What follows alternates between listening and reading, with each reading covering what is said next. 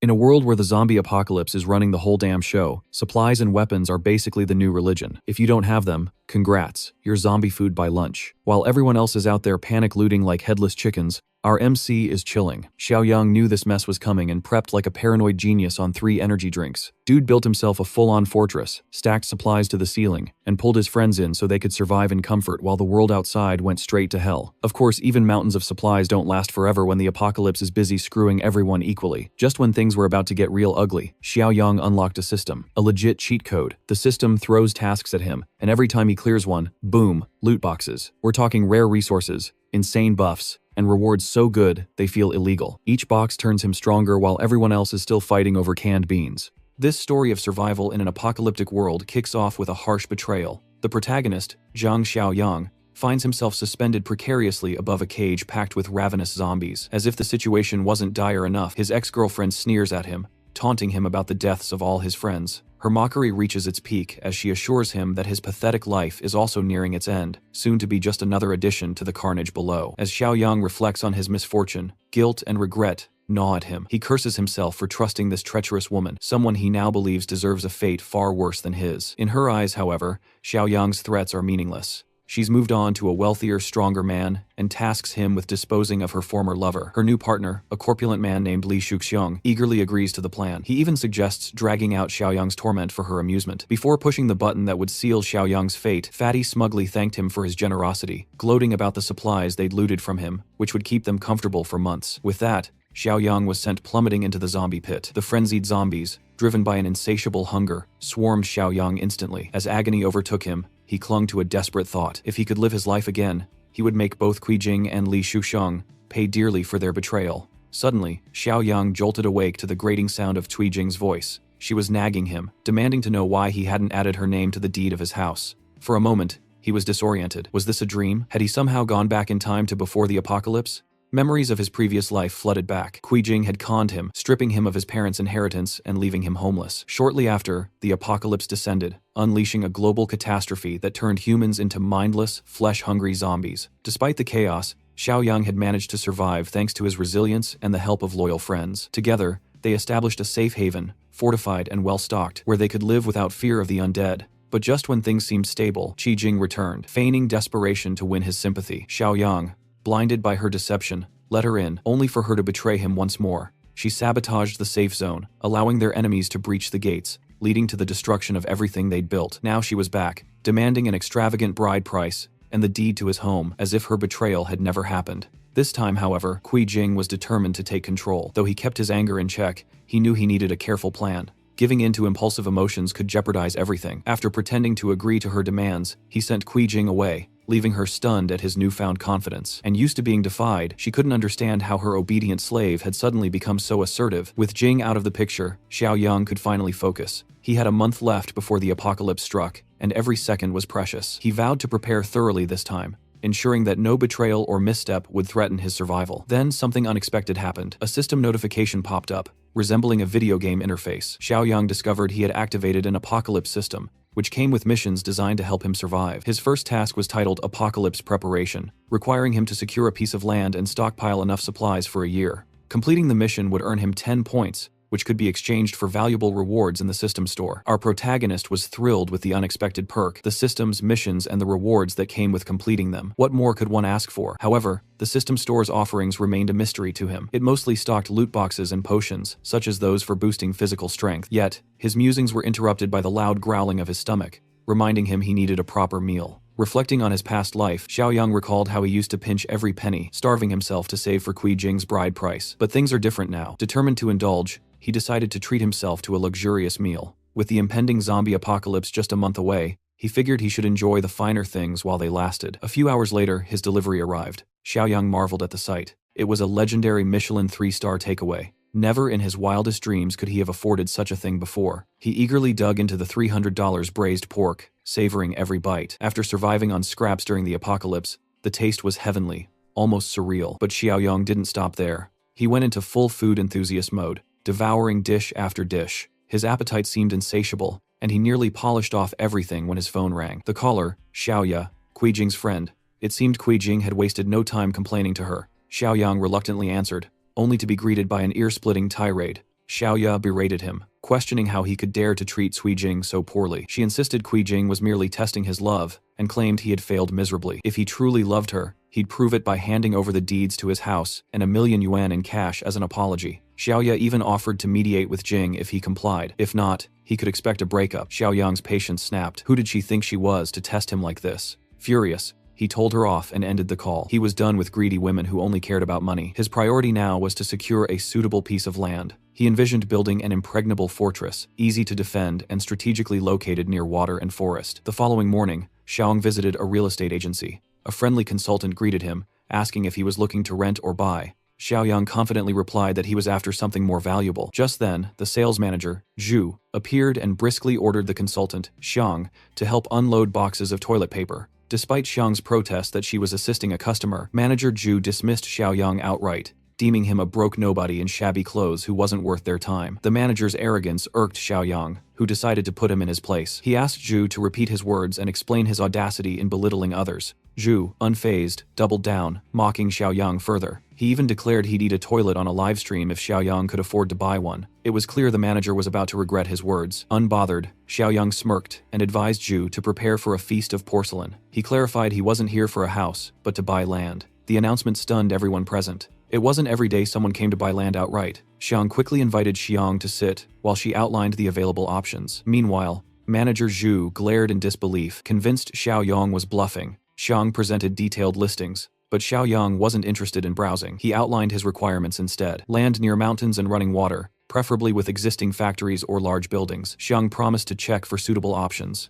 Manager Zhu, unable to resist butting in again, suggested a property in the eastern district. Xiang hesitated, pointing out that the area known as T, City Land, was filled with unfinished projects and abandoned factories, making it unsuitable for most buyers. Zhu dismissed her concerns, claiming no real customers had shown up anyway, and he suspected Xiaoyang was just wasting their time. Xiaoyang didn't care about the location as long as the land met his needs. He didn't mind the unfinished factories. Actually, they were a bonus, since they would save him time and money. After reviewing the details, Xiaoyang confirmed that the land was exactly what he wanted. Without hesitation, he agreed to buy it. He was ready to sign the contract and make the payment. Xiang was shocked. No one in their right mind would buy land with incomplete factories, but Xiaoyang stood firm. He even urged her to hurry up because, as he put it, someone here is eager to eat some fresh poop. Manager Zhu stood there, holding the check, unable to wrap his head around what he was seeing. How is it even possible for this scrappy guy to pay 300,000 for land with old rundown factories? It made no sense to him. Before leaving, Xiaoyang had reminded him of the payment. Now, it was time for Zhu to fulfill his part of the deal. Meanwhile, other customers in the store were urging the manager to hurry up as the stream had already started.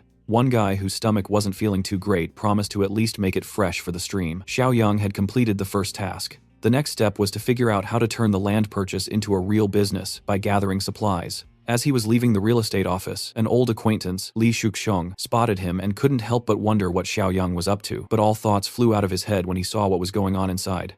Manager Zhu was now being pressured by the staff and customers to keep his word, all while begging for help and desperately explaining he didn't want to go through with it. Meanwhile, Cui Jing was living carefree, painting her nails, and enjoying the quiet life. That's when she got a call from Fatty, who asked if she knew Xiaoyang had just bought land at the real estate company. Shocked, she wondered where he had gotten so much money from.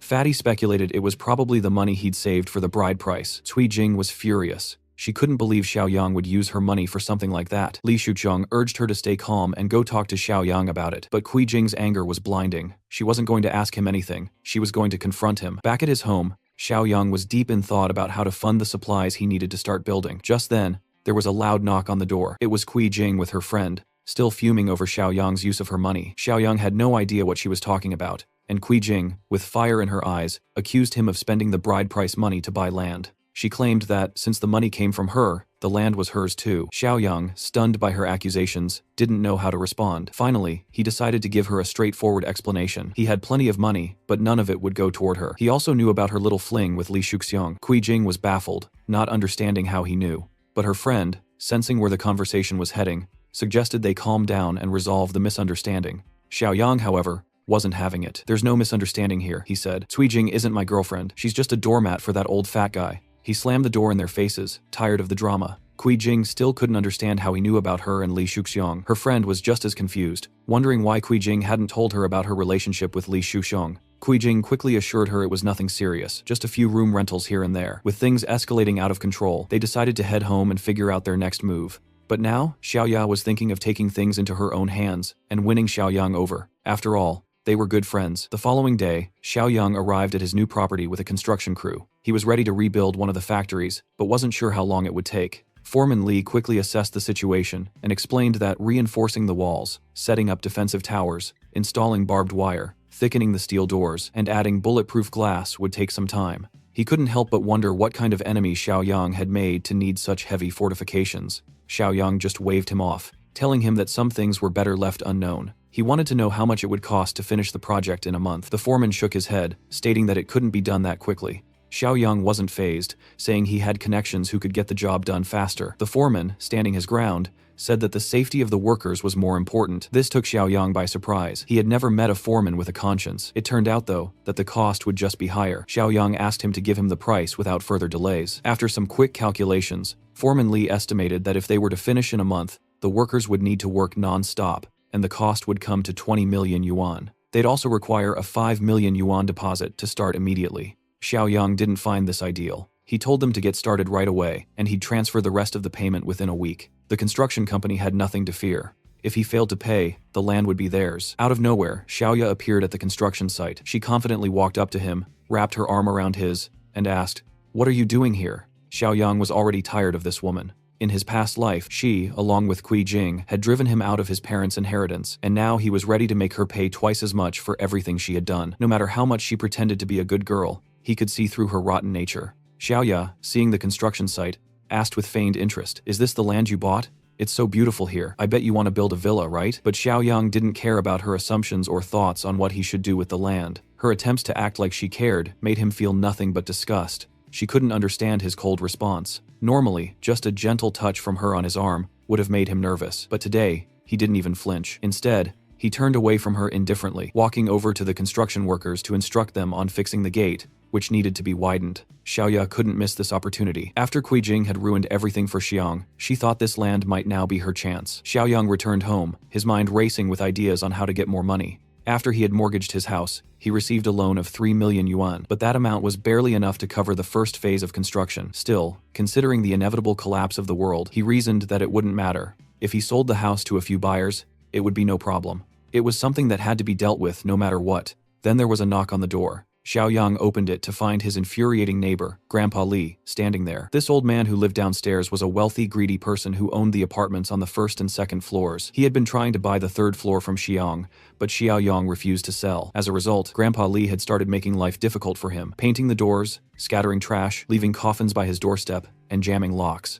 The old man had done everything in his power to harass Xiaoyang, and now he was accusing him of throwing a party the night before. Xiaoyang, however, had gone to bed early and hadn't made any noise, but there was no point in arguing over the false accusation. Xiaoyang knew what Grandpa Li really wanted, his house, so pretending to be fed up, he told the old man he was ready to sell. Grandpa Li, shocked and surprised, could hardly believe his ears. Xiaoyang had a condition though. He wanted to stay in the house for another 6 months, until he found a new place to live, but the old man had to transfer 5 million yuan into his account immediately, so he could pay the deposit for the new house. If Grandpa didn't agree to this, the deal was off. The greedy old man couldn't let the opportunity slip by, so he agreed, but insisted on signing a contract to make sure Xiaoyang couldn't change his mind. Xiaoyang had no issue with that. After all, the old man would still die in his house when the apocalypse began. Once Grandpa Li transferred the 5 million yuan, Xiaoyang now had a total of 8 million yuan, 3 million from the loan, and 5 million from the old man. It was time to tackle the next task and earn the reward. The biggest supermarket in the area was the perfect place to get started. Xiaoyang set off to stock up on supplies for the coming year. The people around him watched him,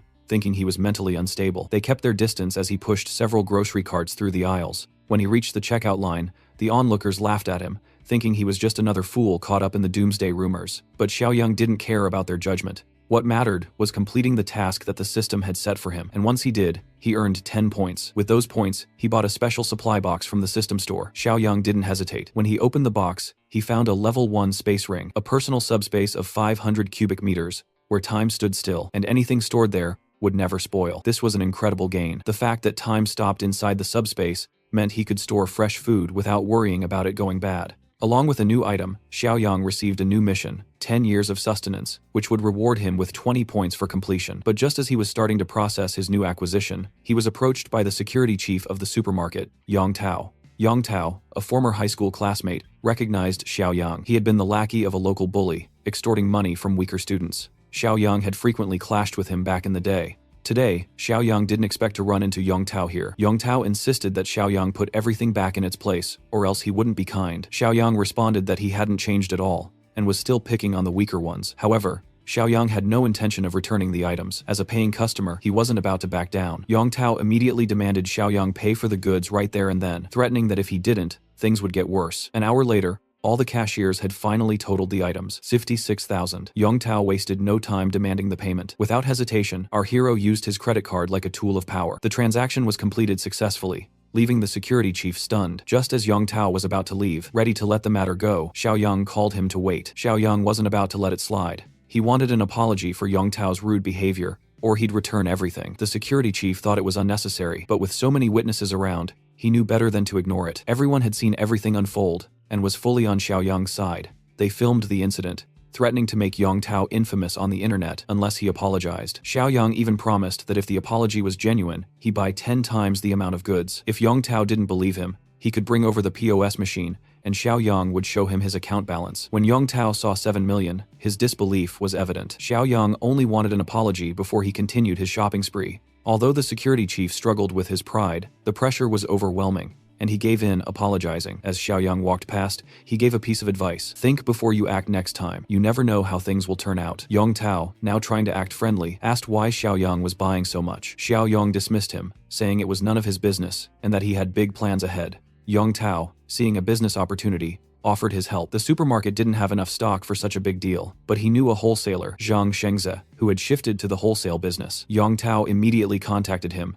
excited to introduce Xiaoyang as a potential big client. Xiaoyang quickly realized that some people just never change. Since Yang Tao and Zhang Shengze were still working together, he could only imagine how much they were exploiting the supermarket. Soon enough, they arrived at the wholesale warehouse, and an expensive car pulled up. From the way Shengzi drove, Xiaoyang knew this guy probably had never been deceived, and it was time to teach him a lesson. Although the arrogant Shengzi didn't immediately recognize him, Yang Tao reminded him they were schoolmates. After a moment of thinking, Shengzi finally remembered. He recalled Xiaoyang as the guy who had a bit of a backbone back in school. Shengzi immediately judged him based on his cheap, non-designer clothes. He despised people who tried to act rich when they weren't. Turning to Yang Tao, Shengzi began criticizing him for bringing such an unworthy client. He even kicked Yang Tao on his ass, scolding him for wasting his time. Despite Yang Tao's attempts to explain, Shengzi was convinced that Xiaoyang couldn't possibly be rich. He had been in business long enough to spot who had money and who didn't. Xiaoyang, tired of the arrogance, called Shengzi an ignorant person who looked down on others. Enraged, Shengzi grabbed him and demanded he take back what he said. Xiaoyang wasn't scared at all, and repeated his words, calling him ignorant. To his surprise,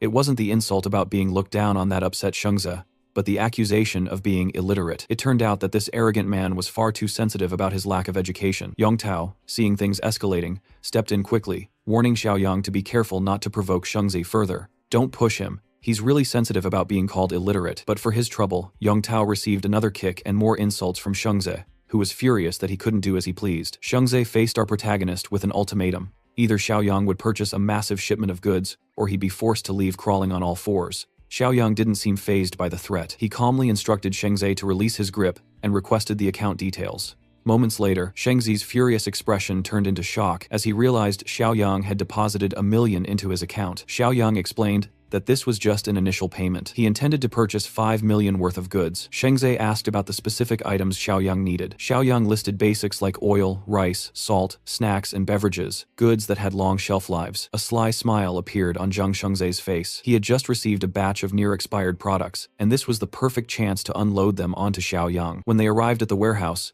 Shengzi offered the entire stock at a 10% discount off the original price. The deal seemed too good to be true, and Xiaoyang immediately suspected something was off. Before agreeing, he decided to inspect the quality of the goods. True to his suspicions, it was a setup. Although the packaging looked fresh, the products were nearing their expiration dates. Zhang Shengzi hadn't expected Xiaoyang to catch on so quickly, so he immediately offered a 50% discount, but Xiaoyang wasn't satisfied. He was willing to spend his 5 million, but he expected top-quality goods. However, he had a different plan for these near-expired items. Xiaoyang told Shengzi he'd take the expired goods off his hands for half the price with one condition. He would pay in a month. Shengzi was taken aback, but Xiaoyang quickly assured him that he'd use his house as collateral. Shengzi was confused, not understanding why Xiaoyang would want expired food. He didn't realize that in the near future, these items would become a highly valuable resource. Xiaoyang didn't explain further, and simply instructed Zhang Shengzi to deliver the goods to the designated address. Just then, Xiaoyang received a call about a house sale. He quickly bid farewell to Shengzi and Yong Tao, heading off. The buyer was an elderly man,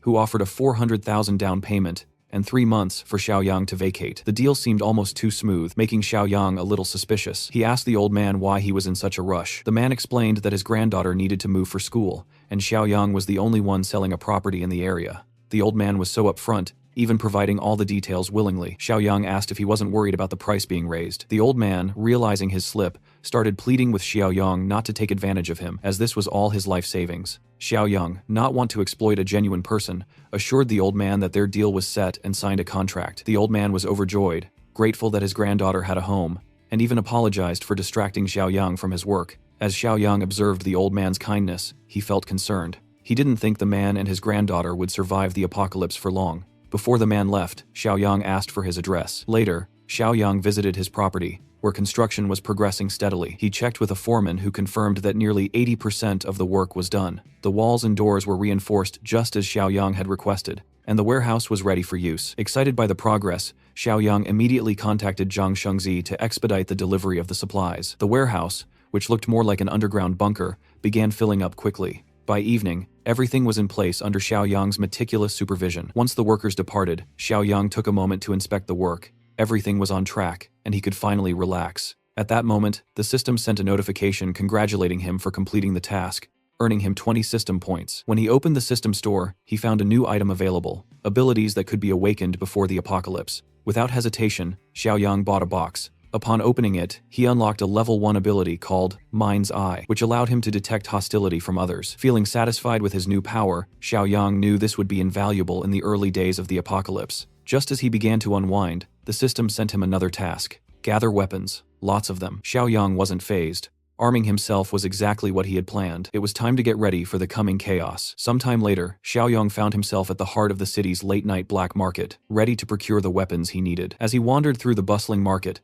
the constant noise of bargaining and the relentless chatter of customers and sellers filled the air. Everywhere he looked, there were hustlers trying to make a quick bucks. Out of the corner of his eye, something caught his attention. Someone familiar. It was a man he had seen before during the first disaster, Li Shuxiang. He was aggressively negotiating the price of some fake jewelry, wearing down the seller until he agreed to a much lower price. Xiaoyang hadn't expected to run into this guy tonight, but it made sense that he would be here haggling over fake jewelry. It wasn't surprising that Cui Jing had been fooled by these worthless trinkets. After a few more steps, Xiaoyang finally came across a stall that piqued his interest. Lined up in front of him were various blades, each one sharper than the last. A grin slowly spread across his face as he examined the weapons. He had finally found what he was looking for. Squatting down in front of the stall, he asked boldly if they had anything tougher. The man behind the counter, dressed in military camouflage, didn't seem to get the hint. In response, he tossed Xiaoyang a knife sharpener, suggesting he sharpened the blades himself if he wanted something tougher. Unfazed, Xiaoyang insisted that none of these knives were up to par. He needed something stronger. Realizing the implication, the vendor's demeanor shifted,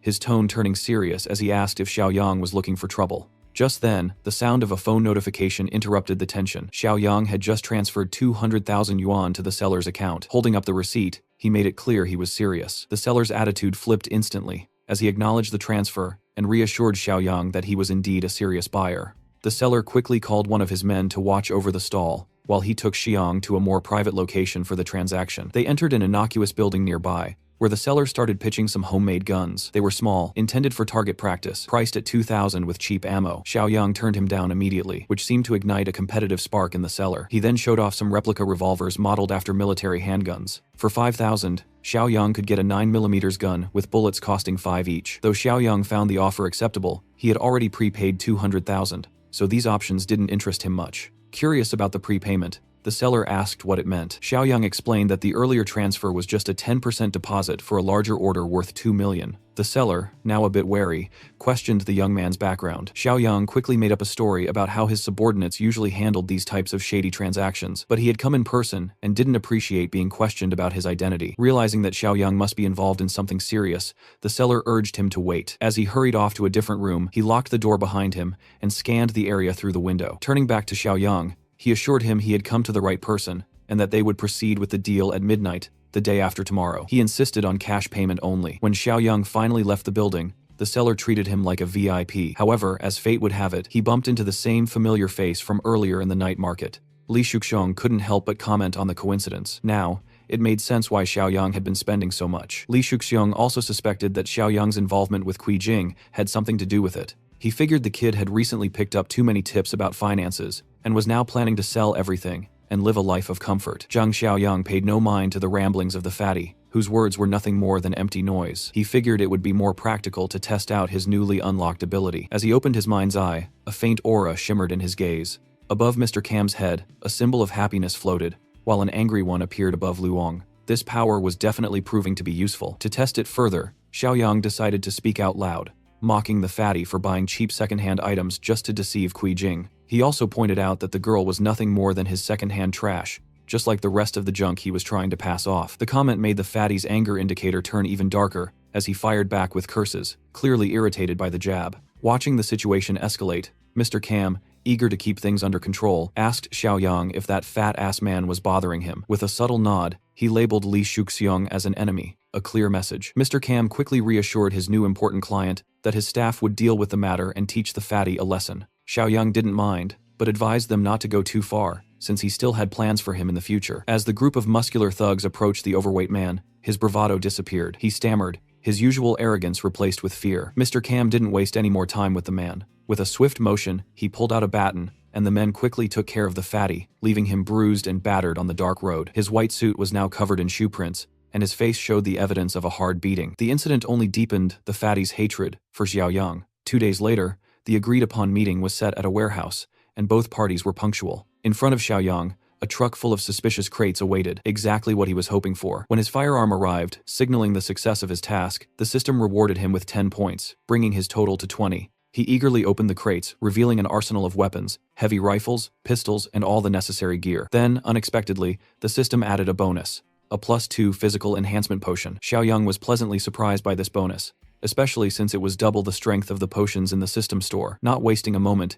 he injected the potion into his veins. He had expected a brief pinch, but the surge of power was far more intense than he anticipated. The pain was sharp and immediate as the enhancement spread through his body. With his physical score now boosted by 2 points, Xiaoyang felt 40% stronger than before. Determined to make the most of this newfound strength, Xiaoyang checked out the system store once more and noticed another physical enhancement potion. Seeing the value of increasing his strength even more, he decided to take the plunge. After injecting the second potion, his physical score shot up to 8, making him 60% stronger than the average person. Excited to put his new power to the test, Xiaoyang looked around the warehouse and spotted some thick iron bars that were scattered about. He grabbed one, a sturdy bar used in construction, and threw it into the air. With a powerful kick, he bent the rod significantly, sending it flying into the nearby wall, with enough force to create a noticeable dent. His kick had been so powerful that it left a visible impression on the wall. With this level of strength, Xiaoyang felt confident that he could handle anything, even the early stages of an apocalypse. As for the weapons, he knew better than to leave them exposed. Storing them safely in his spatial ring was the wisest move. With a simple gesture,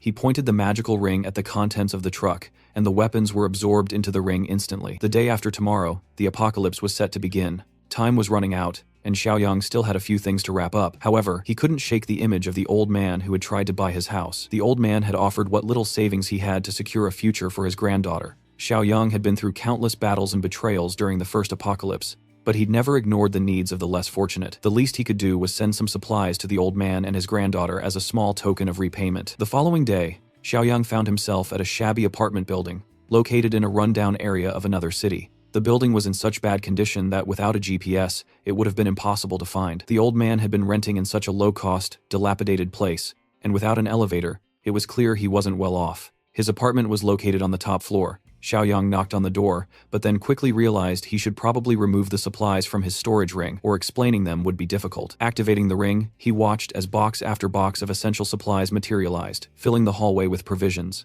At that moment, the old man reached the door and opened it, expecting it to be the landlord. He quickly assumed the young man was here to collect the rent, promising to pay next week. But when he took a closer look, he realized it was Mr. Zhang. Behind him, boxes were piled up, filling the hallway and stretching up the stairs, making the old man even more confused. Xiaoyang told him to wait until later for the full explanation, but for now they needed to get the boxes inside before anyone noticed. After a few minutes of lifting, most of which Xiaoyang did on his own, they managed to get everything in. The old man couldn't believe how easily the young man handled it.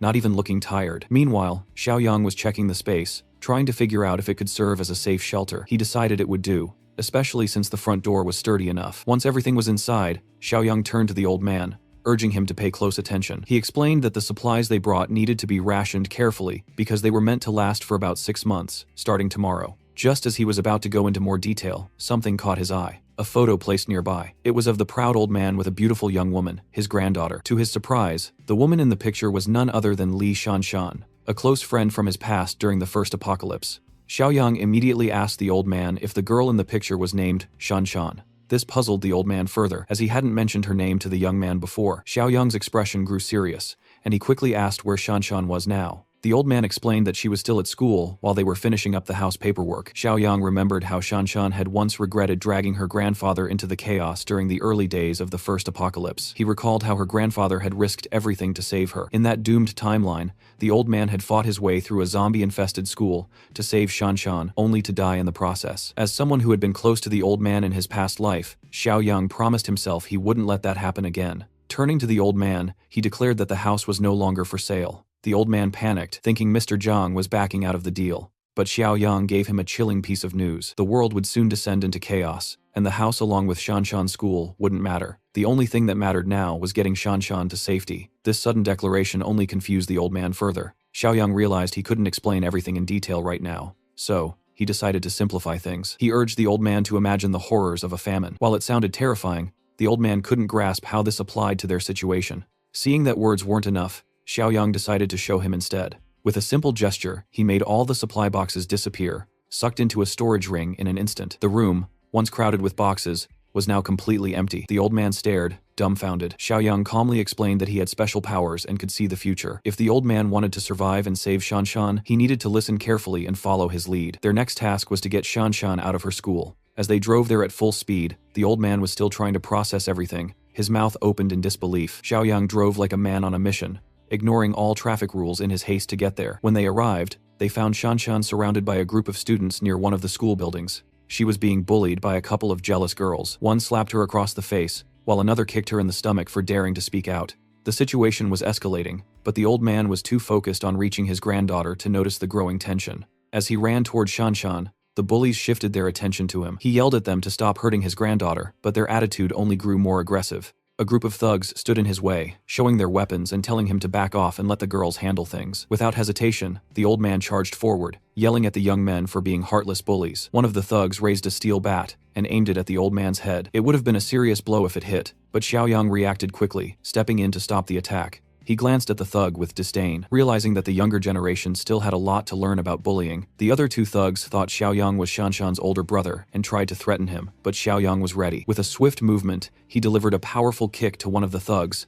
knocking the wind out of him. The thug was sent flying through the air as though he had been shot out of a cannon. Watching his comrade get tossed around like that, the remaining two thugs hesitated. Xiaoyang clearly knew his way around a fight. Maybe if they teamed up, they could land a blow. But judging by the cold, calculating look in his eyes, it seemed unlikely. One thug approached from the front, armed with a knife, while the other snuck up from behind with a bat. It wasn't the most brilliant plan, but it was all they had. The first move came from the one with the bat, swinging it wildly. Xiaoyang, sensing the attack, easily dodged by ducking low. His enhanced body was already proving its worth. Thanks to the potions he'd taken to boost his physical abilities, his reflexes were on another level. He grabbed the thug by the collar, and with a swift motion, he slammed the thug into the ground, the impact knocking him out cold. Seeing his partner go down, the remaining thug rushed at Xiaoyang, knife in hand. Xiaoyang didn't even flinch as he deflected the weapon, locking eyes with a blonde thug in a chilling stare. With no hesitation, Xiaoyang prepared for another strike, kicking the thug on the side of his leg. The power behind the kick was enough to send him crumpling to the ground. In mere moments,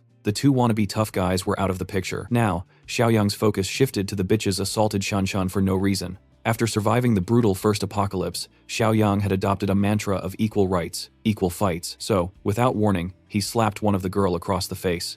The slap was forceful, sending a shiver through her and leaving her cheek red and stinging. As for the other bitch, who had been pulling Shanshan's hair, Xiaoyang decided she needed a taste of her own medicine. He didn't release his grip, no matter how much she begged. With a fierce glare, he drew the knife from the fallen thug and pressed it to her neck. Terrified, the girl's eyes widened with fear, and the next sound that rang out was a sharp slash, followed by a gut-wrenching scream. Xiaoyang didn't even flinch. During the first apocalypse, he had done whatever it took to survive, and those instincts still guided him. The girl, now trembling, watched in shock as her friend collapsed to the ground, seemingly defeated and powerless. Don't worry, our protagonist isn't all that brutal. Well, not yet, at least. When faced with a bully, he didn't resort to anything too extreme.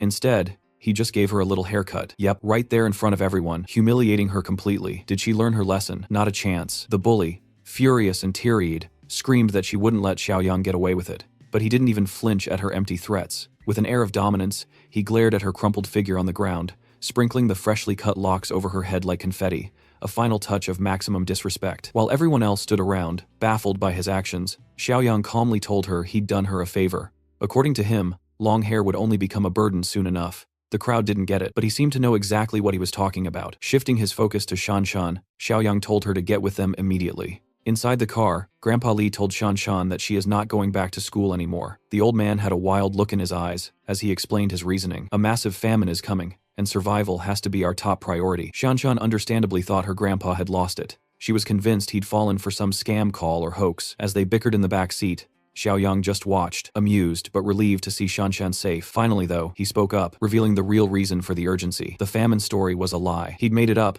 to simplify things for the old man. What was really coming was something much worse, something catastrophic, the apocalypse. He wasn't sugarcoating it anymore. He explained that in just a few days, modern civilization, as they knew it, would come to an end. Shanshan was skeptical at first, but before she could argue, Xiaoyang suggested she check her phone, cause she'll see the first signs of it now, and sure enough, the news confirmed it. A video popped up on Shanshan's screen, showing absolute chaos at a crowded train station. A man was being restrained by authorities, screaming some eerily prophetic words about a strange toxic smog. What made it worse, he was biting people. Some thought it was rabies, but his lucidity suggested otherwise. Things spiraled out of control fast. The man broke free, attacking more people, and the scene turned into an outright nightmare. Xiaoyang's chilling words rang true. This was only the beginning. The first signs are already here, he said. Tomorrow will officially mark day 1 of the apocalypse. He explained that a mysterious toxic smog would begin spreading across several provinces, including Province B. The effects would be devastating. Mutations, madness, and worse. A significant portion of the population would turn into mindless zombies, driven only by a hunger for flesh. And for the lucky ones who survived the smog, their fate wouldn't be much kinder. For Shanshan, the idea of zombies wasn't new. She'd seen them in movies, TV shows, and pop culture, but this wasn't fiction anymore. Still, it was hard to grasp the reality of it all. Yet, when the chaos erupted, whether tomorrow, next week, or the week after, there'd be no room for disbelief. On their journey back to headquarters, time was everything, but luck wasn't on their side. Traffic was backed up for miles. Even the emergency lane, usually a safe bet for getting through quickly, was jammed. Cars weren't moving, and the group's frustration was growing. The old man, already nervous, couldn't stop thinking about what Mr. Zhang had mentioned earlier. The zombies. Now stuck in a sea of stationary vehicles, his anxiety spiked. Xiaoyang tried to reassure him, saying they were safe for now, but even he couldn't dismiss the possibility of a small outbreak nearby. The situation worsened when a luxury car came speeding down the emergency lane. The driver, reckless and arrogant, seemed determined to bypass the chaos. As traffic inched forward, the car swerved sharply, trying to cut into Xiaoyang's lane. The move was sudden, almost causing a collision. Xiaoyang slammed on the brakes just in time, narrowly avoiding a crash. Xiaoyang held his ground, refusing to let the car through. But the driver wasn't backing down. Pulling up beside Xiaoyang's window, he hurled insults and curses, acting as if he were the victim. The old man advised Xiaoyang to let it go, pointing out that the driver was likely wealthy and powerful. But Xiaoyang wasn't one to be intimidated. If this guy wanted trouble, Xiaoyang was ready to give it to him. For nearly an hour, they sat in that miserable traffic jam. When it finally cleared, they hoped the ordeal was over. It wasn't. The same luxury car was now behind them, tailgating aggressively. The driver wasn't just reckless, he was vengeful. This was no ordinary road rage. The car sped up, weaving dangerously close, attempting to provoke Xiaoyang. The old man pleaded with him to avoid escalating the situation, but Xiaoyang had had enough. The apocalypse was coming. Why tolerate scumbags anymore? Xiaoyang decided to play along, taunting the driver. He bet on the rich brat losing his nerve, and he was right. In a moment of recklessness, the luxury car swerved wildly, nearly crashing into a hill. Yet, even after almost wrecking, the driver refused to take responsibility. Instead, he called the traffic police, demanding surveillance footage to track Xiaoyang down. As the night deepened, the trio finally arrived at their destination. By now, the city was cloaked in darkness. Stepping out of the car, they were greeted by the fortress, an imposing structure that seemed to loom over them. The old man stared in awe, his mouth agape, overwhelmed by the sheer scale and detail of the compound. Shanshan, standing beside him, remarked that it all felt like overkill, a fortress too grand for what they might need. Xiaoyang, calm and composed, told them to rest up. Tomorrow, he hinted cryptically. Everything you know will change. The world is entering hardcore mode. The next morning, Shanshan woke feeling better than she had in ages. No alarms, no classes, just the rare luxury of a peaceful morning. As she stretched and looked around, she noticed Xiaoyang nearby, already up and ready for the day. Realizing that this was the perfect moment for exploration, Shanshan suggested a tour, and Xiaoyang obliged, inviting Grandpa to join them. The fortress tour began with Xiaoyang explaining the sheer strength of the compound. The walls were made of reinforced concrete, thick and unyielding. The gates, crafted from solid steel, 3 centimeters thick, were remote-controlled and impenetrable without heavy weaponry. The design made it clear this was a fortress built for survival, ready to keep out both the living and the undead. However, Xiaoyang laid down a strict rule. No one else under any circumstances could enter the fortress without his explicit permission. This didn't sit well with Shanshan. She couldn't help but question the morality of leaving other survivors outside vulnerable to the undead, but Xiaoyang didn't argue. Instead, he led them to a different section of the compound, a fenced area with scattered shipping containers. This, Xiaoyang explained, was a buffer zone. If survivors managed to find their way here, they could use this area as a temporary shelter. However, access to the main fortress remained strictly off-limits without his approval. In the chaos of the apocalypse, human nature would become unpredictable, and the risks of betrayal or exploitation were too high. Even the old man, initially skeptical, nodded in agreement as the harsh truth sank in. Next, Xiaoyang led them to the food storage facility. When they entered, they were greeted by rows upon rows of supplies stacked high and organized meticulously. It was an overwhelming sight, more provisions than they could have imagined. Xiaoyang took a moment to activate his mind's eye ability, scanning the room to check their hostility status. To his relief, both Grandpa and Shanshan displayed happy, trusting expressions, a clear indication that they could be relied upon. As the tour continued, Xiaoyang revealed the fortress's weapons cache. He handed Shanshan a sleek crossbow and gave Grandpa a sturdy shotgun, emphasizing the importance of keeping these weapons secure. In this new world, losing control of their weapons could lead to chaos. Never let these fall into the wrong hands, Xiaoyang warned, the seriousness in his voice leaving no room for doubt. Xiaoyang had just finished showing Shanshan and Grandpa around the fortress when a notification flashed before him, a new system task. It was another mission, and this one hit close to home. He was tasked with reuniting with an old comrade, Zhang Qi. The name brought back memories and a mix of emotions, but what surprised him most was the timing. Standing on the viewing deck, he noticed a glowing arrow pointing toward the city, marking Zhang Qi's location. This was a fortunate coincidence. Xiaoyang had already planned to track down his former allies, and now the system seemed to reward him for his intentions. Wasting no time, he turned to Shanshan and Grandpa, reinforcing the fortress rules one last time. They were to stay vigilant and not break any of the guidelines no matter what. When asked where he was heading, Xiaoyang simply replied, recruiting and building the team. With that, he hopped into his car and drove off, following the glowing arrow toward Zhang Qi's location. The arrow led him to a KTV bar. Inside, the atmosphere was jovial, with groups of friends enjoying their night. Among them was Zhang Qi, his signature silver hair shining even under the dim neon lights. He was laughing, drinking, and singing karaoke with his friends, seemingly untouched by the turmoil outside. Zhang Qi and one of his friends stumbled out of the room to find a restroom, their steps unsteady and their laughter loud. After handling their business, the two drunkenly wandered back into the hallway. That's when it happened. In his inebriated state, Zhang Qi accidentally bumped into a girl. It was a harmless brush, nothing serious, but the girl's irritated expression told a different story. Zhang Qi quickly apologized and tried to move on. Unfortunately, the girl's escort wasn't as forgiving. The man, a towering figure with an intimidating aura, saw this as a personal affront. Without hesitation, he called Zhang Qi a punk and delivered a brutal kick that sent him sprawling into the wall. Zhang Qi hit the ground hard, the pain evident in his groans. His friend, though clearly scared, didn't hesitate to check on him, but seeing Zhang Qi in pain sparked something brave or perhaps reckless in a friend. Standing up, he yelled at the thug, calling out his aggression. This boldness only made things worse. The thug, unaccustomed to being challenged, became enraged. Grabbing Zhang Qi's friend by the collar, he effortlessly lifted him off the ground, showcasing his brute strength. Zhang Qi, despite his pain, tried to intervene. Struggling to his feet, he pleaded with a thug to let his friend go, admitting fault and apologizing profusely. Amid the chaos, a KTV staff member appeared, drawn by the noise. He wasn't in the best shape, recently recovering from stomach flu only to catch a cold, but his sense of duty prevailed. Bar fights were nothing new in his line of work, and he knew the drill. Approaching cautiously, he tried to mediate, asking both parties to calm down and de-escalate, but the thug wasn't having it. He turned his fury on the staff member, interpreting his interference as disrespect. To make matters worse, he loudly demanded that the bar's owner come out immediately, threatening to shut the place down if his demands weren't met. The staff member, though clearly nervous, gestured discreetly to Zhang Qi and his friend, urging them to leave while the thug's attention was diverted. The two young men fled. Back in karaoke room 3090, Zhang Qi and his friend barged in, panting and wide-eyed as if they barely escaped a predator. Their other friends turned to ask what had happened. The duo quickly explained, recounting how they had bumped into a drunken thug in the hallway, leading to threats and a near beating. They expressed gratitude for the quick-witted staffer who had stepped in to defuse the situation, even if only temporarily. One of their friends,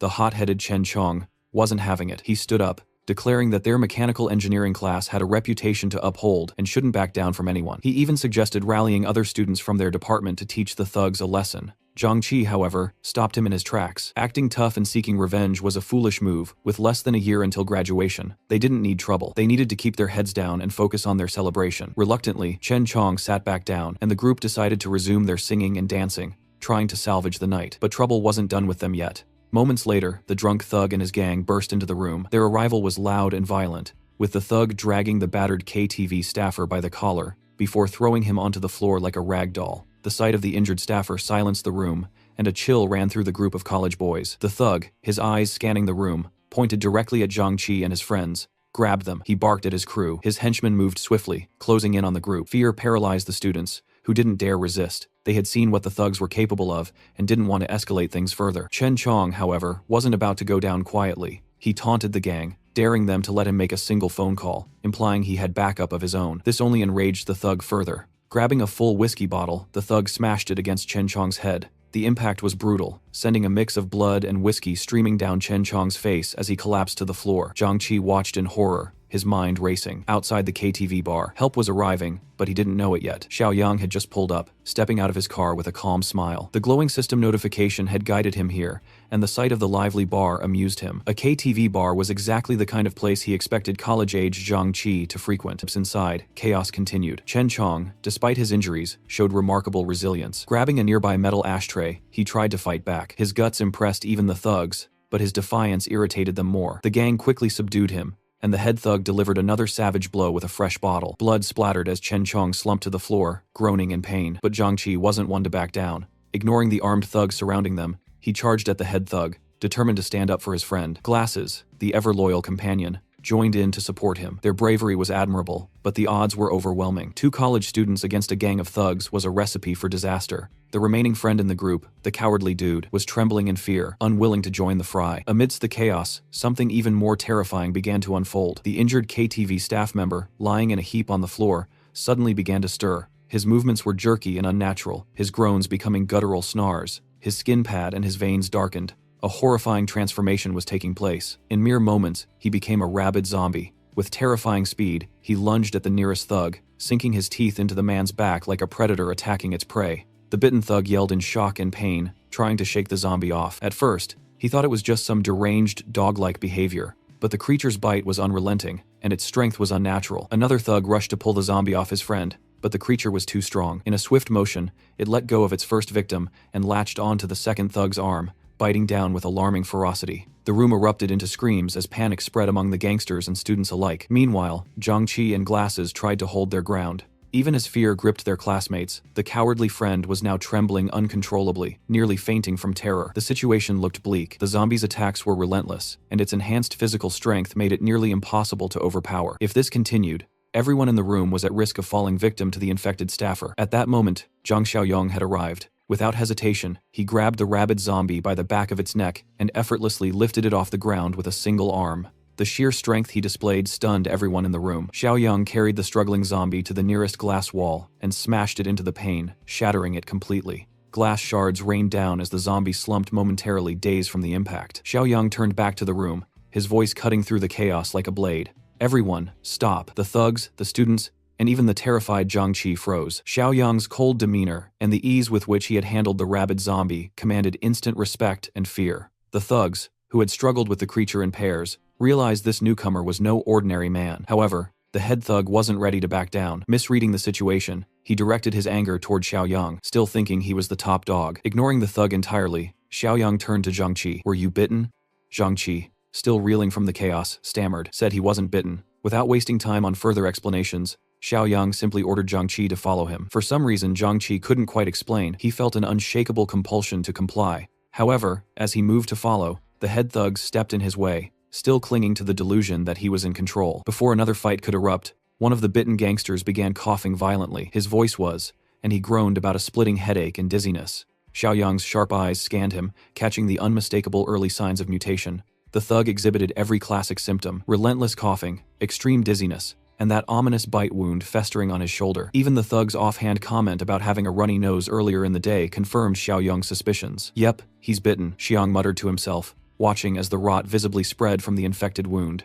The proximity of the bite to the nervous system was accelerating the process. The man didn't have much time left before he'd turn into a full-blown zombie. They couldn't afford to deal with 2 rabid zombies in such a confined space. Still holding the first rabid zombie by the neck, with one hand, Xiaoyang made his move. He began dragging the thrashing creature across the room, his strength leaving everyone dumbfounded. Xiaoyang hauled the zombie to the restroom door. He yanked it open, shoved the undead creature inside, and slammed the sliding door shut in one fluid motion. The rabid zombie immediately started pounding on the door, snarling and clawing with feral rage. The sound sent shivers through the room. Everyone stared at Xiaoyang, their faces a mix of shock and confusion. What kind of person could casually wrangle a zombie like that? Xiaoyang dusted off his hands, his expression darkening. The immediate threat was contained, but his focus now shifted back to the living threats in the room. His gaze locked onto Zhang Qi, who was still frozen in disbelief. Xiaoyang then asked him, "Which one of these thugs do I need to deal with first?" Zhang Qi blinked, his brain struggling to catch up. The question confused him even more. Who is this guy? Why was he so protective of him? They didn't even know each other. Meanwhile, the head thug, his pride now in tatters,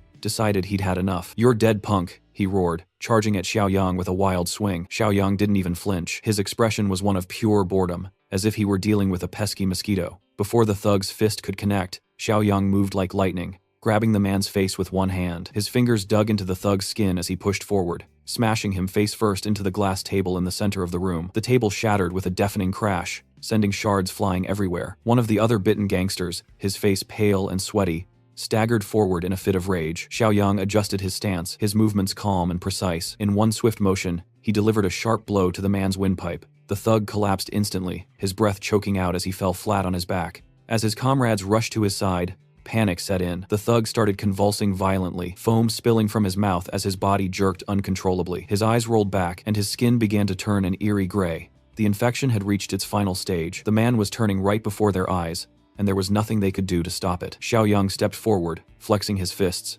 "Anyone else want to test their luck?" he asked, his voice calm yet menacing. Turning to Zhang Qi, Xiaoyang gave a firm command. "Take your friends and get out of here now." Zhang Qi didn't hesitate. He and his classmates helped the injured Chen Chong to his feet, lending their shoulders to support him. Together, they stumbled out of the room as fast as they could, grateful to escape the nightmare. The gangsters, now desperate to retreat, tried to follow suit. They carried their wounded comrades, who were showing increasingly alarming symptoms of infection. But as they reached the door, Xiaoyang blocked their path. "You're not going anywhere," he said coldly, his presence towering over them like a storm cloud. The head thug, still nursing his injuries, tried one last act of defiance. "You think you can stop us?" he spat, his voice shaky yet defiant. The gangsters cowered under his gaze, their drunken bravado long gone. For the first time in their lives, they realized they weren't the top dogs they thought they were. Xiaoyang didn't bother responding. He shoved the thug back effortlessly, sending him sprawling to the ground once again. And the closing door shut. The gangster's bruised ego couldn't take it. He scrambled up and started pounding on the door as Xiaoyang stepped outside, slamming it shut behind him. The head thug screamed, banging on the locked door in a blind rage, but his tirade was cut short by a guttural growl behind him. One of his bitten men had succumbed to the infection. The thug turned just in time to see the bloodshot, crimson eyes of his now rabid friend lunging at him with terrifying speed. The room erupted into chaos as the other gangsters tried to fight off their former friend, but it was too late. The infection spread quickly, and soon the room devolved into carnage. Outside, Xiaoyang stood silently, holding the door handle firmly to keep anyone from escaping. Muffled screams and the sound of tearing flesh echoed from the other side, sending chills down the spine of anyone who could hear. A hesitant KTV employee approached him, curiosity mixed with fear, asking, "What's going on in there?" Xiaoyang didn't waste time. "Get the keys and lock this door now. Don't let anyone in or out. Call the police and paramedics. Tell them it's a rabies flu outbreak." The employees stared at him, frozen in shock, but Xiaoyang told him to move now. The urgency snapped the worker out of his daze. He ran to grab the keys, returning to lock the doors securely from the outside. The eerie, inhuman noises coming from the room made the employees shiver. One of them, too curious for their own good, hurried to the security room to check the live footage inside the room. What they saw made their blood run cold. The screen showed a grotesque scene of rabid figures feasting on their dead comrades. Blood splattered the walls, and the head thug's girlfriend, previously full of life, was now being torn apart by the monsters. Her lifeless eyes stared blankly as the infected devoured her. The security team immediately called the authorities, their hands trembling as they reported the horrors unfolding in their establishment. Meanwhile, Xiaoyang led Zhangqi and his friends out of the building. "This area isn't safe anymore," Xiaoyang said, his tone firm. "You need to leave now." Still shaken, the college boys didn't argue. They followed him to his car, helping the injured Chen Chong inside. As Xiaoyang drove them away, Zhangqi finally broke the silence. "Thanks for helping us back there," he said hesitantly. "But who are you? Why did you step in?" Xiaoyang glanced at him, said, "I was hired to protect you by someone who wants to stay anonymous." The explanation made sense, at least enough for the moment. The coward boy nervously asked, "That rabid flu, it's real, isn't it? I thought it was just a hoax." Xiaoyang's expression darkened. "What do you think you saw back there? Those weren't drunken fights or wild animals. It's real, and it's just the beginning." Glasses gulped, his voice trembling. Is there any cure? A vaccine?" "No," Xiaoyang said bluntly. "There's no cure, no medicine, and no way to stop it. It's already started, and it's only going to get worse. If you want to survive, you'll listen to everything I say from now on." As they drove through the streets, Xiaoyang's point was further proven when they saw an infected man chasing a terrified pedestrian on the side of the road. The chaos hadn't completely consumed the city yet, but the outbreak was spreading rapidly. Soon, there would be no safe place left. Looking at the back seat, Xiaoyang's mind wandered to a darker memory. In their past life, one of Zhangqi's friend had betrayed him, leading to the deaths of countless people at the hands of zombies. Zhangqi was the only one who barely survived, but the betrayal scarred him deeply. Xiaoyang's eyes flicked to the rearview mirror, scanning the faces of the college boys sitting behind him. One of them had been the traitor. The question was, which one? On the other side of town, Kui Jing was on a phone call with the man she affectionately called Honey. She had been feeling unusually anxious lately. The witch was promised some much-needed supplies, but things in her neighborhood had started to spiral out of control. Too scared to step out herself, she relied on his assurances that he'd deliver the goods as soon as he could. Just as she was about to press him for details,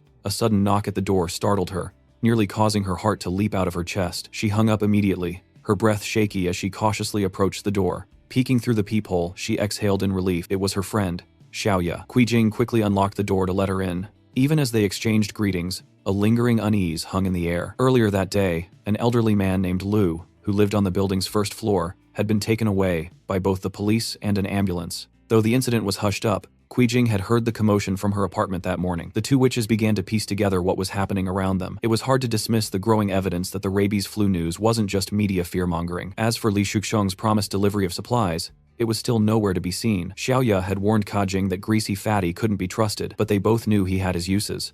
If nothing else, he could be their pawn in a plan they just cooked up. Her idea was simple: ransack Zhang Xiaoyang's secret stockpile. The stockpile they'd learned was massive, enough to make anyone rich in the middle of this escalating epidemic. Xiaoya had already tried and failed to seduce Xiaoyang, getting herself kicked out in the process. Not wanted to give up, she had one of her devoted followers spy on him. That's how she discovered trucks regularly unloading supplies at an abandoned factory he'd refurbished. Clearly, Xiaoyang had known about the epidemic long before the news broke. The two witches decided it was time to act. They planned to use Li Shuxiong to get into Xiaoyang's fortress and take a share of his hoarded riches by force. Meanwhile, Xiaoyang had just returned to his base camp without any trouble. As his car rolled into the compound, it was hard not to be impressed by what he had built in such a short time. Zhang Qi was visibly amazed. Fortress seemed a more fitting term than base camp. Xiaoyang smiled at Zhang Qi's reaction. It was the same awe everyone felt the first time they saw it. The sound of their arrival stirred the camp's residents, who emerged with weapons at the ready. Once they recognized Xiaoyang, relief washed over their faces. Grandpa Shan and his granddaughter Shanshan were particularly glad to see him return safely. Xiaoyang reassured them he was fine and introduced his companions. He knew Zhangqi well, but simply referred to the others as Zhangqi's classmates. Grandpa Shan and Shanshan welcomed the newcomers warmly,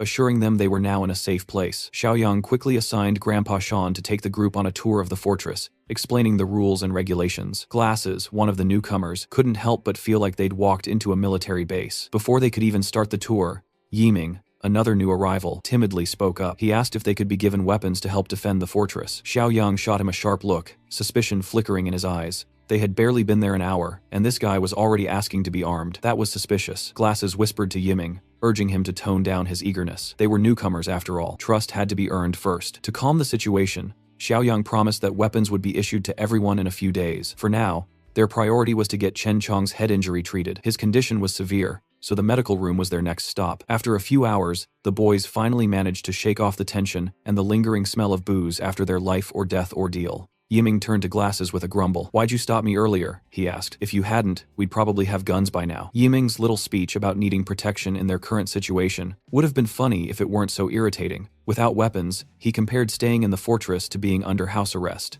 Thankfully, Glasses had enough sense to be grateful for being saved from the infected, instead of stirring up unnecessary trouble. But Yiming wasn't done. He kept sowing seeds of distrust among his classmates, questioning Xiaoyang's story. Hired by an anonymous client for protection, Yiming scoffed. That doesn't even make sense. He gritted his teeth and brought up Chen Chong's treatment too. While Xiaoyang had promised to monitor Chen's condition, Yiming found the medical room's high security suspicious. That's when Yiming dropped his most ridiculous theory yet. He claimed Xiaoyang might be planning to harvest Chen's organs in secret. It was absurd, but Yiming seemed determined to recruit others to his cause. His plan? Strike first against their so-called savior. Glasses immediately shot down the idea. Betraying Xiaoyang, the man who had saved their lives, was out of the question. But Yiming wasn't backing down. "I'd rather betray the world than let the world betray me," he said, trying to sound dramatic. His ultimate goal was to take over the fortress and claim control of the area. Yiming even had the gall to suggest capturing Grandpa and the girl if Xiaoyang ever left. He didn't stop there. He made a disgusting comment about Shanshan being cute and hinted at his twisted intentions. The boys stared at him with utter disgust, realizing his plan was going nowhere. Yiming waved it off with a laugh. "Relax, I was just joking," he said.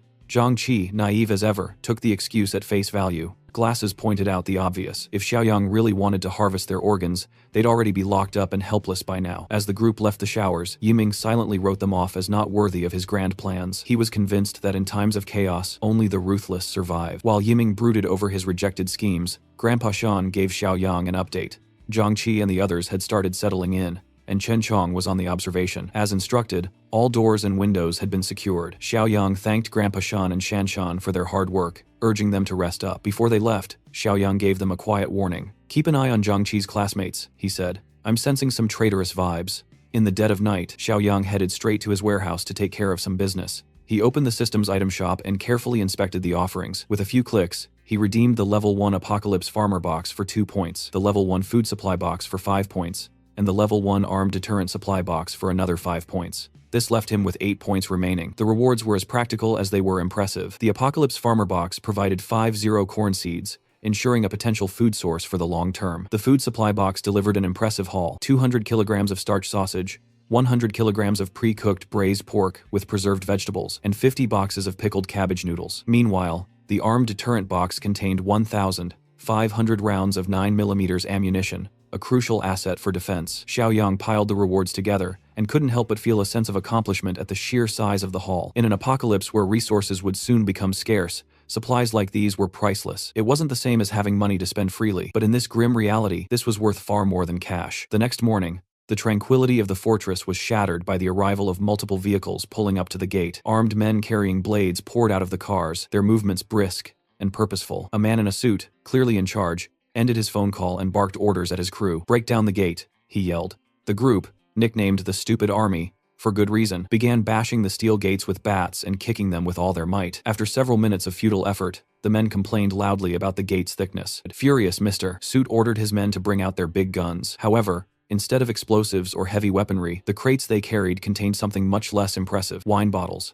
The gang quickly turned these into Molotov cocktails, lighting them up and hurling them over the gates. The fiery bottles landed clumsily, mostly setting small fires in the yard, rather than hitting any valuable targets. Even so, the bright flames caused quite a stir. A few managed to land on the roof of the outer apartment complex, drawing attention from those inside. Shanshan, Zhang Qi, and the others sprang into action, grabbing fire extinguishers and buckets of water to contain the blaze. Thankfully, Xiaoyang had already warned them about the likelihood of attacks like this. Though the larger disaster hadn't yet unfolded, situations like these were becoming all too common. While the younger group dealt with the fires, Xiaoyang and Grandpa Shan emerged from the warehouse, armed with an assault rifle and a shotgun, respectively. They climbed up to the watchtower for a better view of the chaos outside. Once at the top, Grandpa Shan peered at the scene below and squinted in recognition. "That guy in the suit, doesn't he look familiar? Pretty sure he's the one who had that road rage incident with us on the highway a few days ago." One of the thugs on the ground spotted the two figures standing on the watchtower and pointed them out to Mr. Suit. "Boss, there he is.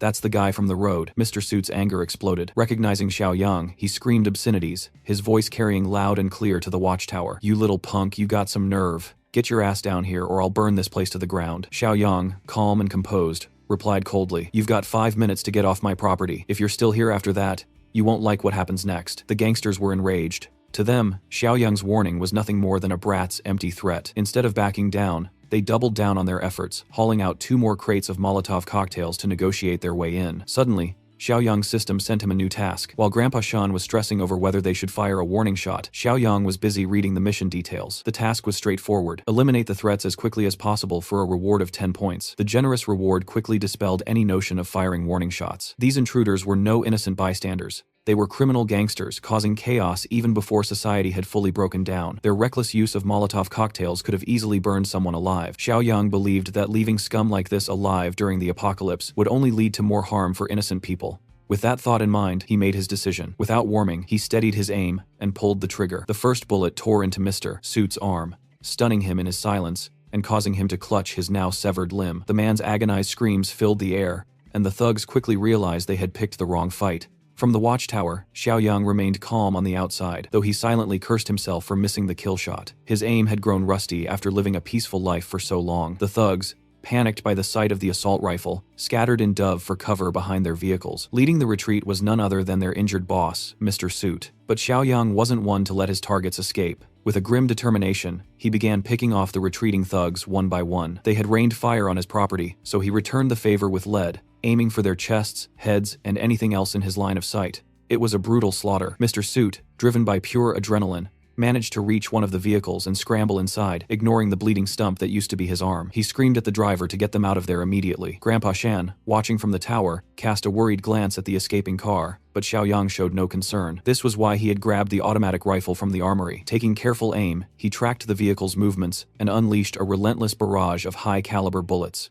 Magazine after magazine, Xiaoyang emptied his load, each shot finding its mark. Grandpa Shan observed in awe. The young man's fluid movements, aiming, firing, reloading, were a sight to behold. Even during his years of military service, Grandpa Shan had never seen such precision and efficiency. When Xiaoyang was finally done, silence returned to the area around the fortress. The fire set by the Molotov cocktails had been extinguished, and the road leading to the gate was littered with the bodies of thugs. The getaway vehicle, riddled with bullets, had broken down entirely. Everyone inside was lifeless. Their escape attempt was cut short. Without missing a beat, Xiaoyang turned to Grandpa Shan. "Call Zhangqi and the others," he said. "Have them come out and clean up the mess at the front door." But as he watched the scene below, a new idea formed in his mind. It was still the early days of the apocalypse, and this incident could be used to their advantage. Instead of disposing of the bodies, he could allow them to mutate into zombies. This would create practical combat scenarios to help Zhangqi and Shanshan develop their fighting skills. With a faint smirk, Xiaoyang revised his instructions. "Leave them where they are. We'll use this for something more productive later." Not far from the fortress, another group of cars and vans approached, closing in steadily. Inside one of the white cars, Li Shusheng impatiently asked if they were close to the site. Xiaoya, seated beside him, answered with her usual cutesy and playful tone, cheerfully assuring him they'd arrive after the next intersection. In the back seat, Jing was growing increasingly irritated by Xiaoya's act. To her, it was obvious that Xiaoya was putting on this performance to keep Li Shuxiong, her gangster sugar daddy, entertained. Jing, being no stranger to manipulation, could easily see through another schemer's moves. When they finally pulled up to the outskirts of the fortress, Jing turned to Li Shuxiong and told him to wait while she and Xiaoya went ahead to investigate. The moment Jing stepped out of the car, she tried to drag Xiaoya into her scheme, insisting that Xiaoya was the only one who knew the exact location of Xiaoyang's supposed factory. Xiaoya, however, didn't want to get involved, pointing out the obvious. She claimed it was the building directly ahead, adding that it was impossible to miss. She also complained that her shoes weren't suitable for walking long distances. But Jing wasn't taking no for an answer, ignoring Xiaoya's protests. Even her request to grab her phone, Jing physically dragged her out of the car. Reluctantly, Xiaoya followed, though she silently fumed at being forced into this mess. Back in the car, Li Shuxiong called his crew to action. "Get ready to move at a moment's notice," he ordered. He planned to lead the charge with the vans packed full of young thugs and veteran gangsters following close behind. As they walked toward the fortress, Xiaoya whispered her frustrations to Jing, making it clear she didn't want to be dragged into whatever chaos was about to unfold. But Jing, ever suspicious, saw through Xiaoya's reluctance. She assumed Xiaoya was making a play for her gangster sugar daddy. The truth was far more calculating. Xiaoya had no interest in Li Shuxiong. She had dressed up and played her part in hopes of catching the attention of Xiaoyang. After all, Jing's involvement with Fatty had already compromised her in Xiaoyang's eyes. As they approached the gate, the women finally noticed the grisly scene ahead. The road leading to the fortress was littered with corpses riddled with bullet wounds. Xiaoya froze in fear, urging Jing to turn back. Judging by the dried blood, it was clear the bodies had been there for some time.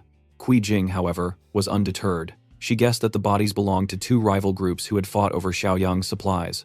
With hardened criminals lying dead in the aftermath, she assumed that Xiaoyang, the supposed loser, must have been caught in the crossfire. But even if he hadn't survived, the supplies were all that mattered.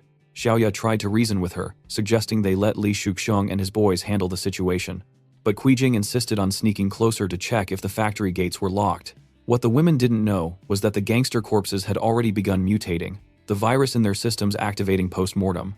Oblivious to the danger, the two women pressed on toward the gates. Standing in front of the massive steel barrier, Xiaoya pointed out that there was no visible way to open it. The gates were sealed tight, and even the interior compound was obscured from view. That at least gave her some relief, as it suggested Xiaoyang might still be safe and secure. Their scheming was interrupted when a voice called out from the outpost near the entrance. Shanshan, armed with a crossbow, stood guard.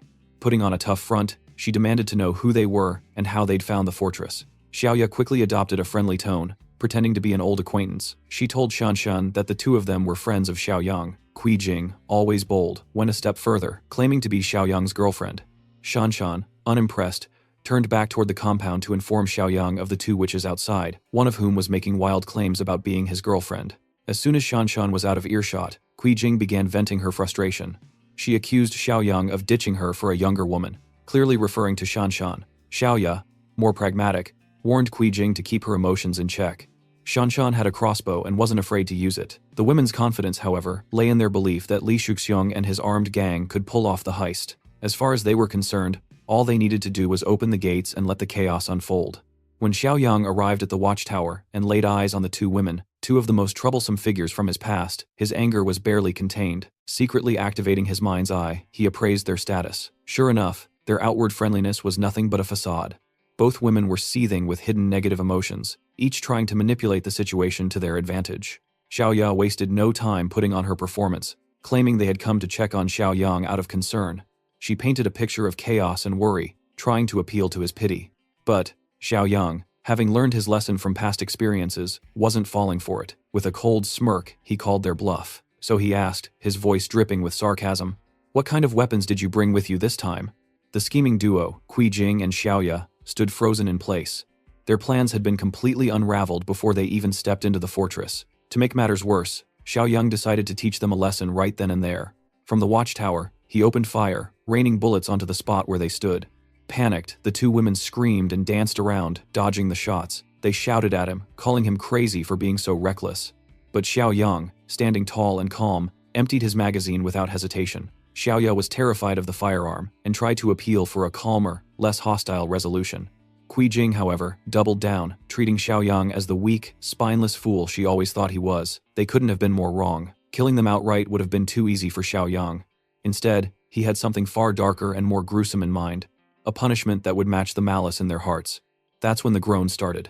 From behind the women, the corpses of the gangster thugs began to stir. One by one, they reanimated, their bodies twisted and ravenous. Xiaoyang watched the scene from his perch, completely unfazed. The transformation of the gangsters into zombies wasn't just a terrifying spectacle, it was poetic justice. Leading the pack of the undead was none other than the cowardly Mr. Suit, still clinging to his twisted sense of importance even in death. The first three zombies lunged with terrifying speed, desperate to sink their teeth into fresh flesh. The women screamed and started running, barely avoiding the snapping jaws and clawing hands of the undead. Frantic and breathless, they screamed for help, their cries reaching the ears of Li Shuxiong, still sitting in his car nearby. He glanced out the window and saw the horrifying sight of zombies chasing the women. Fear gripped him immediately. Without hesitation, Li Shuxiong barked orders at his men. "Turn around, get us out of here." His gang obeyed instantly, their vehicles screeching as they sped away, leaving the women behind to fend for themselves. Qijing, panicked and desperate, was slowing down. She wasn't fast, and the zombies were closing in. But she wasn't about to go down without trying something underhanded. With no hesitation, she threw her purse forward, aiming for Xiaoya, the faster runner. The purse's strap caught around Xiaoya's ankle, tripping her. Xiaoya fell face first onto the pavement, injuring herself badly. She barely had time to recover before the zombies pounced on her. Their teeth tore into her flesh as she screamed in agony. Blood splattered everywhere as they devoured her, their hunger insatiable. Xiaoya's cries turned into gurgles of rage and betrayal. In her final moments, her bloodshot eyes locked onto Qijing, who had deliberately sacrificed her. But Qijing didn't stop to look back. Instead, she kept running, muttering to herself that Xiaoya deserved it. Her callousness knew no bounds. From the watchtower, Xiaoyang observed the entire scene, his expression cold and detached. As Xiaoya met her grisly end, the system in his mind chimed, awarding him 10 more points for eliminating a threat. Meanwhile, Shanshan, standing nearby, was horrified. She had never seen zombies before, and the sight of the dead gangsters reanimating into flesh-hungry monsters was almost too much for her to handle. Xiaoyang, still calm, explained the situation to her. "This is the true beginning," he said. "The air is filled with infectious alien particles now. Anyone exposed to the outdoors for too long, especially the dead or weak, will mutate quickly." He wasn't interested in watching the chaos unfold any longer. Turning his focus inward, he decided it was time to regroup and prepare for what was coming. Summoning everyone in the fortress, Xiaoyang called an urgent meeting.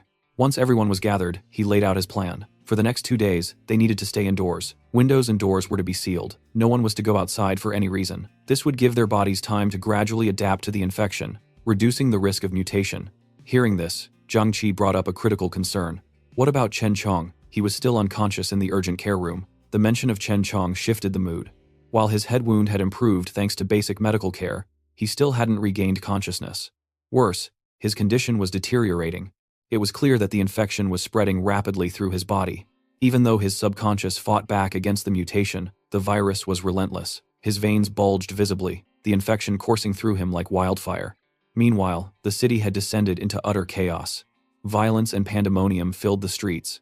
Some people were trying to escape, some were losing control, and others were eating each other. Zhang Shengzi, hiding in his home and peeking through the window, muttered to himself, "It's complete madness out there." He had a plan. As soon as night fell, he would head to a warehouse to gather supplies for his family. Until then, he warned his wife and child to never open the door for anyone except him. But just then, someone started banging on the door. The loud, successive knocks sent a wave of tension through the room. The family froze, wondering what or who could be on the other side. Shengzi gestured to his wife and child to stay silent. Grabbing a golf club from his kid, he cautiously approached the door to check the situation. A voice called out, "Brother Zay." Hearing this, the old man sighed in relief. It was his old buddy, Yang Tao, or so he thought. Zay began to pull the handle to let his friend in, but before he could, the visitors forced their way in with a powerful kick that sent Zay flying across the room. His frail body hit the wall with a thud. What he believed to be a friend was far worse, far more dangerous than even the zombies outside. A gang of furious thugs surrounded him, their anger palpable. As his former colleagues loomed over him, he desperately tried to meet Yang Tao's eyes, hoping to appeal to whatever goodwill might be left. He reminded Yang Tao of how well he had been treated in the organization, but Yang Tao wasn't buying it. To him, Zay had always been an arrogant boss who saw Yang Tao as nothing more than a disposable lackey. Sure, Yang Tao had made decent money, enough to put a down payment on a house, but Zay earned enough to buy entire neighborhoods.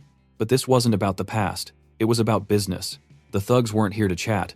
They wanted the warehouse keys and an address. Zay's defiance was starting to test their patience. Seeing his stubbornness, Yang Tao made his way toward Zay's wife and child. Without hesitation, he grabbed the wife by her hair, forcing Zay to watch in horror. The little boy, driven by pure instinct, charged at Yang Tao to protect his mother. But the size difference was too great.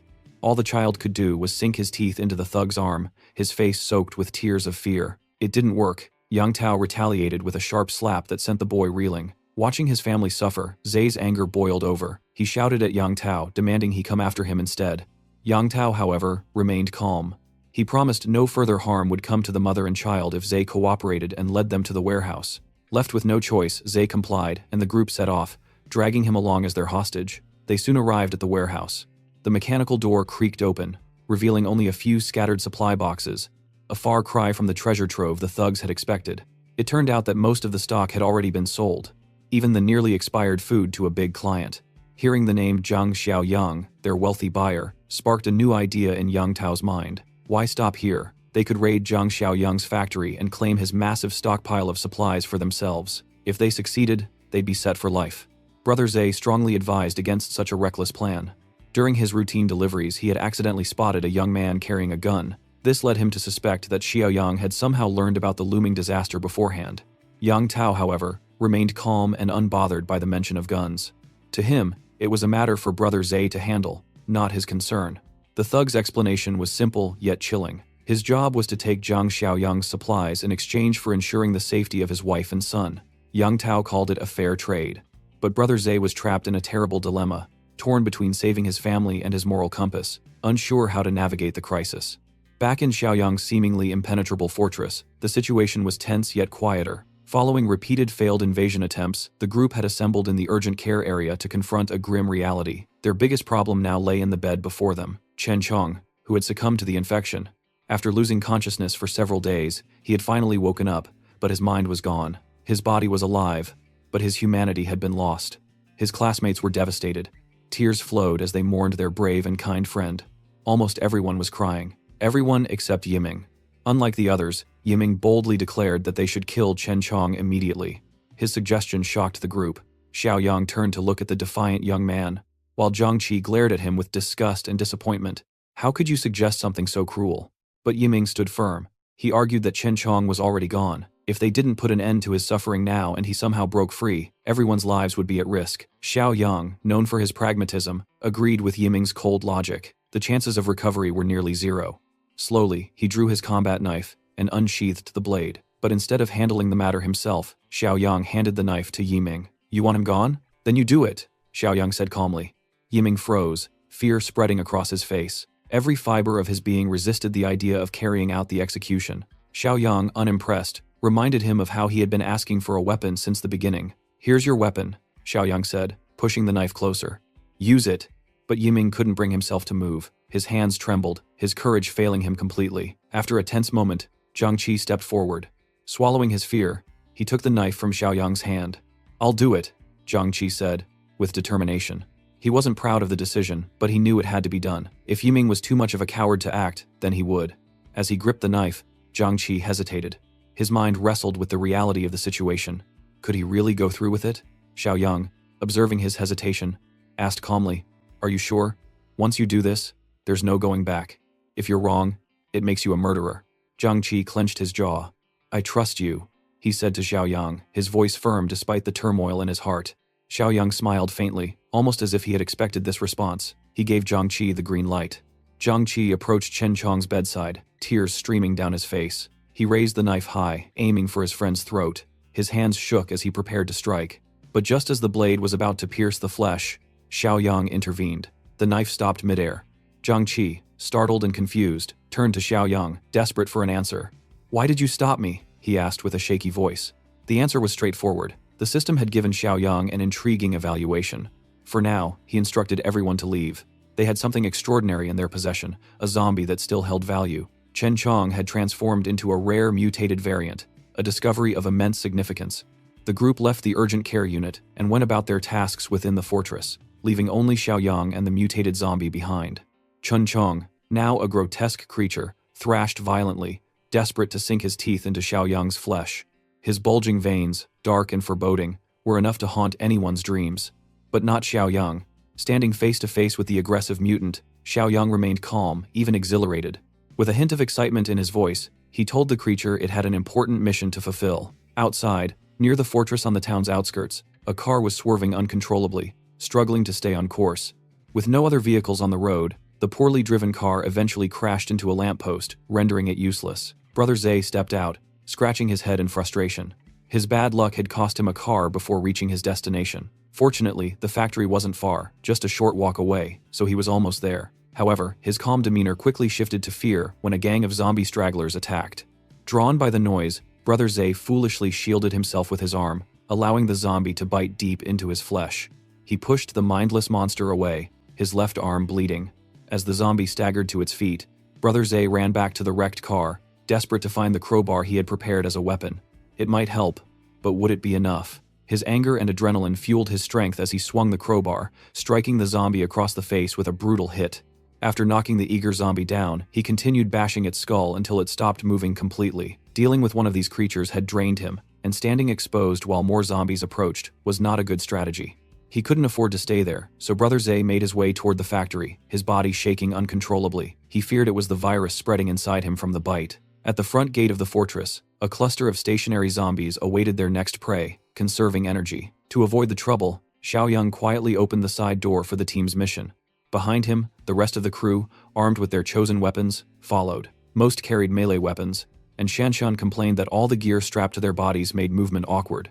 Xiaoyang explained that zombies were irrational but powerful, and with their current combat experience, they were likely to get hurt, so the protective gear was necessary. He promised they could remove it once they were more skilled. The team crept along the building, sticking close to the walls to avoid being noticed immediately. As they reached the front, Xiaoyang spotted the first zombie in their path and signaled the team to prepare. Entering the zombie's detection range, it turned toward them, revealing its decaying teeth. With the battle imminent, Xiaoyang reminded his team to remember their training. Always watch each other's backs and maintain a safe distance. As the zombie charged, Xiaoyang demonstrated his impressive evasion technique, dodging its attack effortlessly. He remained calm enough to provide a lesson in the middle of the fight. When a zombie misses its attack, he explained, survivors must take advantage of the moment, be quick, and aim for the temple or the back of the neck. Glasses, however, was the first to act on instinct, ignoring Xiaoyang's advice about targeting the right spots. As he raised his blade, his attack struck with precision. The machete's edge lodged between the zombie's partially split skull. It might have stunned the creature, but hitting the head directly caused the blade to vibrate, sending a sharp pain through his hand. The skull is the hardest part of the head, and using a melee weapon on it only makes the hands go numb, as Glasses had experienced. After a brief stun, the zombie snapped back with renewed aggression, desperately trying to bite into the student's flesh. Thankfully, Glasses had the presence of mind to use his blade defensively, trapping the zombie's teeth on its edge while calling out for help. Xiaoyang commended him for his excellent defense and instructed Zhang Qi to snap out of it and assist his teammate. Zhang Qi, with a calm and determined expression, moved behind the zombie, positioning his bat at the back of its neck. When his wooden bat hit the neck, a sharp cracking sound followed. Xiaoyang was pleased with their first real training results and reminded them that one strike wouldn't be enough. So, everyone joined in to finish off the zombie. Once it was down, Zhang Qi eagerly turned to Xiaoyang, seeking validation for their successful hit. Xiaoyang only smirked as another aggressive zombie appeared, snarling and charging, hungry for human flesh.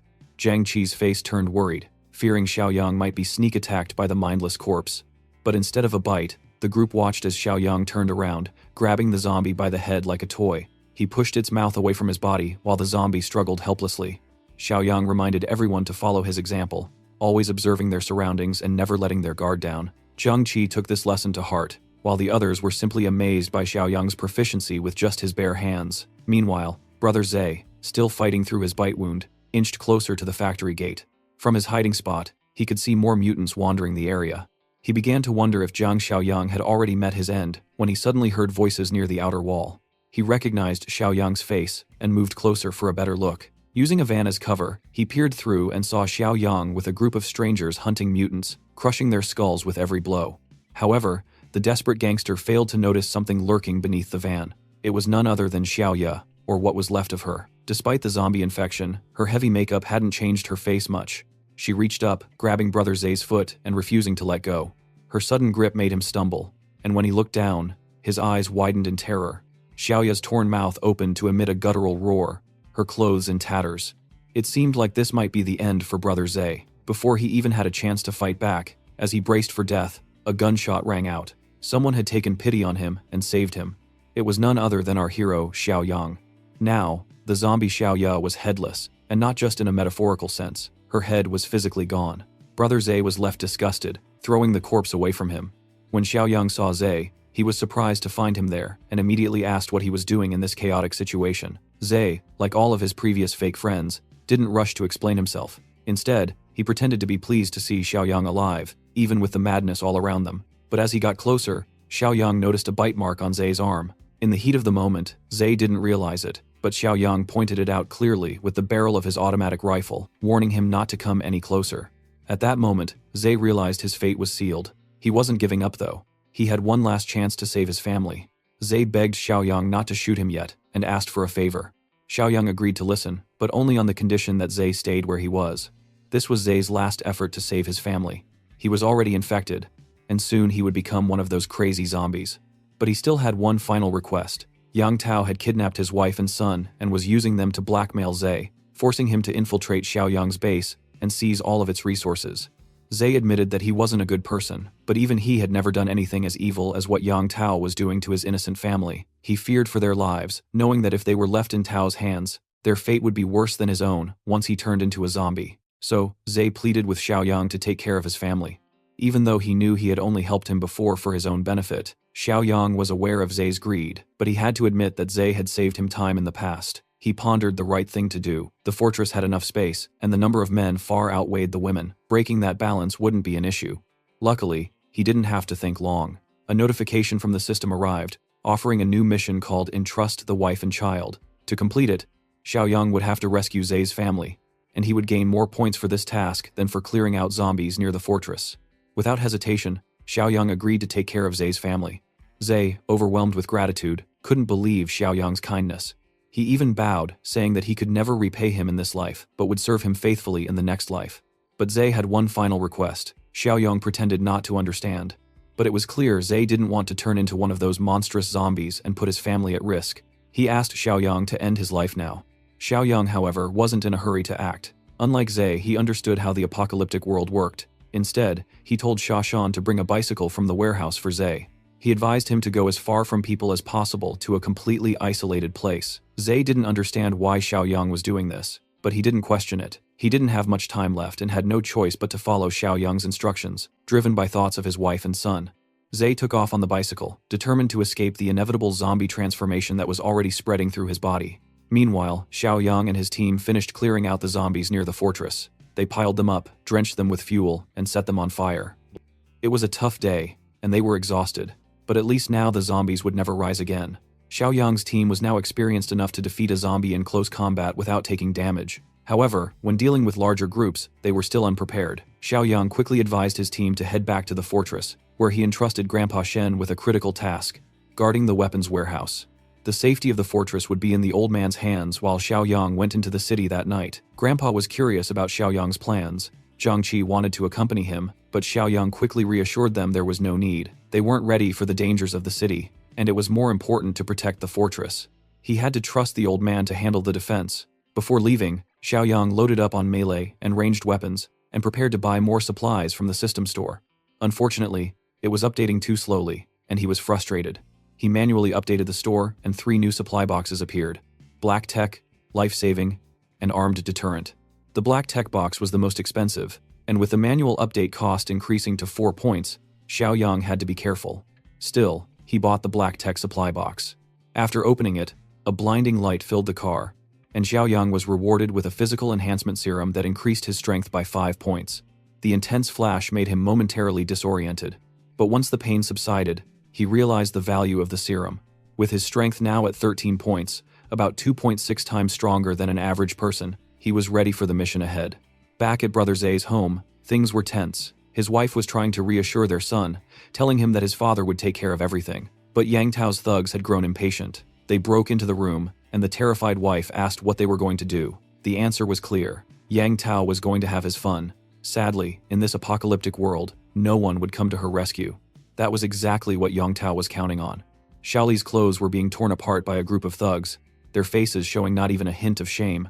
Her desperate son struggled, pushing one of them with all his might, trying to protect his mother. Just then, Li, the guy with the ponytail, walked in, his eyes scanning the room as he asked what all the noise was about. One of the goons smirked, saying they were just about to have some fun, and even invited Li to join them. But Li wasn't interested. He told them the job wasn't finished yet, and they had no time for distractions. They needed to focus and get it done. Annoyed, one of the thugs grumbled, asking what the big deal was. They'd done this sort of thing plenty of times before. That's when Li's patience wore thin. He shot the thug a sharp look and reminded him exactly who they were dealing with. This wasn't just anyone. It was Zhang Shengzai's wife and kid. If she couldn't take it and ended her life, Zay would have nothing left to lose. And when that happened, he'd come after every single one of them. None of them would make it out alive. Still, Li didn't completely shut him down. He assured the thug that once they took care of Zay, they could come back and break her spirit however they wanted, not letting her rest for a single day. The thug, though disappointed, called Li a party pooper for ruining the mood. But in the end, he backed off and motioned for the others to leave. Yang Tao threw Xiaoli a chilling look on his way out, taunting her to wait for her turn. Left alone, Xiaoli and her son could do nothing but cry, helpless as night fell. Meanwhile, on the deserted streets outside, our boy was behind the wheel, cruising through the city with a lot on his mind. With 13 points in stamina, he now had more than twice the strength of an average person. His reaction time was sharper, and his control had improved significantly. As he zoomed through the cluttered streets, drifting around corners with precision, he felt the rush of adrenaline coursing through him. But the city center was up ahead, and he knew driving any further would only attract more unwanted attention. It was time to move on foot. Just as he stepped out of the car, a chilling roar echoed through the empty streets. Turning around, he spotted 2 zombies charging straight at him, but he didn't flinch. In a swift move, he dodged their attack and slammed his shoulder into one of them with such force that it knocked the other down as well. Without hesitation, he summoned his sword and charged at the zombies, going full throttle. With a single swing, both of their heads flew off in an instant. These zombies were nothing more than punching bags, now a perfect way for him to test his newfound strength and reflexes. He couldn't help but marvel at how effortlessly he was overpowering them. There was no doubt his physical strength had more than doubled compared to an average person. On top of that, his instincts had sharpened, and with his enhanced hearing, he could tell that his destination was only about 800 meters away. Meanwhile, across town, a group of zombies was relentlessly banging their heads against the glass door of a small grocery store. Inside, a handful of survivors were frantically piling heavy objects against the entrance, hoping it would hold long enough for them to figure a way out. Panic filled the air, and amid the chaos, a terrified boy turned to his father, his voice shaking as he asked if they were going to die here. His father, trying his best to stay calm, reassured him that those sons of zombies wouldn't get in. And even if they did, at least they'd be reunited with his mother. Of course, his words did little to comfort the boy, who burst into tears even louder. The officer standing nearby rolled his eyes in frustration. He couldn't believe the nonsense coming out of the father's mouth. What kind of brainless talk was that to give a scared kid? But the father wasn't one to back down. He snapped back, saying if he had enough brains to think things through before speaking, he'd be managing properties by now instead of hiding from zombies. Despite the father's humor, even the big guy was beginning to worry. The constant pounding on the door wasn't stopping, and for a moment, it seemed like they really might not make it out alive. Just as the tension reached its peak, a sudden gunshot echoed through the air. One of the zombies clinging to the door had its head blown apart, sending a shockwave through the group. The boy collapsed to the ground in fear, while his father stood frozen, clueless about what just happened. The officers snapped into action, telling them to move the barricade aside and check outside, but not to make any noise. Slowly and carefully, they peeked through the narrow gap, only to realize that all the nearby zombies had already been taken care of. Relieved, but still cautious, they stepped outside. The boy's eyes widened in shock as he suddenly blurted out something about a mutant. His father, confused, quickly asked what he meant. In a hushed, shaky voice, the boy explained, "It wasn't just an ordinary zombie out there. It was stronger, faster, and deadlier, just like in the comics, novels, and games."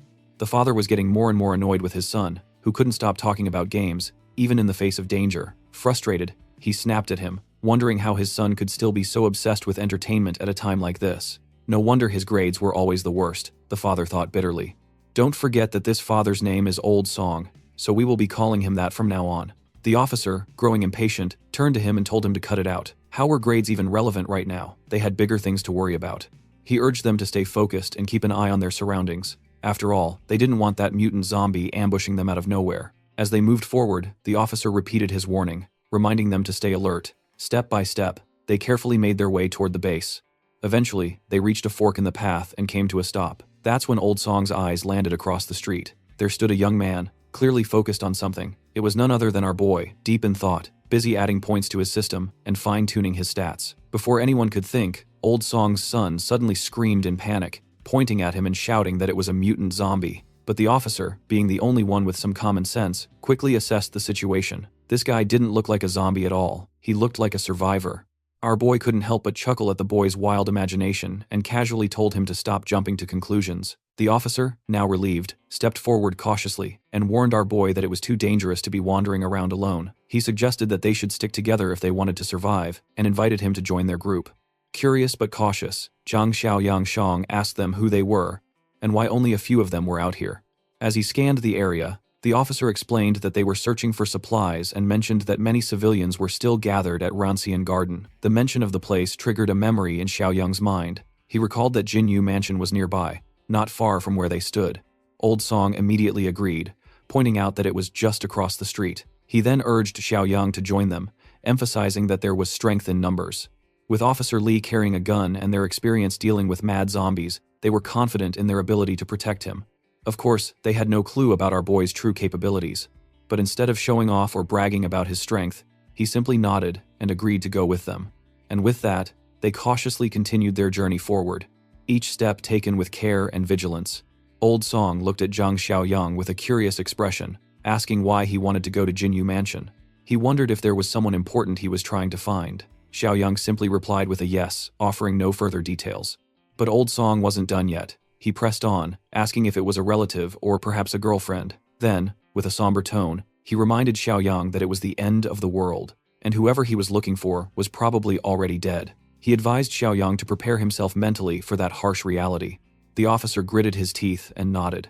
He admitted that even if they hadn't been killed by the Ravagers, there was still a chance they might have run into those beasts. The mention of beasts caught Xiaoyang's attention, and he immediately asked what he meant by that. Officer Li revealed that a group of thugs had taken over the Bichui Mountain Villa area in the eastern part of the city.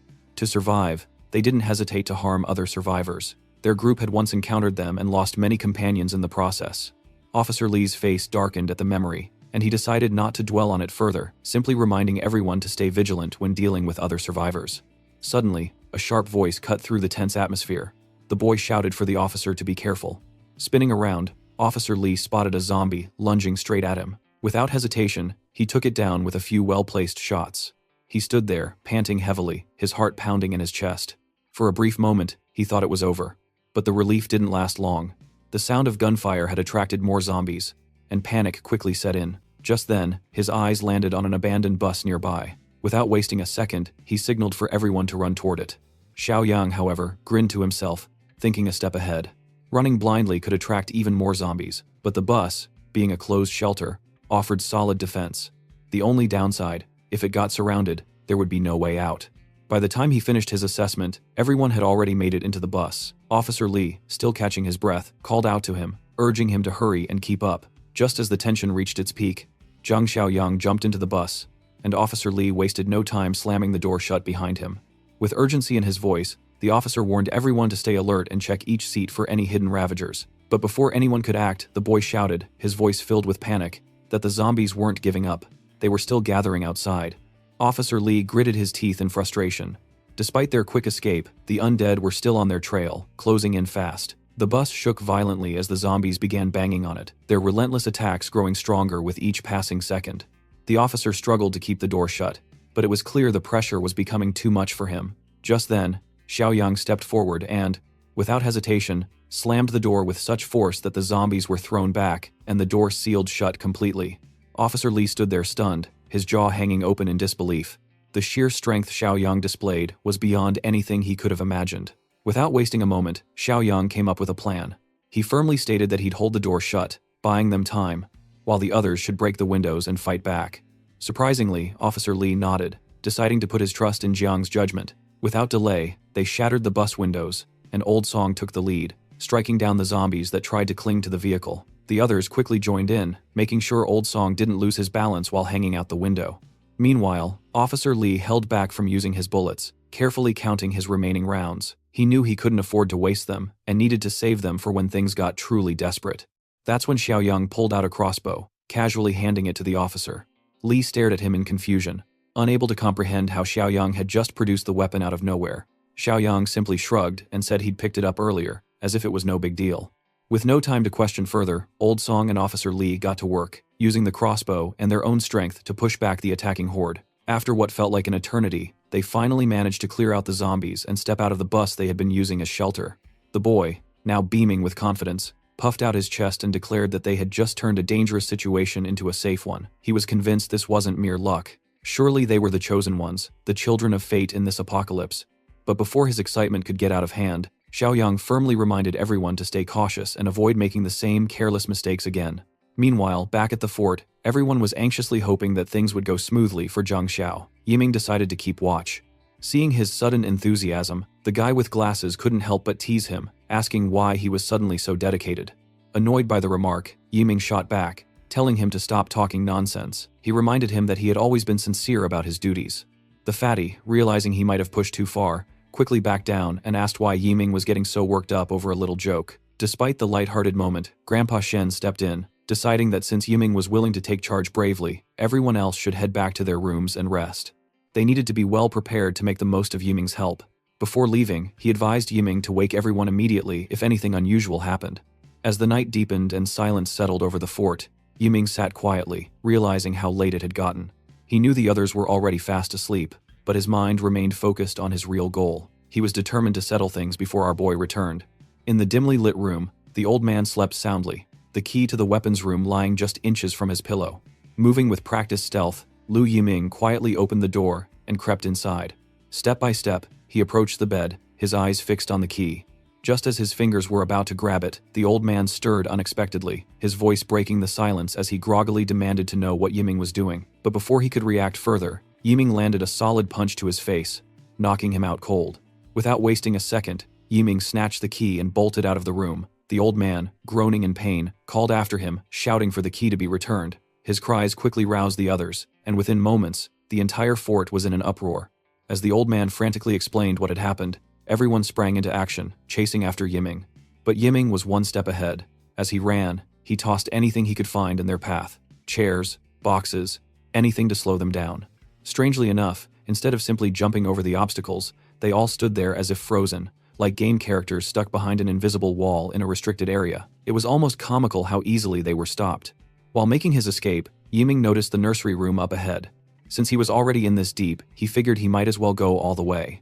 He slipped inside, where Chen Chong, the zombie, was strapped to the bed. As Yiming cautiously approached, the zombie Chen suddenly lashed out with its free hand. Yiming stumbled back in shock. Realizing that only one hand was properly restrained, he wondered if the straps had been too loose when they tied the creature down. Oddly enough, instead of feeling worried, Yiming grinned. If the zombie was already partially free, it would save him the trouble of untying it himself. Meanwhile, the others finally made it past the obstacles. But what they found in the corridor was far from pleasant. Frustration was evident on their faces as they realized Yiming had gone out of his way just to let Chen Chong out of the infirmary. The old man couldn't help but regret not realizing sooner what a snake Yiming was. But Shanshan quickly reminded him that there was no point in regretting now. They needed to focus on what to do next. With all their weapons locked in the warehouse, their first priority was to make sure the zombie was secured back in the infirmary. Grandpa Shen decided they should use the method Zhang Xiaoyang had taught them earlier. Stay cautious and avoid letting the monster get too close. With that in mind, they cautiously approached the zombie. In a swift move, Zhang Qi grabbed the creature by the neck, while the other two quickly pinned its hands down. The old man, taking charge, pointed toward the infirmary and told them to drag it back inside. With a quick countdown of 3, they shoved the zombie back into the infirmary and locked the door as securely as possible. Once the door was shut, Zhang Qi couldn't help but wonder aloud if restraining the zombie had been easier than expected. Surprisingly, everyone else felt the same way. But before they could dwell on it, the old man brought them back to reality, reminding them that they had wasted too much time. By now, that little brat must have already grabbed all the weapons. And just as he finished speaking, Yiming appeared with a smug look, questioning the old man's audacity to call him a little brat. To make things worse, he now had a gun in his hands. Unfortunately for everyone, the storeroom only had one weapon, which annoyed Lu Yiming, but he figured it was enough to deal with them all. Once he was done with them, he could take his time searching for the rest. With the gun pointed straight at them, Yiming ordered them to move back into the room. Zhang Qi tried to reason with him, reminding him that it was Zhang Xiaoyang who saved everyone and gave them a chance to survive. But Yiming simply sneered, saying that just because he saved them didn't mean they had to serve him like slaves for the rest of their days. The old man, furious, called him an ungrateful fool, but there wasn't much they could do now. Meanwhile, inside the infirmary, Chen Chong seemed to have his own plans. Watching the heated argument unfold outside, it looked like he was about to make his move. But before anything could happen, the scene shifted to Rancian Garden. There, Officer Li was giving precise directions to Zhang Xiaoyang, explaining how to reach Jinyu Mansion. He warned that the layout of the residential area was complex, making it an easy hiding spot for zombies. Xiaoyang needed to be extra careful. Officer Li advised him to use the side gate of the community instead of the main gate. It would be safer that way. Xiaoyang nodded, taking the advice to heart, and assured Officer Li that he'd keep it in mind. As he walked toward his next destination, Old Song suggested they should help him out. After all, he had saved their lives by fending off those zombies. But Officer Li wasn't convinced. He reminded Song that they had no idea what was waiting inside Jinyu Mansion. If they accidentally walked into a horde of zombies, it would all be over in an instant.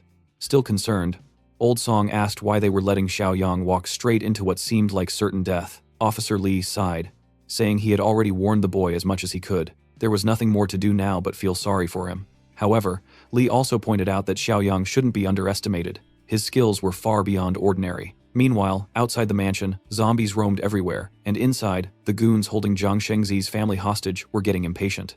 One of them grumbled, annoyed that Zhe hadn't returned yet, but another thug, less concerned, declared that he had held in his frustration long enough. Tonight, he was going to take it all out on Zhe's wife. Otherwise, he wouldn't be able to sleep.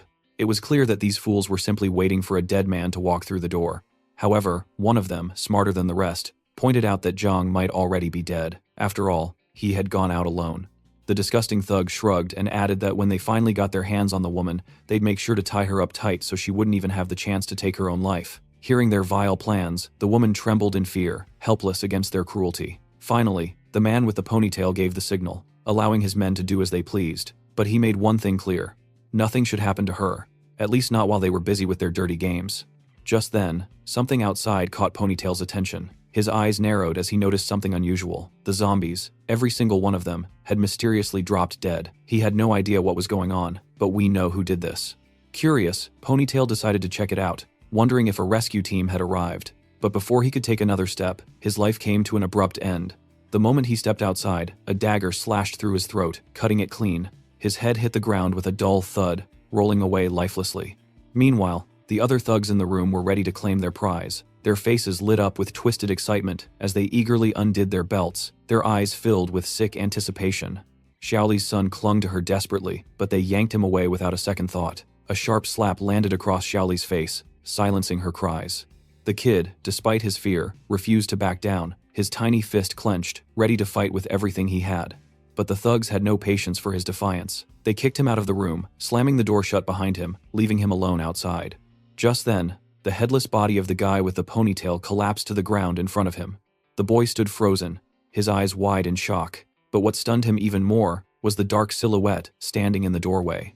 Zhang Xiaoyang glanced down at the trembling boy and calmly asked if Zhang Shengzi was his father. The kid stammered for a moment before nodding, his voice barely escaping his throat. Meanwhile, inside the room, the thugs were already tearing at Xiaoli's clothes as she desperately tried to cover herself. One of them, smug and arrogant, slapped her again, demanding that she scream. But Xiaoli remained silent, refusing to let her son hear her suffering. Frustrated by her resistance, the thug decided to take his turn first before letting the others have their way. Before he could act, the door suddenly slammed open. One of the thugs, thinking it was the brat trying to fight back, scoffed and turned toward the door. But before he could even react, his head was sliced clean off, and he fell silent. His friend, clueless to what had just happened, barked at him to stop standing around like an idiot and throw the kid out again. What he didn't realize was that his buddy was already dead, his lifeless body crashing to the floor with a heavy thud. The remaining thugs stood frozen in confusion, their minds struggling to comprehend what was happening. At that moment, Zhang Xiaoyang seized one of the thugs and slammed him hard against the wall. The thug, who had been happily undoing his belt just seconds ago, stuttered in shock, asking who he was. But Xiaoyang didn't bother to answer. He delivered a powerful kick straight to the thug's face, knocking him out cold and ending the fight in an instant. Meanwhile, back at the fort, tension filled the air. Lu Yiming stood with his gun, pointed at everyone, his voice cold and final, as he warned them one last time, "Move, or he would shoot." The old man, seeing no other choice, urged the others to do as the bastard said and step into the room, but Shanshan hesitated, unwilling to comply. The old man, however, insisted she follow orders for now, reminding her that Yiming had the gun and promising to figure something out later. Yiming smirked, his expression full of arrogance and disgust. He told them there was nothing to figure out, no escape, no clever plan. They hadn't even seen his true ruthlessness yet. He was determined to establish his dominance once and for all. Without wasting another second, he decided to take down the old man first since he was the one talking the most. The two people standing behind the old man desperately tried to talk him out of it, but before they could finish, a sudden noise froze everyone in place. The infirmary door's lock began to rattle. In the next instant, with a loud swing, the door flew open, leaving everyone in shock. To their disbelief, it was Chen Chong. Somehow, even in his berserk state, he had managed to unlock the door himself. It seemed impossible, ridiculous even. But there he was, free, and it was clear he had only one target in mind. His deadly gaze locked onto Yiming like a predator eyeing its prey. Panic washed over Yiming as he quickly raised his gun, determined not to let this monster, who could open locked doors at will, live a second longer. He pulled the trigger without hesitation. But to his horror, the gun jammed.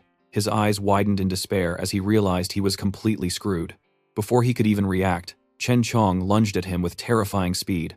In a flash, he tore Yiming apart, ending the reign of the bastard who had kept everyone on edge for so long. But the horror didn't end there. Chen Chong, without a word, dragged Yiming's lifeless body toward the infirmary, leaving everyone speechless. They could only watch in stunned disbelief, unable to comprehend what they had just witnessed.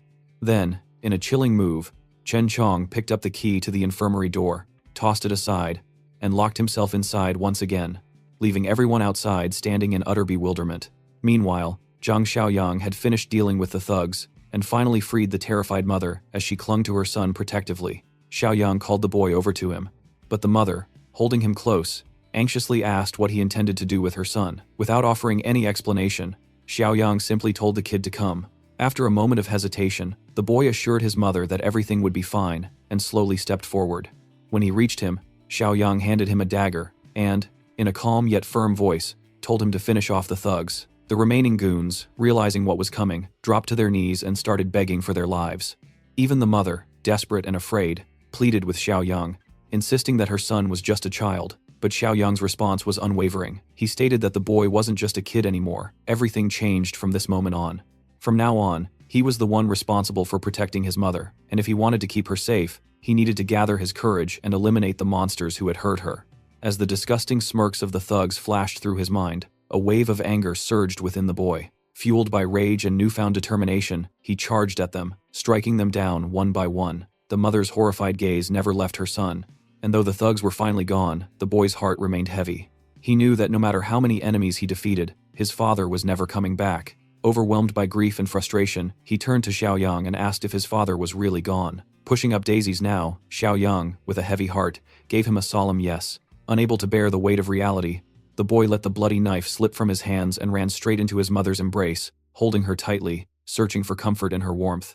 Desperate to keep her son safe, the mother turned to Xiaoyang and pleaded with him to take the boy with him, offering to do anything in return. But the boy wiped his tears and declared that he wanted to stay with his mother and protect her himself. Seeing his determination, Xiaoyang made an offer to both of them. He invited them to come with him. He revealed that he had promised Zhang Shengzi to keep them safe. With that assurance, the mother and son agreed to follow him, walking past the lifeless bodies of the thugs who had once tormented them. As they moved on, the boy Shuai glanced at the corpses scattered around, fear creeping into his eyes. What terrified him more, however, was the man who had taken them down so effortlessly. Noticing the unease in the boy's face, Xiaoyang, with his usual calm, simply stated that he was the one who had dealt with them all. Just then, Xiaoyang raised his hand, signaling them to stop. His sharp instincts picked up on something suspicious nearby. The scene shifts to Building 8, where a group of looters stands outside, demanding supplies from the terrified residents inside. They shout threats, assuring everyone that if they surrender their resources, they'll be spared. But deep down, everyone knows it's a lie. Inside the apartments, tension fills the air as our team debates whether they should give in. The fear is real, but Officer Lee quickly shuts down the idea, his voice firm. He reminds everyone that these looters are nothing more than animals. They won't keep their word. If they surrender, the men will be killed, and the women, well, they'll suffer a fate worse than death. The pressure is too much for one of the women, and she hesitantly suggests going outside to beg for mercy. But another woman immediately protests, refusing to become a plaything for those monsters. Before the argument can escalate, the gorilla stops them, silencing them both with a calm but commanding voice. There's no need to panic. Surrendering isn't an option. He assures them that they have a plan and instructs them to guard the hallway, confident that the looters won't be able to break through. Meanwhile, outside, the gang leader watches the building with a smirk. He knows they're well armed, but his lackey isn't so sure. The guy voices his doubts, pointing out that forcing their way in won't be easy, especially since the survivors inside are armed and staying hidden, making an ambush even more difficult. But the leader only chuckles, his eyes gleaming with cunning. There's no need for brute force. Instead, he orders his men to cut off the water supply to the first-floor apartments. Smirking, he decides to wait and see how long they can hold out without it. As the looters set their plan into motion, Zhang Xiaoyang stands nearby, watching them carefully. Beside him, little Shuai looks up and innocently asks if these men are bad people. Xiaoyang can't help but find the irony in the question, especially coming from Shuai, the same kid who just took down 3 grown men with nothing but a dagger. Xiaoyang reminds him that these are the same kind of people who bullied his mother, and that's exactly why they need to be dealt with. Back inside, Officer Lee takes charge, instructing everyone to guard the stairs and stay hidden. He plans to check things out himself. Moving cautiously, he creeps over to the window and sneaks a glance outside. 7 looters, all armed, 3 of them carrying guns. Just as he processes the situation, a sudden loud bang echoes through the air, catching him off guard. His heart pounds in his chest as the rest of the group freezes, confusion and fear spreading through them. No one knows what just happened. As the chaos unfolds, bullets tear through the air, ripping apart the thugs. One of their men goes down, and the rest are left clueless, frantically looking around to figure out who's attacking them. That's when Brother Lee spots Zhang Xiaoyang, gun in hand, steadily making his way forward. Without hesitation, Xiaoyang opens fire again. A single shot lands right between the eyes of one of the goons, dropping him instantly. As the remaining thugs spot him standing in the middle of their circle, they panic and start firing their pistols wildly. But the boy just keeps walking, completely unfazed. Not a single bullet even grazes him, and that only makes him smirk. Watching their sloppy aim, he can't help but find their attempts laughable. Raising his gun, Xiaoyang takes aim at the leader hiding behind a concrete block, but his bullets only manage to chip away at the surface. Frustrated, the boss barks at his lackey to stop messing around and fire back properly. One of the thugs, finally gathering his courage, stands up with determination, ready to take Xiaoyang down himself. But before he could do anything, Xiaoyang smoothly adjusts his aim, and, with just a couple of shots, blows the guy's head off. The leader, still crouched behind the block, sneers. In his mind, Xiaoyang must be out of bullets by now. Feeling smug, he decides it's his turn, raising his gun to fire. But Xiaoyang meets his gaze with a cold, unwavering stare, standing tall without a hint of fear. The moment the thug pulls the trigger, Zhang Xiaoyang moves with lightning speed, effortlessly dodging the shot. Before the thug can react, Xiaoyang grabs his arm, the one holding the gun, and, in a swift motion, turns it upward, pressing the barrel right under his neck. Without a second thought, he pulls the trigger, sending a bullet straight through the thug's skull. Just like that, the entire squad of criminals is taken care of.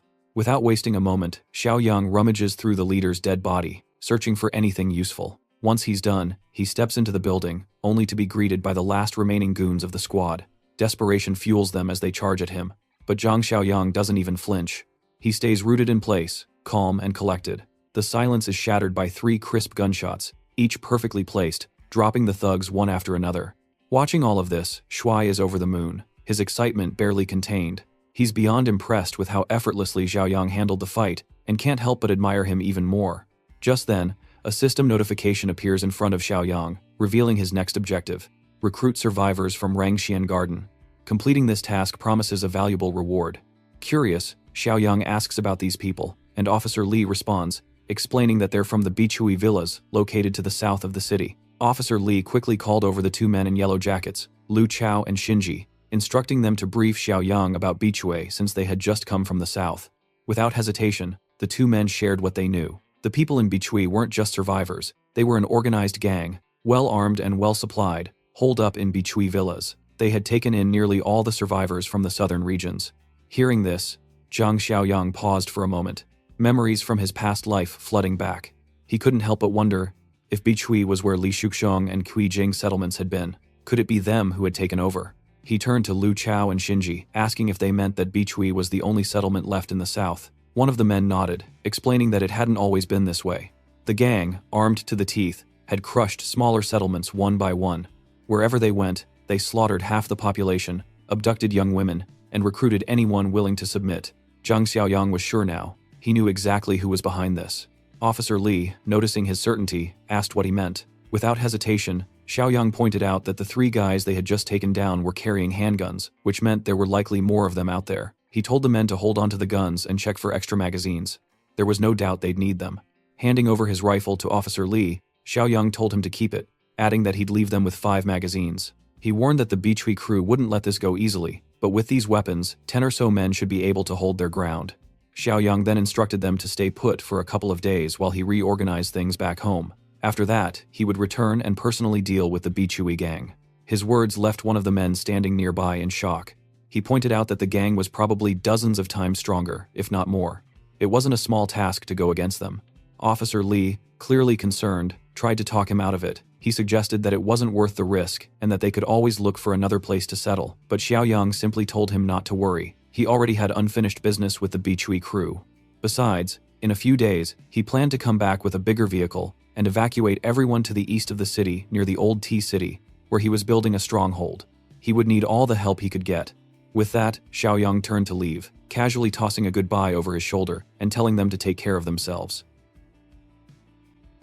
At the Bichui mountain base, zombie bodies were hanging like grim decorations. Inside, Li Shuxiong was attending a meeting held around a table. A man wearing glasses, Chief Lin, questioned Li Shuxiong on whether he had fixed the supply issue yet. Shuxiong answered that he had dispatched people to handle the situation and expected them back shortly. Another member named Kai noted that many allies were staying in their mansion, and they could not simply raid the entertainment district to get supplies. Li Shuxiong clarified that everyone was in the same situation, and he had already sent his team to collect all the people and goods. However, Lin asked if he had truly failed the only task he had been assigned so far. Li Shuxiong attempted to reassure him, stating that everything would work out perfectly this time. Later on, Li Shuxiong asked about the location of his subordinates since the group had not returned. One man explained that a reinforcement squad had been sent an hour prior to investigate, but they had also failed to return. They had all been killed. Li Shuxiang was stunned to hear they were killed by regular civilians at Rongxiang Garden, and could not grasp how that many armed men had failed. Consequently, he ordered a gathering of everyone, intending to ensure they would not fail again. Meanwhile, Xiaoyang was heading back to his base.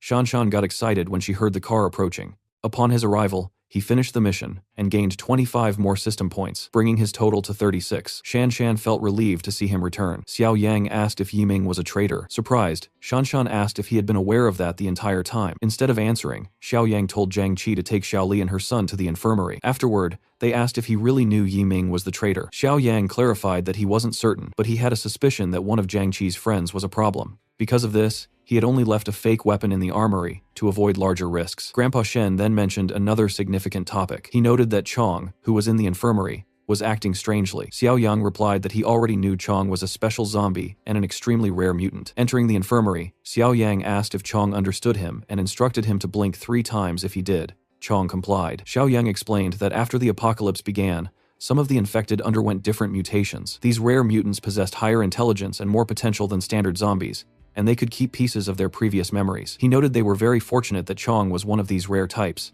As Chong walked, he intentionally stepped on Yiming's head, then gave a small grin and waved playfully at his friends. Xiao Yang decided there was no reason to wait any longer and gave the order to finish Yiming off. Chong then pulled Yiming away. Zhang Qi asked if Chong still recognized him. Chong stared at him for a second and then pretended to grab his crotch. This caused Zhang Qi to complain that he was still the same fool and that, even as a zombie, he should keep his hands to himself. It was obvious Chong had only done it to tease him. Afterward, Xiao Yang reviewed his system. He had unlocked an achievement for possessing a mutant ally, which granted him 10 additional points and brought his total to 46. The system store displayed a level 1 medical supplies box, a level 1 weapons box, and a level 2 high-tech box priced at 50 points. Xiao Yang noted that this was his first time seeing a level 2 box, though he found the cost quite high. He chose to purchase the 2 level 1 boxes first, saving the level 2 option for when his points increased. Following these purchases, he had 36 points remaining. From the first box, he obtained an interdimensional infection blocker, which could prevent or stop an infection in its early stages, even if someone was contaminated, though it was unable to reverse a full mutation. Inside the second box, he discovered a sniper rifle, along with a large amount of ammunition. He felt the boxes were very valuable, since he now had the literal ability to stop a person from becoming a zombie. Next, he examined his upcoming mission, which offered 25 points for successfully recruiting the survivors from Rongxian Garden. He decided to open the level 2 box at a later time, and set out for the mission the following day. Meanwhile, outside, Chong was disposing of Yiming's body. The next morning, Xiao Yang started the initial marksmanship and shooting drill with the group, using cans and bottles for target practice. After some time, he told Shen to bring everyone together because there were survivors in Rongxian Garden, and he intended to relocate them to the base later that day. Chong was picked to accompany him on this task. During the journey, they encountered an abandoned bus blocking the road, and had to clear out all the zombies inside by force. After that, Xiao Yang gave Chong the key to unlock his muzzle. He explained that Chong didn't need to wear it while they were alone, but he would have to put it back on once they entered Rongxian Garden to avoid frightening anyone. At the same time, Li Shuxiang was organizing his task force with the intent of finishing the mission once and for all. He was determined not to suffer another loss against Rongxian Garden. Using the bus he had claimed, Xiao Yang moved forward without pausing, driving over any zombies in his path and maneuvering through the abandoned vehicles on the road. There was no traffic to stop him, so he used the opportunity to clear the route without concern. Meanwhile, in the 8th building, the survivors met to divide the small amount of food they had left. Despite their hardships, everyone remained alive. A boy staying there with his father heard a vehicle getting closer. The group's police officer went to check and saw that it wasn't Xiao Yang arriving, but a group of thugs. They were heavily armed and clearly prepared to attack and seize the building. The officer identified them as the bandits from Bichui Mountain and cautioned that they were not friends. Song noted that they were seeking revenge this time, and felt confident since they were also armed. However, the officer pointed out that the enemy still held the advantage of the terrain. He quickly headed to the rooftop to secure a better vantage point,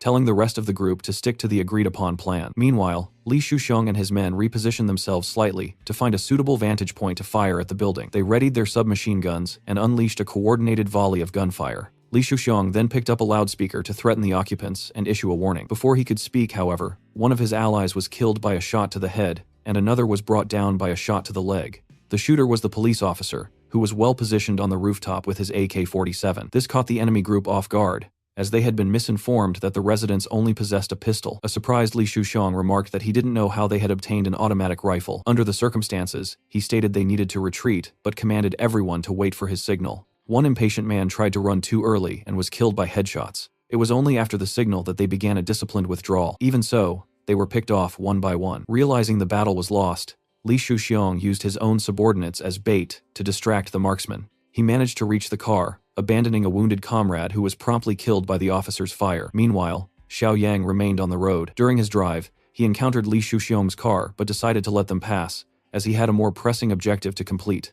Arriving at the 8th building, Xiao Yang noted that the AK-47 he had gifted had proven very useful. Seeing the corpses on the ground, Chong showed significant interest. Since he was hungry, Xiao Yang permitted him to feed on the bodies, explaining that they were enemies who would have turned into zombies regardless. Chong began consuming the remains, satisfying his hunger and regaining strength by eating human flesh. As they walked past the bodies, Xiong commented that Officer Hong Li had eliminated many enemies. The boy watching from the window recognized Xiao Yang and came down to meet him. Hong Li and his group gathered with Xiao Yang on the ground floor. Xiao Yang asked if they were the ones who had handled the bandits, and Hong Li proudly confirmed it, noting that the weapon had made defending themselves much easier. They then heard an unusual noise. A zombie was approaching, and the startled group aimed their weapons at it. It was Chong, but because no one recognized him yet, the atmosphere was tense. Xiao Yang calmed them down, explaining that Chong was with him. Hong Li still found it strange to have a zombie as an ally. Xiao Yang clarified that Chong was no ordinary zombie, and promised to explain the details during the trip. They gathered everyone and boarded the bus to depart. Before leaving, Xiao Yang told Chong to eat as quickly as possible. Later, Chong put on his muzzle,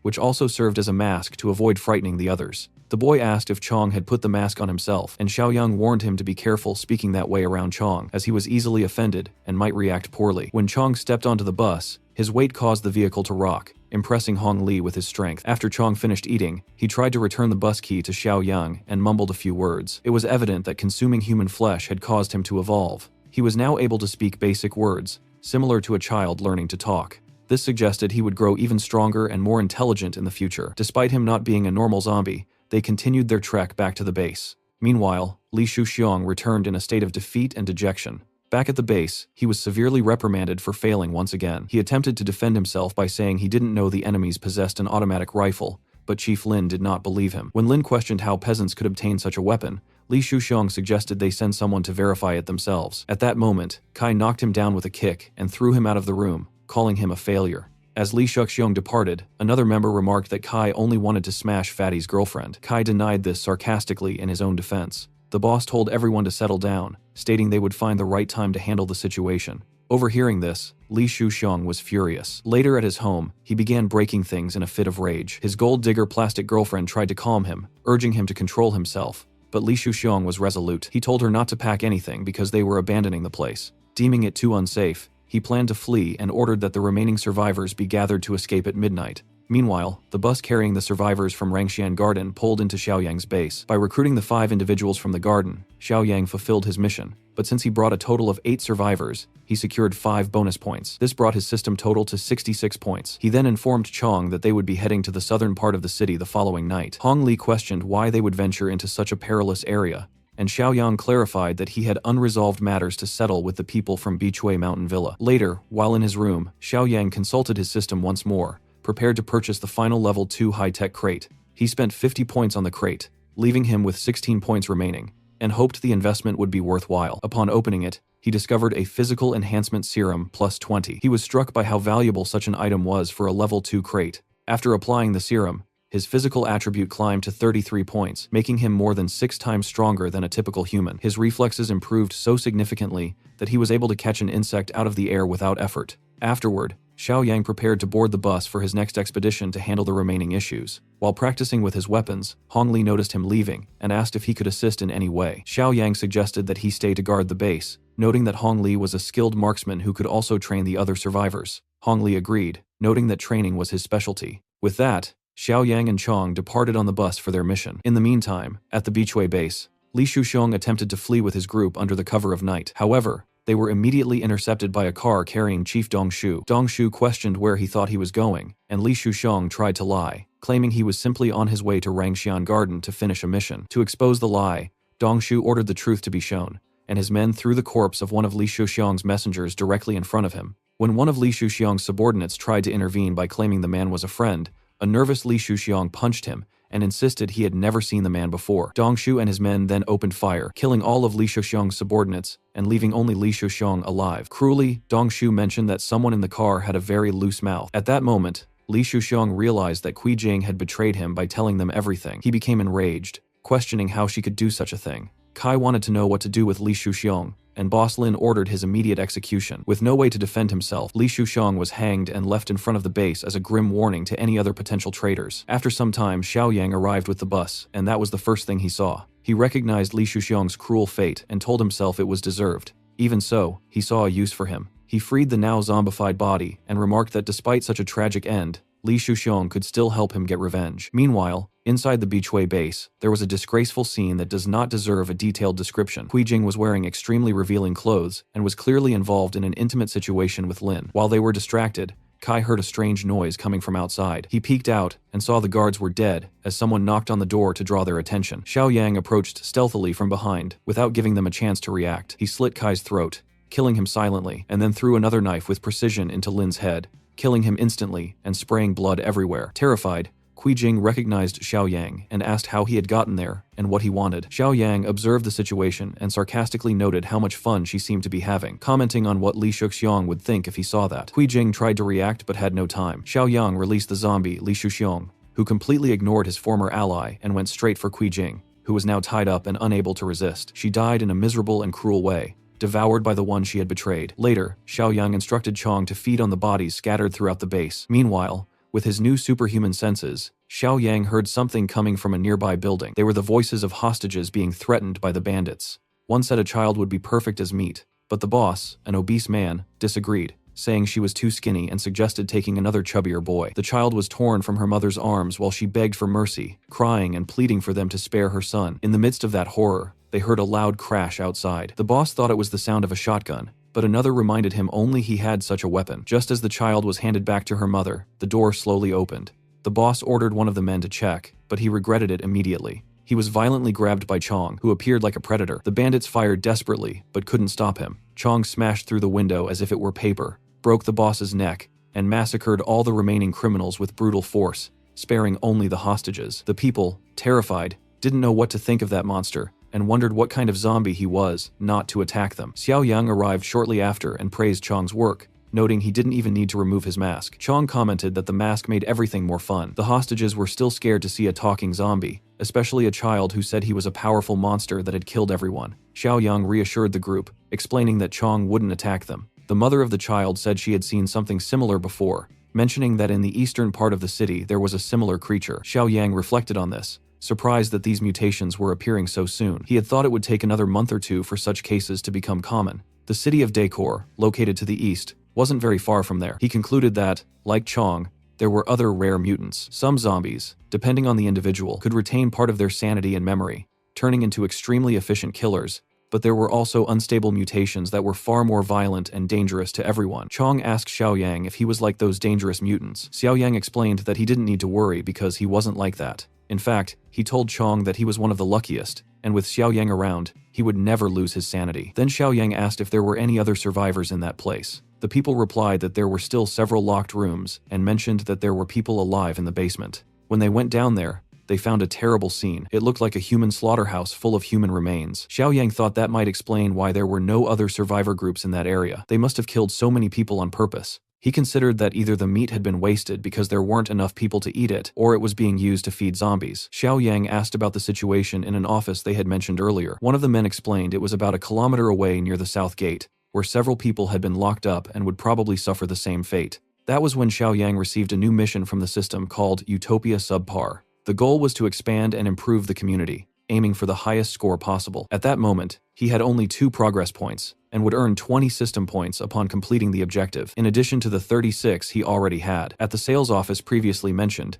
the guards heard the sound of gunfire coming from the north gate. Before long, Chong appeared and eliminated all the enemies without any difficulty. The women being held as hostages in a ruined room were terrified by the shots and the sounds of the door being forced open. When they finally saw it was Xiaoyang, they were relieved as he allowed them all to leave. Soon, a line of survivors followed behind Xiaoyang as they moved through the destroyed area filled with corpses. The people remained shaken by the experience. One of the women asked if he was truly offering them a safe place to stay. Xiaoyang confirmed that he was, though he explained that everyone would be required to work. The survivors agreed immediately, appearing excited at the prospect of a secure shelter. Xiao Yang encouraged them not to waste time, and everyone boarded the bus to head toward the base. When they arrived, Shan Shan remarked with relief that he had finally returned, but Jiang Qi warned the group not to open the gate yet. Since Xiao Yang had not yet given a clear order, he explained that while this was his fortress, he could not let everyone inside immediately. Recognizing the hardships of the current era, he noted that he had built a small housing complex next to the fortress. He stated that while the place was not as secure as the main base, it was far better than the horrible conditions they had been rescued from. He mentioned that there were still many unfinished buildings, and that everyone would need to work to improve them. He promised that those who proved themselves worthy would eventually have the chance to enter the main fortress. Meanwhile, that morning at the Beachway Mountain Villa, a delivery truck arrived with a woman in the lead car. She was impatient, noticing that no one was answering the radio and complaining about Lin's incompetence. Sensing something was wrong, she opened the door to one of the rooms and discovered the dead bodies of Lin and Kai, along with the signs of the massacre Xiao Yang had left behind. The first to react was Li Shuxiong, but she knocked him down with a single punch and finished off the other enemies with knife strikes. She told her men they had no choice but to handle everything themselves, declaring that anyone who broke the rules would die. As they walked through the village, they saw the trail of destruction and numerous scattered corpses. A subordinate remarked to Rui that no one was left alive. Even so, they noticed there was still enough meat stored at the base, and Rui ordered them to load it all into the truck. While doing this, she noticed something that worried her even more: fresh tire tracks on the ground, which were clear evidence of who had been there. Meanwhile, Xiao Yang was analyzing his new mission to expand the community. It was a type of goal he had never seen before, requiring him to accumulate the highest possible score, with population growth being essential for survival. He reflected on the fact that the land was fertile, and thought about how even the work of his arrogant enemies had helped prepare it. Recalling the matter of the rare mutants, Xiao Yang went to the shelter where the new survivors were gathered. Many called him their savior, kneeling and bowing in his presence. He asked them not to do that, maintaining a serious tone. He then asked the woman who had mentioned the monster exactly where she had seen the creature. She explained it had been at the market in Decor City. She told him that she and her group had gone there for supplies when they encountered the terrible creature. Many were killed, causing widespread panic. She had managed to escape with her daughter and ran toward Beachway Mountain, thinking they would be safe, only to be captured by bandits. Xiao Yang thought about Decor City, and Shan Shan tried to talk him out of going, saying he didn't need to face the creature since they had enough supplies. Xiao Yang, however, argued that they could not remain idle, because acquiring more resources would benefit everyone. He considered the most important factor to be that Decor City was only 2 kilometers away, and they could not allow that monster to become a threat to the base. The woman, frightened, tried to stop him by saying the creature killed anyone it saw.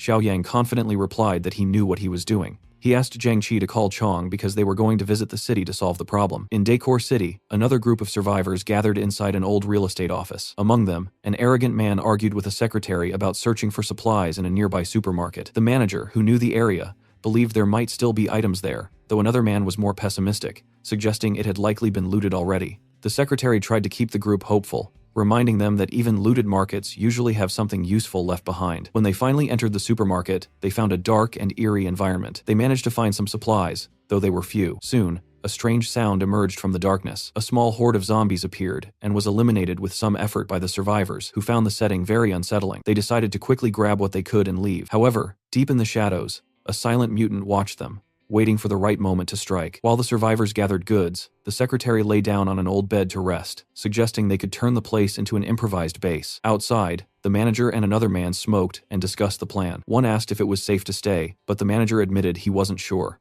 The group analyzed the mall and noticed its many entrances and exits made it difficult to defend. They also knew a place with so many supplies would attract other survivors. As he explained this, one of the men was suddenly caught off guard when a blade sliced through his throat. The attack came from a mutant who killed him, remarking that fresh meat was the best. One survivor tried to flee, screaming for help, but only managed a few steps before being cut in half. The others panicked and ran in fear, but the mutant warned that no one would escape. One by one, they were all killed brutally. The secretary got closest to the door, running with all her hope, but something reached her. It was Chong, who completely ignored her and kept going. Then Xiao Yang appeared and tried to calm her, telling her not to be afraid. The secretary recognized him as the boy who had bought that piece of land, and he remembered her as well. Her name was Ning Wan Wan, and she had sold him the land. She confirmed this, but warned that they needed to run because of a monster or ghost in the building. Xiao Yang, however, said everything was fine, and assured her the monster would soon be eliminated. When Ning Wan Wan looked to the side, she was shocked to see Chong fighting the large mutant. Chong defended himself easily, even against heavy attacks. The mutant asked if he intended to handle the fight alone, and Chong replied that he would try. Holding his opponent firmly, Chong pushed him away with surprising force. The furious mutant remarked that there was another one like Chong, and that this would be fun. He showed he was faster and stronger, explaining that eating several bodies had accelerated his evolution. Even so, he did not expect Chong's blows to be so heavy. After taking a punch, he was thrown against the concrete and admitted Chong was strong, only to immediately receive a kick to the head. The mutant managed to dodge at the last second, and clinging to the ceiling, declared that the power he had accumulated from eating so much was finally becoming useful. He then underwent another transformation, becoming even more dangerous. Chong and the mutant began trading blows at impressive speed. Xiaoyang watched the fight and remarked that Chong was in trouble. Recognizing the enemy's power, Xiaoyang thought the trip was worth it, as the creature would only become more dangerous if not killed now. Without hesitation, Xiaoyang pulled an AK-47 from his inventory, which surprised Wan, who didn't understand how he made a gun appear from nowhere. Xiaoyang asked Chong to hold the mutant for a moment, promising it wouldn't take long. Chong grabbed the mutant's hands tightly,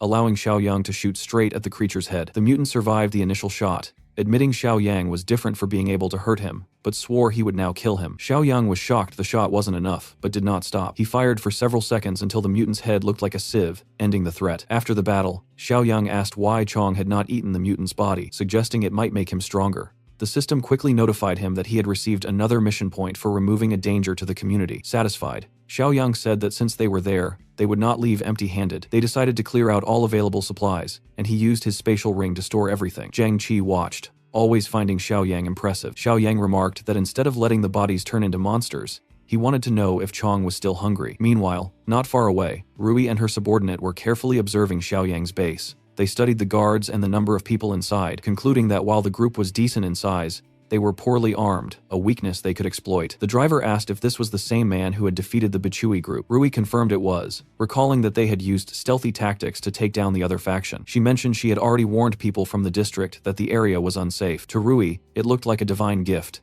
a new location to turn into her own base. Her companion even joked that he almost felt guilty. When the driver asked if the plan was to attack immediately, Rui was clear that they would not. They would return to plan better, regroup, and bring heavier weapons to attack with everything they had. Meanwhile, Xiaoyang and his group were heading back to their base. Wan asked if the place was truly as good as described. Zhang Qi confirmed it was, mentioning they even had hot showers. Wan became excited at the idea, but Xiaoyang quickly noticed something strange. Seeing people approaching, he told everyone to arm themselves, and Zhang pulled out his machine gun. As one car passed the other, Xiaoyang stared at Rui and received a new mission from the system called Nemesis Villain Volume 1. He needed to resist the enemy invasion to earn 50 system points. Xiang wondered if that woman was planning to invade his base. Later, Xiaoyang spoke with Shan, asking if she had seen anything suspicious that day. She mentioned seeing a car in the distance without knowing its direction, and asked if he had noticed anything strange. Xiaoyang suggested they ask Grandpa Shen to call everyone for a meeting, because they had an important announcement. Meanwhile, at a coal mine in the southern suburbs, some survivors were walking around using communicators.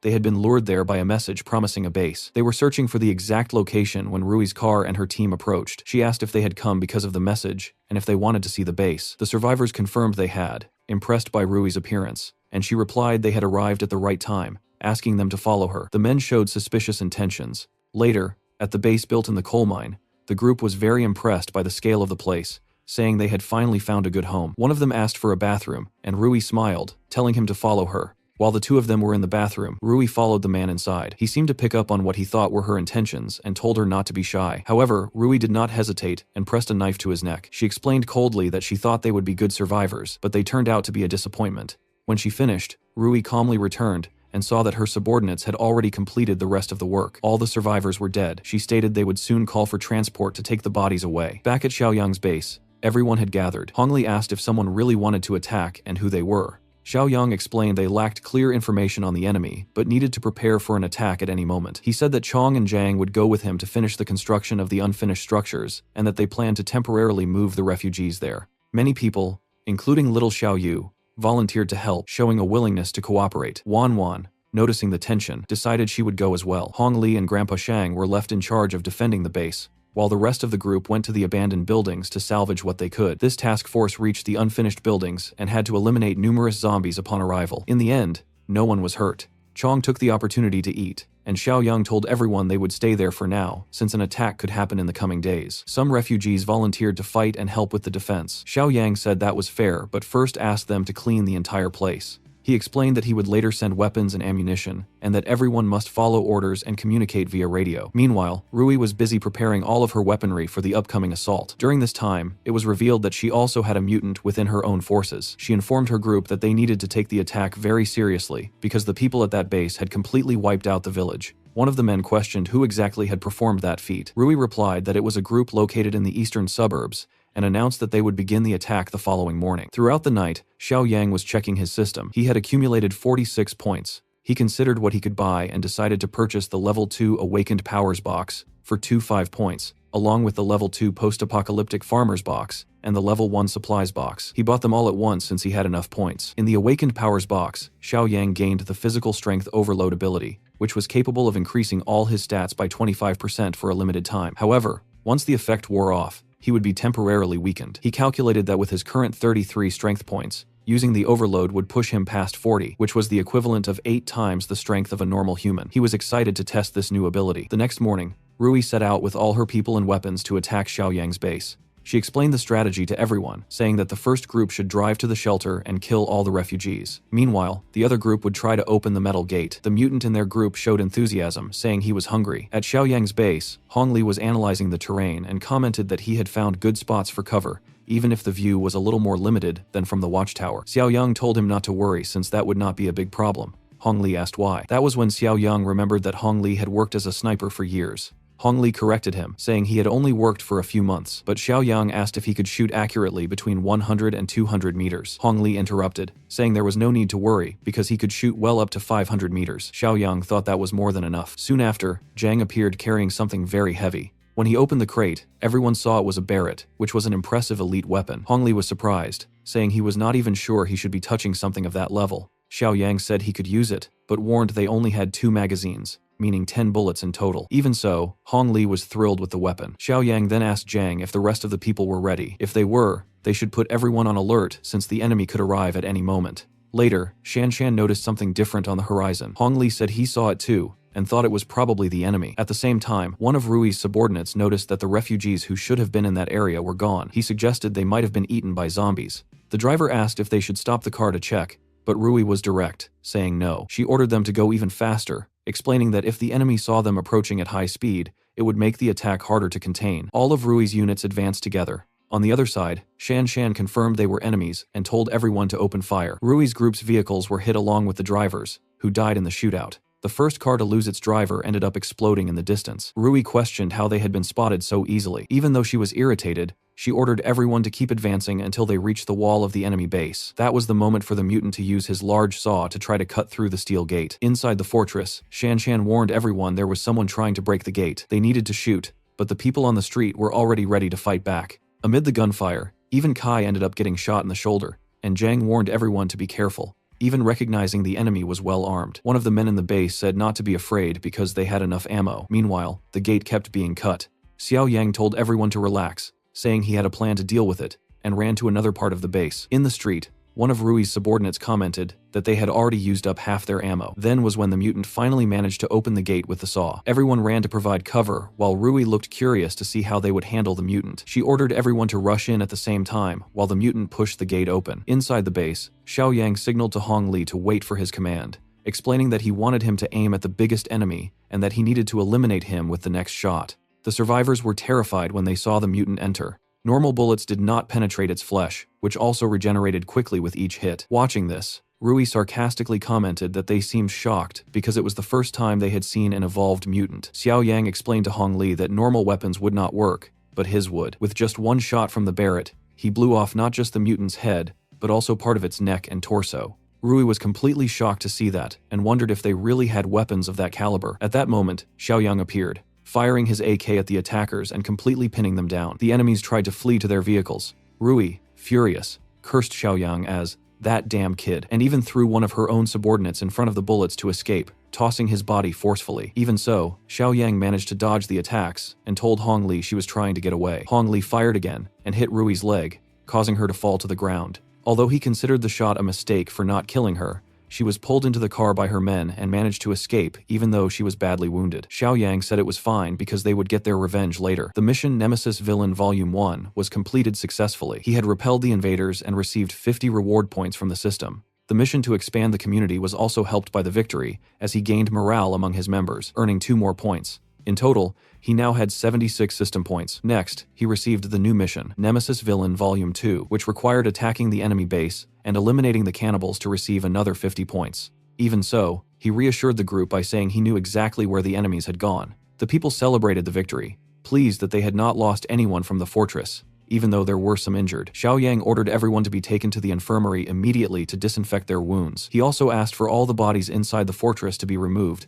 and for the refugees who had been relocated to the abandoned building to be brought back. He was very satisfied with the number of points he had earned so far. Meanwhile, Rui was returning to her own base, now missing a leg. Her men were shocked to see her in that state and asked what had happened to her. Rui, irritated, admitted that she had not been careful enough and confessed that she did not know the enemy possessed that kind of weapon. Noticing her subordinates' suspicious looks, she asked why they were staring at her like that. She complained that she needed to eat meat to recover and demanded their obedience. The man who had previously controlled the mutant asked if she had really sunk to that level and dared to speak to him in that manner. Rui, furious, asked if everyone was rebelling against her and ordered her men to take him down. However, they remained silent and did not obey her. The man then declared that she was missing a leg and that the number 2 in the group, the mutant, was dead, which made him the most powerful person now. He also stated that everyone was tired of putting up with her. Rui, panicking, asked if they were really rebelling against her, but she was surrounded and brutally killed by her own men, who lynched her to death. Soon after, they called that subordinate the third boss, but he declared that he was now the first. Even so, one of the men warned him that their defenses were very weakened since Rui and the mutant were dead and many of them had been lost in the battle. They especially feared encountering that other man again. The new boss understood that he was talking about the guy known as the Tentacle Man, but he replied that they might think about looking for shelter later. Later on, Xiaoyang and Zhang arrived at the coal mine. They confirmed it really was the hideout of those cannibals. Xiaoyang told them to advance carefully and make noise to confuse anyone who might still be around. They passed by Rui's destroyed body along the way. Hongli commented that they were monsters for having killed their own people. Xiaoyang replied that it was not surprising at all. Zhang, remembering the large mutant they had fought, remarked that it was quite different from Chong. Hong Li agreed, saying he had heard something about evolution, and asked what exactly an evolved being was and how someone reached that point. Xiaoyang explained that it was through consuming human flesh, which was the most direct way for zombies or mutants to gain abilities and evolve. Hong Li then asked if they would also have to eat human flesh to survive the apocalypse. Xiaoyang clarified that it was only the most direct method, but there was another, better way. He then showed them a type of glowing core. He explained that whether it was an evolved human or a zombie, everyone with special abilities was a mutant, and needed to absorb exotic energy to evolve. He said all kinds of meat and blood contained a bit of that energy, even if only in small amounts, which was still better than nothing. The rare mutants and evolved ones had that energy much more condensed in their bodies. He added that as the apocalypse intensified, more mutant zombies and exotic cores would appear. Hong Li asked if zombies also had that energy, and if they could just eat zombie meat. Zhang immediately rejected the idea, saying he would not eat that. Xiaoyang explained that normal people could not eat zombie meat because they would get infected. Only mutants like Chong could evolve that way. Then, suddenly, the system announced that the mission Nemesis Villain Volume 2 was complete, earning Xiaoyang another 50 points and bringing his total to 126. He thought to himself that since there were no more enemy survivors around, there was no immediate threat left. But at that moment, a zombie rushed to attack him, and Xiaoyang easily brought it down without giving it a chance. That zombie had approached without making any sound, showing it was special. Xiaoyang took a core from inside it and offered it to Zhang and Hong Li. Zhang refused, but Hong Li decided to consume both cores at once because he wanted to get stronger. Soon after, he really felt much more powerful. Xiaoyang remarked that Hong Li would become an evolved, but even so, his strength still would not be enough to dominate the apocalypse.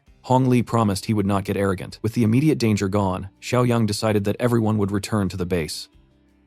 Meanwhile, at the steel mill to the east, the people stationed at the base noticed a group approaching. The man leading the group introduced himself as the third boss of the coal mine and asked if they remembered him. The first guard stated that he would report the situation to the leader. A bald man wanted to know what the third boss was doing there, while a woman beside him inquired about the whereabouts of Rui and the second boss. The third boss explained that they had been attacked and killed. Upon hearing this, the bald man authorized their entry and ordered his subordinates to take the group to a safe dormitory. Later, inside that dormitory within the steel mill, one of the subordinates from the coal mine confessed that he had a bad feeling about the situation. While the boss tried to dismiss it as mere paranoia, the subordinate insisted that the place looked more like a prison because it featured iron bars. Soon, a man appeared and ordered everyone to come out. They found themselves completely surrounded by the steel mill soldiers. The mine boss asked what they wanted from them. A woman wearing glasses asked what should happen to someone who betrayed their own leader. The third boss denied any betrayal, claiming that Rui had died in an attack and that the situation was all a misunderstanding. The woman demanded clarifications and asked a man named Li Chang to explain everything he knew. Li Chang stated that he had gone to the coal mine and seen Rui's body, while the second boss was completely missing. He noted that the entire area showed signs of a major battle. According to him, the only plausible explanation was that the subordinates had turned against Rui. The third boss retorted that there was no proof of that accusation. The bald man laughed at the idea of needing proof, reminding them that they lived in an apocalypse where such concepts no longer held any value. He admitted that, truthfully, if it weren't for the abilities of Rui and the second boss, they would have taken over the coal mine a long time ago. He also commented that they could simply kill them all right there, but one of the men present suggested sparing them because they possessed valuable information. The woman with glasses showed interest, and the man revealed that there was a base in the east with many people and supplies. He said Rui and the second boss had attempted to attack it, but had lost. He promised to guide the group there if they spared his life. The woman wanted to know how strong that base was compared to theirs. The man replied that it was probably about the same strength, but mentioned that he had not seen any evolved people there. The bald man asked how they had lost the battle. The man then explained that the other group possessed heavy, high-caliber weapons. The woman considered this to be excellent information, but still ordered all of them to be executed. They begged for mercy, but they were all killed. In that way, the coal mine was left with no survivors. The steel mill's boss asked what their next move would be. They concluded that they should eliminate that threat as soon as possible. The woman warned that attacking suddenly would be risky, since the enemy had heavy weapons. She decided the best course of action was to gather information first, and evolve so they could face them safely. She ordered scouts to be sent out to gather intelligence on the enemy. Meanwhile, Xiao Yang was reviewing his system, evaluating what he could buy with the 126 points he had accumulated. In the shop, there was a level 1 supply box and a level 2 black tech box,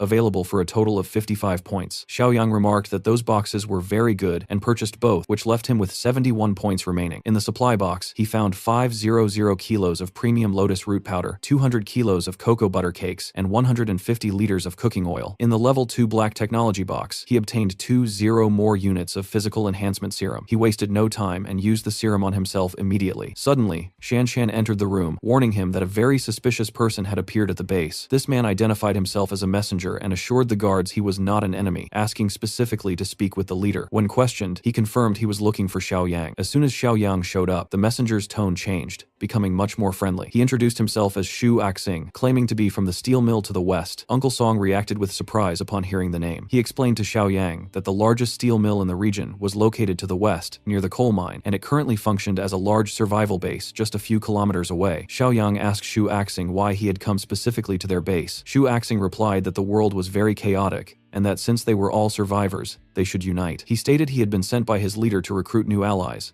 but Kai warned Xiaoyang not to trust him, noting the man had been prowling the area with a map and inspecting everything. Xiaoyang analyzed the map and used his mind's eye to assess Shu Axing, concluding that he was not trustworthy at all. Without hesitation, he pointed his pistol at the man's head, making it clear he knew his true intentions. He demanded that Shu Axing tell the truth or die right there. Shu Axing justified his actions by saying they were just being cautious and did not want enemies. Xiaoyang then asked Zhang if they had any record of him, and Zhang said they did not. In the end, Xiaoyang ordered Shu Axing to leave. Everyone was a little surprised by the decision, but Xiaoyang had a plan. He handed the map back to the messenger and let him go, thinking to himself that the steel mill could be worth a lot of points in the system. The story then moves forward 5 months later. At the steel mill, there were rumors that people were disappearing again. Some men suspected that the known monster was active once more. When they approached the dump, they heard a strange noise and decided to wait for the guards to check it out. However, before they could do anything, one of them was struck in the neck with a knife. They immediately warned Li Chang that there was a monster in the dump. When Li Chang heard this, he asked if it was the tentacle man. They said it had to be him since the creature was behind a pile of trash. Even so, Li Chang found the sudden, unannounced attack suspicious and ordered everyone to hide. He instructed those with evolved abilities to follow him. He set off with the squad of evolved people, telling them to flee if they were caught off guard. After they searched the entire perimeter, they found nothing but footprints left behind. Li Chang reflected that since the coal mine had closed, many people had gone missing at the steel mill. Previously, there were 3 bases for the monster to attack, but now only their base remained. Still, he concluded that it wasn't the tentacle man. Meanwhile, at Xiaoyang's base, he reflected on the fact that he had survived much longer than in his previous life and realized realized that rebuilding civilization was not an impossible task. This was his mission, to establish a utopia and expand his community as much as possible. He noted that months had passed without any new system missions involving the steel mill. It was at this time that Shanshan returned to the base. Xiaoyang asked her and Zhang if they had noticed anything unusual during their hunting operation. They replied that they had not, noting that with their current strength, no one even realized they were the ones responsible for the killings. Xiaoyang also inquired about how Xiao Yu had performed on the mission, and they reported that he was adapting well, even reaching the point of killing a zombie on his own. His mother confirmed this with pride. Xiaoyang considered this excellent and reminded the group to save all the mutant cores they had collected. Finally, a new mission titled Nemesis Villain Volume 3 appeared for Xiaoyang, with the goal of eliminating all threats and assisting potential allies, offering a reward of 80 points. Xiaoyang wondered if the system was referring to the people at the steel mill, and whether he would truly have to help them. Later, during a meeting, Hongli remarked that it would be very dangerous for Xiaoyang to infiltrate that location alone. Uncle Song explained that over the last 5 months, the people from the steel mill had continued to send spies and scouts to probe their base. He warned that if Xiaoyang went in alone, he would be an easy target. Despite this, Xiaoyang stated that with his current strength, it would be difficult for anyone to hurt him. Furthermore, he explained that the purpose of the mission was to determine if there were any potential allies inside. He expressed trust in his team to defend the fortress in his absence, stating they would not allow the base to be invaded as long as they were alive. Back at the steel mill, Li Chang was outside the boss's door attempting to deliver an urgent report. The guard, however, stated that no one was permitted to enter except for the 2 leaders. Impatient, Li Chang lunged at the man and grabbed him by the neck. He then apologized, realizing he was losing control of his own body, something that had been occurring since he began evolving. The leader in the room, Ling, ordered them to let him in. She listened to Li Chang's report, in which he explained his theory that the disappearances were not the work of the tentacle man. He noted that he had found women's footprints at the crime scenes, even though none of the victims were women. Ling understood that this pointed to the possibility of another killer among them. She warned him not to spread this information, as the people were already terrified of the tentacle man, and a rumor of another killer would cause panic. She moved closer to ask if he had a plan, but an embarrassed Li Chang said no and left the room, realizing afterward that he had forgotten to ask something else. Inside the office, Ling spoke with another boss whom Li Chang had not noticed. This man asked if the presence of female footprints was confirmed. Ling noted they would have more work ahead, and the man agreed, remarking that he killed while she cleaned up his favorite arrangement since he liked to drain bodies. Meanwhile, Xiaoyang approached the steel mill, killing a horde of zombies along the way. Knowing he was close to his destination, he prepared a disguise. He cut his hair slightly, smeared dirt on his face, changed his clothes, and put on glasses. When he reached the entrance of the steel mill, a guard stopped him and asked who he was. Xiaoyang, in character, claimed he was alone and had finally found a base of survivors to ask for help. The guard asked how he had survived alone for so long, and Xiaoyang explained that his previous base of 10 people had been wiped out by a horde, leaving him as the sole survivor. The guard commented that he must be quite strong, to which Xiaoyang humbly replied that he had gained some strength from surviving many attacks. Even so, the guard made it clear that he would have to pass a test to enter. Xiaoyang thought the people there were not very friendly. At that moment, Li Chang appeared and asked about the newcomer. The guard explained he was a lone survivor and that he planned to take him to an evaluation area. Xiaoyang became suspicious, thinking they might want to kill him in an isolated spot. However, Li Chang surprised him by saying he could enter and even pick up more weapons if he wished. Xiaoyang asked if he could trust them, fearing he might be shot upon entry. Li Chang replied that being cautious was normal in the apocalypse, and that they were not forcing anyone to stay. If he didn't want to, he could leave. Xiaoyang agreed and handed over his weapons to be searched, thinking that Li Chang seemed to have some principles and was not a complete monster. He also noticed the people at the steel mill were less savage than the Bichui group. Li Chang asked if he had survived using only a knife and whether he was an evolved. Xiaoyang maintained his disguise and pretended not to know what that meant, though he actually felt much stronger than Li Chang. Li Chang explained a rule of the base. Evolved people had to report to the boss first. For that reason, Xiaoyang was taken to a reception room that resembled a prison cell. Sometime later, the bald boss appeared, looked at him suspiciously, and asked for his name. Xiaoyang introduced himself as Zhang Ye. The boss asked if he was an evolved, his tone suggesting he already suspected it. To test him, the boss threw an axe at him. Xiaoyang barely dodged and realized this was the test. He complained that he could have died if he wasn't evolved. The bald man confirmed this coldly, stating the death of an ordinary human would be no loss. He explained that evolved people needed to stick together and said it was good for Xiaoyang to know who he really was. He warned that few in the base knew this secret and ordered Xiaoyang to keep it confidential, threatening to kill him if he told anyone. In an intimidating move, he nearly grabbed Xiaoyang by the neck, but Xiaoyang managed to dodge. Xiaoyang thought he could kill the man at that moment, but was unsure if the system would reward him yet. The boss, noticing his reflexes, admitted he had good skills, but explained that the power of an evolved went far beyond that. He then ordered the guards to take Xiaoyang to an empty room and provide new clothes. Afterward, Xiaoyang was introduced to other important members of the base. He met Deping, who held as much power as the leader, Huan Ling, both of whom were responsible for maintaining control. Huan Ling remarked that he was lucky to have found the base, and would no longer have have to worry about surviving alone, but she explained that to eat and sleep there, he would have to prove his worth. Xiaoyang accepted and promised to follow orders. Bin, another officer, explained that he had arrived at the right time because they were about to go out on patrol and Xiaoyang would be joining them. Later on, the same guard who had welcomed Xiaoyang at the gate was part of the team and casually asked Bin about this new member. Bin simply said there wasn't really a choice since the order had come directly from the boss. Meanwhile, Axing kept staring at Xiaoyang, feeling like his face looked oddly familiar. As they moved forward, Bin quietly explained to Xiaoyang that he had to keep his evolved status completely secret. Inside the base, only the two leaders, Diping and Huan Ling, knew the truth about evolving through eating human flesh. Apart from them, there were only 4 evolved members in total: Bin himself, Axing, Aqiang, and Deping, and all of them were family. Axing was Bin's brother, Deping was their cousin,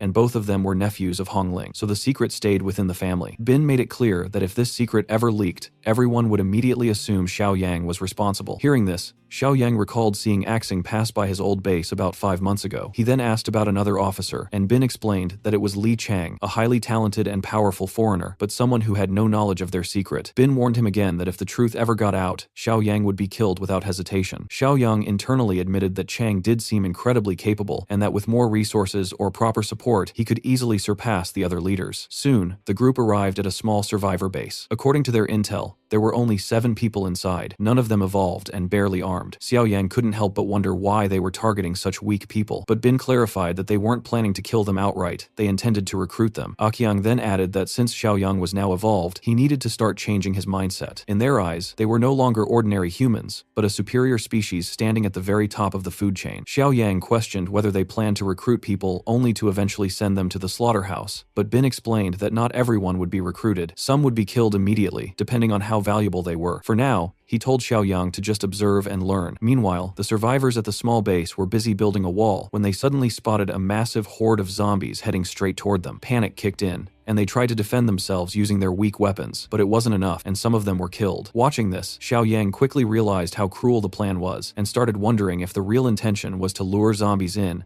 and weaken these people. Bin didn't deny it, and admitted that their resources were limited, so they couldn't afford to accept everyone. Instead, they let the zombies wipe out the weaker ones, and only took in those who were actually valuable. Just as a woman was about to get caught by the zombies, Aqiang suddenly stepped in and saved her, killing all the enemies around her. Soon, the rest of the evolved squad joined in, finishing off the zombies and rescuing the remaining survivors. They introduced themselves as evolved humans from the steel mill, and claimed they had come to save them, which made the survivors feel relieved and grateful. Seeing their strength, Xiaoyang estimated that they were roughly at the level of 20 strength attribute points, similar to Zhang from his own group. Suddenly, Xiaoyang sensed a terrifying presence coming from a nearby building, but when he turned to look, there was nothing there, so he brushed it off as his imagination. Shortly after, he was called to help with the work, but in reality, something was indeed hiding inside that building, the infamous mutant known as the Tentacle Man. At the same time, the survivors mentioned they had some supplies stored inside. Bin then assigned Xiaoyang the task of collecting all the supplies, loading them onto a truck, and also gathering the bodies to take later, while Bin himself left with the rest of the survivors. Xiaoyang saw this as a perfect chance to be alone. Meanwhile, the rescued survivors felt relieved and happy, with one of the women even asking if there would be water to bathe, only to be told there would even be hot water available. Suddenly, Axing noticed something strange in the distance, and Bin immediately ordered everyone to stay alert. Aqiang stood protectively in front of the rescued woman, telling her to stay behind him, but Axing strongly felt that something dangerous was approaching, even though no one else could see anything. He insisted he wasn't wrong, but in the very next moment, a tentacle pierced straight through his neck. The hidden monster had revealed itself and was ready to slaughter everyone present. At that moment, Xiaoyang was some distance away, collecting zombie cores and thinking that getting 2 of them was already a decent result, when he suddenly heard distant screams. The tentacle man had begun attacking the group. Bin was instantly captured by the tentacles and brutally killed, his body crushed completely. The others were filled with fear, and even Aqiang couldn't react in time, realizing he had no way to deal with such a creature. Instead of running away on his own, he cowardly pushed the woman forward, so she could escape first. Just as she was about to be killed by the tentacles, Xiaoyang suddenly appeared, slicing through all of them and saving her. Looking at the creature, Xiaoyang wondered if this was the famous tentacle monster everyone talked about. Aqiang clarified that it wasn't the original, but one of its offspring. He explained that the real tentacle monster had the ability to transform normal humans into smaller tentacled creatures, continuously creating such offspring. Although these were weaker than the original,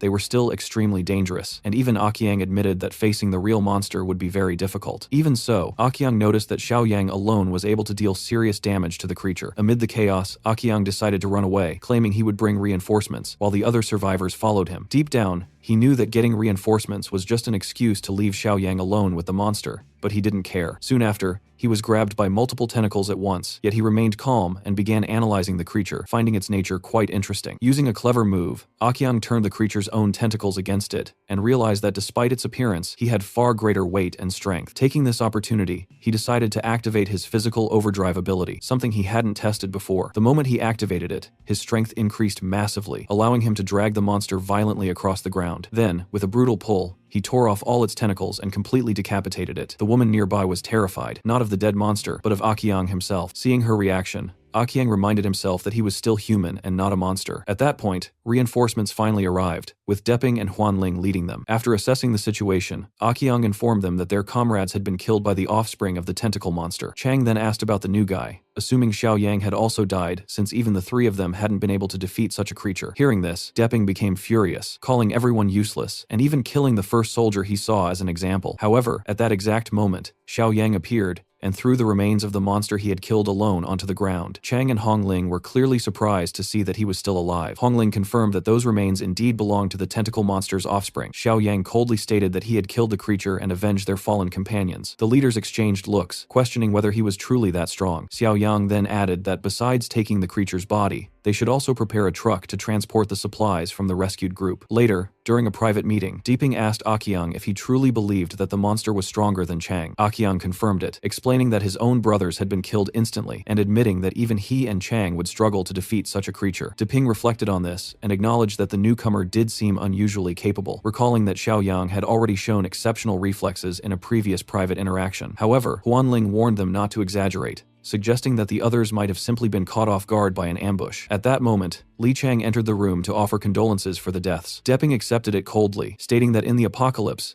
everyone must be prepared to lose loved ones, and then asked him to get straight to the point. Li Chang said that he believed Xiaoyang was as strong as him and suggested making him an officer. Depping immediately rejected the idea, saying they knew nothing about Xiaoyang's background and couldn't trust him. Hongling, however, tried to calm things down, admitting that Xiaoyang had the strength to qualify as an officer but still needed to prove his loyalty. Li Chang argued that killing the offspring alone should already be enough proof, but Huanling responded that while it was impressive, it didn't solve all their problems. She then proposed a plan they would gather the strongest members of the base and hunt down the original tentacle monster together. Later, Xiaoyang overheard the entire plan and thought about how he had just arrived, yet was already being assigned such a dangerous mission. He questioned whether this was really the right move. Hongling reassured him that there was no issue since he had the strength to handle it. Deeping even added that if the mission succeeded, Xiaoyang could become the third in command. He asked Chang if he had any problem with being outranked by the newcomer, but Chang showed no objection. Finally, Depping decided that everyone would set out for the mission in 2 days. However, Xiaoyang found the proposal suspiciously straightforward for people who didn't seem to fully understand the danger. Using his mind's eye, he looked into their true intentions and realized that deep down, the two leaders actually wanted him dead, while Chang remained completely indifferent, neither liking nor disliking him. Later that night, close to midnight, Kai gathered everyone together and announced that Xiaoyang had contacted them through the radio. Hongli took the call and asked how things were going over there. Xiaoyang told him that the important mission would happen the day after tomorrow at the South Suburban Park. He asked them to bring all the strongest people from the base,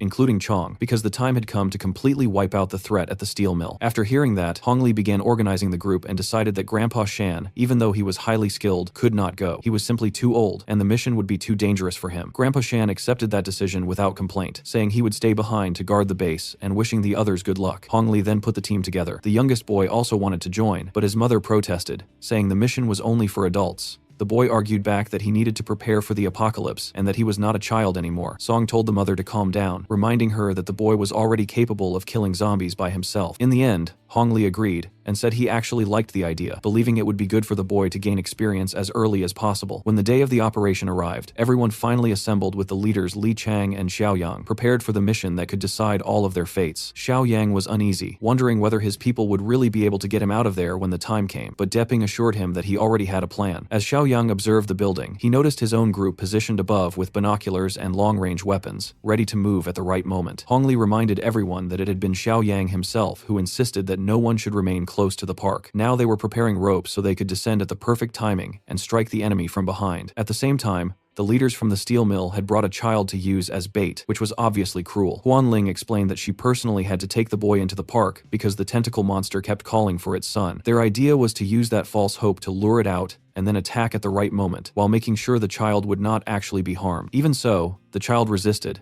and said he did not want to be used as bait. Depping got angry, accused the boy of disobeying the leaders, and then threw him into the park. Right then, Hongli gave the signal for everyone to descend. The child screamed for help, and soon the roar of the monster echoed through the area as it called for its son. Li Chang warned everyone that the monster had shown up and that it was time to rescue the child. He tried to move forward, but the leaders stopped him, saying it was not the right moment yet because they wanted Xiao Yang to handle it. Xiao Yang moved ahead without hesitation, reached the child, and threw him out of danger, but the tentacle monster immediately caught Xiao Yang and demanded that its son be returned. At that moment, Xiao Yang recognized the creature and fully understood how serious the situation had become. Li Chang kept shouting at him to hold on while trying to break free from the leaders who were restraining him. Li Chang questioned their plan, saying that if Xiao Yang was not helped, the newcomer would die. But Huanling coldly answered that this was part of the plan from the start. They wanted to test whether the boy was truly strong enough to handle one of the tentacle monster's offspring alone. If he died, then to them he had only been disposable. Li Chang was furious when he realized this had all been planned beforehand and demanded to know why. Xiao Yang then exposed their secret, revealing that they were cannibals who ate human flesh. Hearing that, Li Chang was completely shocked. Then the gunfire started, exposing the ambush. Hongli and the others from the base opened fire with everything they had. At the same time, Xiao Yu and the rest of the team hurled Molotov cocktails at the tentacle monster. As the monster moved forward, it suddenly noticed the child and reacted with surprise. The creature was actually Shang Zi, someone Xiao Yang recognized. The frightened boy said that the monster was extremely strong, yet the creature still tried to calm him down. Zhang warned everyone to be careful, because this was no ordinary zombie. Then Chen Chong moved in and displayed incredible skill, dodging the tentacles with ease. Meanwhile, the evolved members from the steel mill scrambled to take cover from the barrage of gunfire. Huanling asked whether the enemy side also had a mutant, and wondered how a mutant could possibly be fighting alongside humans. Chong had entered an absurdly powerful state. Even when all the tentacles wrapped around him, he could simply break free, as though it meant nothing. Even though the fight was still difficult, Xiao Yang watched with satisfaction because Chong had finally found an opponent worthy of him. Depping then wondered out loud if the rookie had been pretending all this time. Xiao Yang, meanwhile, easily sliced through the monster's tentacles and freed himself. At that point, Akiang suddenly realized something important. He remembered that they had once talked about the leader of the eastern base, the same man who had massacred the people at the coal mine, and that leader's name was Xiao Yang. Depping immediately understood that they had been deceived. Ling then concluded that the entire enemy force had to be Xiao Yang's people. Everyone surrounding the area and fighting the monster was made up of his strongest allies, the same ones who had defeated Rui and taken over the coal mine. She quickly realized they had no guarantee of victory, and that even if they somehow won, they would suffer massive losses. Akiang asked what they were supposed to do, and Ling told Depping to cover her because she was about to take decisive action. Depping hurled his axe with such force that it caused an explosion in the forest, forcing Hongli's group backward and creating an opening. Ling used that moment to rush toward Xiao Yu. Kai tried to protect the boy, but Ling kicked him so hard that he was sent flying, exposing the fact that she too was evolved. She grabbed the little boy and declared that he was the answer to everything. Even after recognizing that the boy had skill, she still punched him in the face. That made Shengzi even more furious, and he roared in rage. Chong seized the distraction and grabbed the monster by the neck, but Xiao Yang remained calm and told everyone that the monster would not attack them now, because it would never risk the child's life. Ling then threatened to kill Xiao Yu if they did not all drop their weapons. Hongli begged her to take him hostage instead, but Ling noticed their desperation and realized she had targeted the right weakness. Hongli could only think about how he would explain it to the boy's mother if anything happened to him. Even so, Ling forced everyone to lay down their weapons, and Hongli obeyed. She then ordered Xiao Yang to use the monster he had brought to kill the tentacle monster, but before anyone could predict it, the enemy launched a sudden attack so quickly that only Ling and Diping managed to dodge in time. Akiang and the others in their group died instantly. Ling had not expected that outcome at all. She had believed that once Xiao Yu was captured,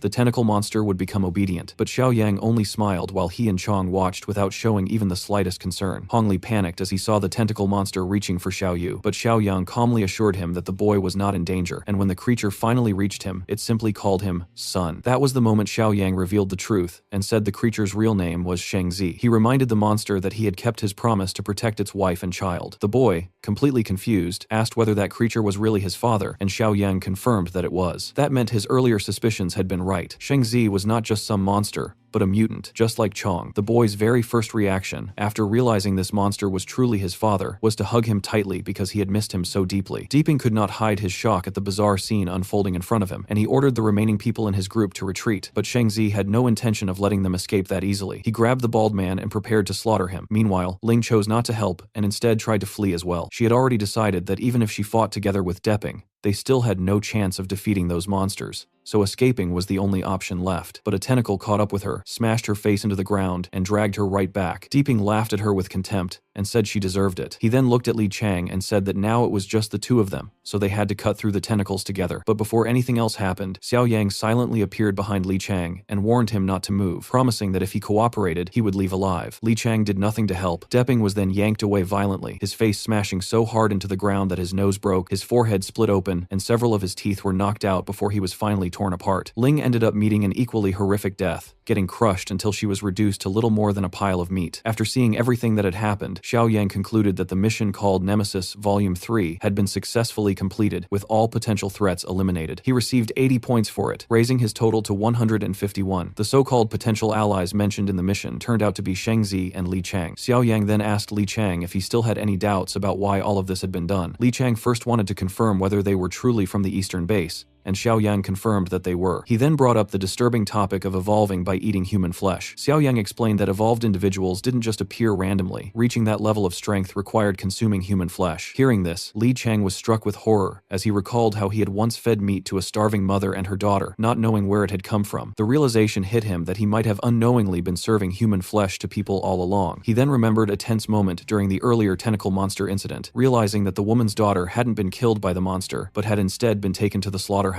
Just imagining that made him feel sick, and he ended up vomiting from the sheer disgust. Overcome with anger, he walked over to Depping's corpse and smashed it into pieces. After that, he turned to Xiao Yang and asked whether the people at his base also became stronger through such a disgusting method. Hong Li immediately answered no, assuring him that they didn't follow that path. Xiao Yang then explained that their group used a completely different method. He tossed a zombie core to Li Chang and told him to examine it, explaining that mutant zombie cores could also help people evolve. Although this method wasn't as common or as easy as consuming human flesh, it was far more effective and didn't come with those horrible side effects. He further explained that people who used the human flesh method became increasingly violent, lost control over their emotions, and developed strong, murderous tendencies. Li Chang admitted that this matched what he had been experiencing himself. Xiao Yang warned him that there was no complete cure, because once someone started down that path, the effects would stay with them for life. However, if he stopped now, the symptoms could still improve over time. After that, Xiao Yang turned toward Sheng Zi and asked if they could talk. Sheng Zi, still struggling to speak properly, thanked Xiao Yang for saving his son, managing to express himself with great effort. Xiao Yang understood him without difficulty and explained to the others that Sheng Zi, much like Chong, could still communicate in a primitive way while retaining his memories, even though his physical form had become terrifying. Even so, Sheng Zi reassured him that he was fine and that there was no need to worry about his son anymore because he was safe. Xiao Yang then asked whether he wanted to stay there since he was already familiar with that place. Sheng Zi agreed and even praised Xiao Yang for being intelligent and quick to understand everything. Finally, Xiao Yang turned back to Li Chang and said that now that all the threats had been removed, the remaining survivors at the steel mill would need to be dealt with. However, Li Chang admitted that he no longer trusted himself since he had consumed human flesh and feared that he might lose control at any moment. Xiao Yang thought about this and said that they might consider recruiting those survivors in the future, but first, they would need to discuss it with the group. For now, he told Li Chang that he would return to the base with them, assuring him that he would keep a close watch on him in case anything went wrong,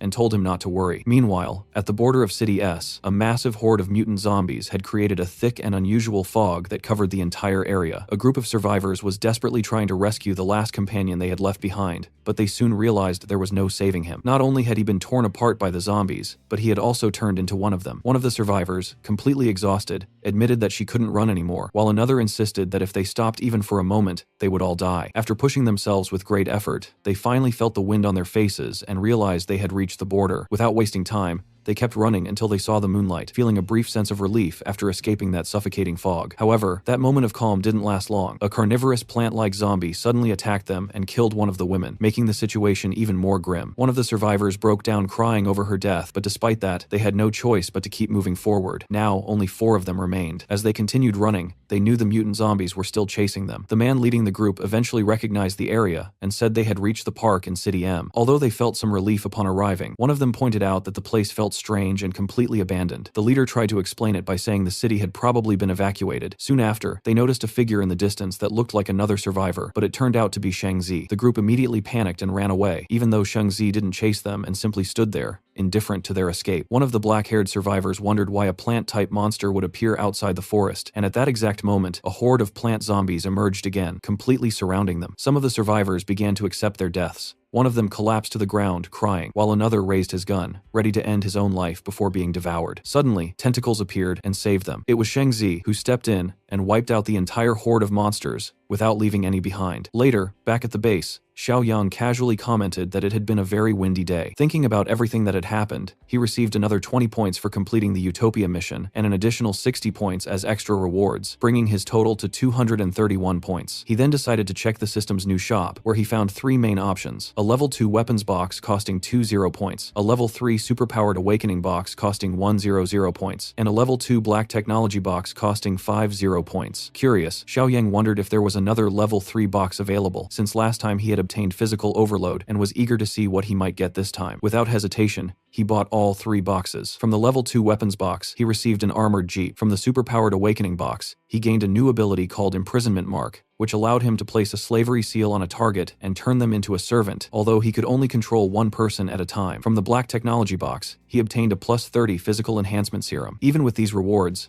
Xiao Yang was most interested in his new ability. Since Chong and Li Chang were currently stable, he decided to wait before choosing how to use it. At that moment, the Utopia mission updated. Now, he needed to upgrade the base's defenses into a fully independent automatic security system that would function even without his presence. He also received a new mission called Pest Control, which required him to eliminate the mutant plant threats in exchange for 100 reward points. He even joked to himself, thinking the system was basically telling him to start a vegetable garden. Not long after, someone reported over the radio that Shang Zi was returning to the base carrying something. When Shang Zi arrived, people were initially frightened by his huge and intimidating appearance, but they soon realized he was likely on Xiao Yang's side, especially since Xiao Yang already had another zombie ally. Shang Zi felt a bit uneasy under everyone's suspicious stares, but calmed down when his wife and son came forward to greet him. He called his son son and referred to his wife awkwardly as "marry me," which confused everyone. Xiao Yang found his way of speaking strange at first, but with some help from the others, understood that Shang Zi meant wife, since his brain was still not fully clear. After an emotional reunion filled with tight hugs, Shang Zi explained the situation in more detail. He told Xiao Yang that those strange creatures had been appearing in the park where he stayed. One of the survivors who had come with him added that they were from City S, and that those creatures had been chasing them all the way from there. They explained that the mutants had merged with the forest itself. Xiao Yang quickly realized that these were the same creatures mentioned in his mission. The survivor also said, still shaken, that some of their companions had turned into those plant-like zombies. In response, Xiao Yang ordered Shang to strengthen the base's defenses, and then asked for volunteers to deal with the situation alongside him. In the end, Xiao Yang, the black-haired survivor, Zhang, and Shan Shan prepared themselves to depart. During their discussion, the survivor mentioned that those vines used to be much smaller. Xiao Yang explained that they would have to enter the forest, even though it was clearly enemy territory, and no one liked the idea. Still, he emphasized that if they didn't eliminate the problem at its source, it would continue spreading. Before setting out, he made it clear that there was something important to do first. Zhang and Shan Shan needed to become stronger to handle this kind of threat. Over the next few days, they would go out hunting to improve their abilities. Later on,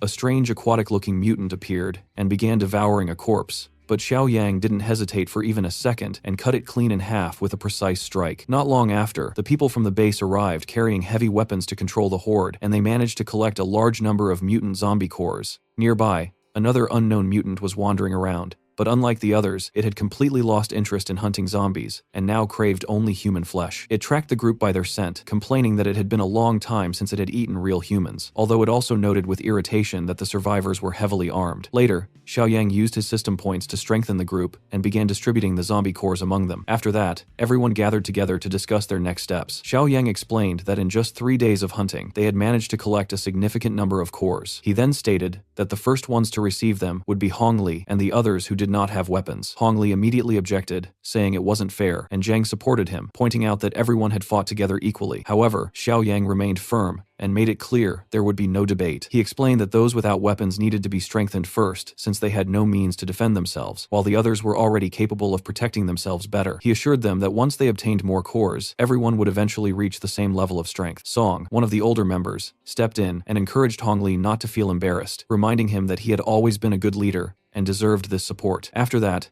Xiao Yang called Shan Shan aside to speak privately. She felt a bit suspicious and asked what they were going to do there. Meanwhile, the rest of the group couldn't control their curiosity and secretly tried to listen in. Chong even made a teasing remark, suggesting that maybe Xiao Yang was about to hurt her, which only made things more suspicious. Suddenly, Xiao Yang opened the door, having already noticed them trying to eavesdrop. When he saw everyone gathered there, he immediately dragged Zhang into the room and shoved him forcefully. In reality, Xiao Yang was giving Shan Shan an injection to enhance her abilities and prepare her for future battles. He explained that aside from himself and the mutants, Zhang and Shan Shan were currently the strongest fighters in the base. Zhang admitted that this was all thanks to their leader. Xiao Yang then decided to test Shan Shan's new strength against Zhang. Zhang was uncomfortable with the idea because he didn't like fighting women, but Xiao Yang insisted. He told Zhang that if he didn't want to strike back, then Shan Shan should use her full strength, since Zhang could handle it. When Shan Shan slapped him, the force was so intense that it nearly tore his head apart. Zhang was sent flying, and Chong, along with Kai, had to catch him to prevent him from crashing even harder. Xiao Yang revealed that he had injected Shan Shan with a physical enhancement serum, which made her one of the strongest in terms of raw physical power. Zhang complained that he should have received the serum first, but Kai mocked him, joking that Xiao Yang had prioritized a woman and teasing him about it. Later on, Xiao Yang organized a team to eliminate the monstrous plant spreading through the city. The group would include Chong, Zhang, Li Chang, and one of the survivors. That survivor, despite being partly responsible for the situation, had initially agreed to help. However, when the time came, he firmly refused, saying he had barely escaped with his life and had no intention of going back. Li Chang tried to persuade him by saying they were going to rescue his family and companions, but the man replied that there was no one left alive and that he would rather stay at the base and contribute from there. On the other hand, the second survivor who had come with him showed more courage and decided to join Xiao Yang on the mission, even fully aware of the risks involved. In western suburbs, buff evolvers are combing through buildings for someone. Day by day, his brain is functioning slower and slower. If he doesn't get fresh human meat soon, it will only get worse. The banging on his head was interrupted by the sound of banging in the distance. He quickly ran and followed the lustful sounds. Upon opening the metal door of an abandoned building, he was greeted by the sight of two couples going at it like animals in heat. Buffulver cleared his throat to catch their attention and stop the penetration. The foursome immediately recognized him, but they were not happy to see him again. Buffulver assured them that he did not come to this place to steal anything this time. In fact, he came over to share information. The women did not trust his worst at all. Everybody here had bitten the bullet and embraced being half monsters. There is no point in lying. Buff Evolver swore that he was not lying. He found a community of pure humans, saw that they were armed to the teeth, and now he's asking for help to hunt. The half-monsters crowded him with their equally buff bodies, evaluating his every word and action. In the end, the half-monsters agreed to trust the words of the thief this once. If the bastard lied, they could just eat him instead. Just like that, he was accepted into the group. With her kitty hanging out, the redhead half-monster welcomed the new addition to their group with something tight and warm. Buff Monster is not one to turn down such a generous offer. Meanwhile, Xiao Yang's expedition team moved deeper into the forest to confront the plant monsters. The survivor who had chosen to join them explained that his girlfriend had been killed by those creatures, and that he still believed other survivors might be alive and could be rescued. Xiao Yang quickly arranged their formation to ensure safety. Li Chang covered the rear, Chong and Zhang guarded both sides, the weaker survivor stayed protected in the center, and Xiao Yang led from the front. The man thanked them repeatedly for their help, but Xiao Yang clarified that their main goal was to eliminate the creatures and stop their spread. Suddenly, something wet and sticky landed on Xiao Yang's face, irritating him as he tried to figure out what it was, while the survivor warned him to stay alert. Moments later, a carnivorous plant suddenly grabbed Xiao Yang by the neck and almost devoured him. Even then, he showed no struggle. With overwhelming strength, he pulled the plant closer, tore apart its internal organs, ripped out its tongue, and destroyed its core, effectively killing it. Even as the plant tried to escape, Xiao Yang ordered Sheng Zi to pull it back effortlessly. Once the creature died, it released a strange mist. Xiao Yang commented on the unusual smell, but when he turned to warn the others, he realized no one else was around. At the same time, the survivor was experiencing something completely different. To him, it looked like everyone had simply fallen asleep. In the middle of the forest, he saw the image of his girlfriend desperately calling out to him. Believing she was alive, he ran toward her, only to be led deeper into the forest. Meanwhile, back at the base, a group of evolved mutants that had been wandering around decided to approach the human settlement. Without any real strategy, one of them immediately attacked the guards. Hearing the commotion, Hongli stayed alert. The guards opened fire, but normal bullets had little effect on the attacker's body. Still, Hongli managed to land a powerful kick that sent the mutant spinning. Then they switched to AK-47 rifles, and this time the bullets worked, leaving the attacker badly injured. Hongli ordered the wounded to be taken straight to the infirmary. The reckless mutant who attacked was dragged back in a near-death state. A woman in a bikini questioned how strong the humans at that base really were. The dying mutant begged for flesh to heal himself, but one of his companions killed him without hesitation and used his body as food for the group. A bald man then asked what their plan was, and the blonde woman responded that they were overcomplicating things. Since they were evolved humans and not zombies, they could simply walk up to the base gate and try talking. Meanwhile, back in City M, the survivor began to feel that something was wrong even while seeing the image of his girlfriend. She kept urging him deeper into the forest, faster and faster. When he finally reached her, she was suddenly decapitated right in front of him. Shocked, he turned to Xiao Yang, who was also under the effect of the mist, and asked why he had killed her. Xiao Yang was confused, and had no idea what he was talking about. The survivor still couldn't see things clearly. When the hallucinogenic mist finally wore off, he realized in horror that there had never been any girlfriend at all. It had just been a zombie trying to grab him. Xiaoyang then had to slap Chong to snap him out of the illusion as well. Once everyone regrouped, Li Cheng commented that it felt like they had been asleep for days under the effect of that mist. Sheng Zi, still disoriented, mentioned that he had been dreaming about picking up his son from school. From the way Xiaoyang interpreted his words,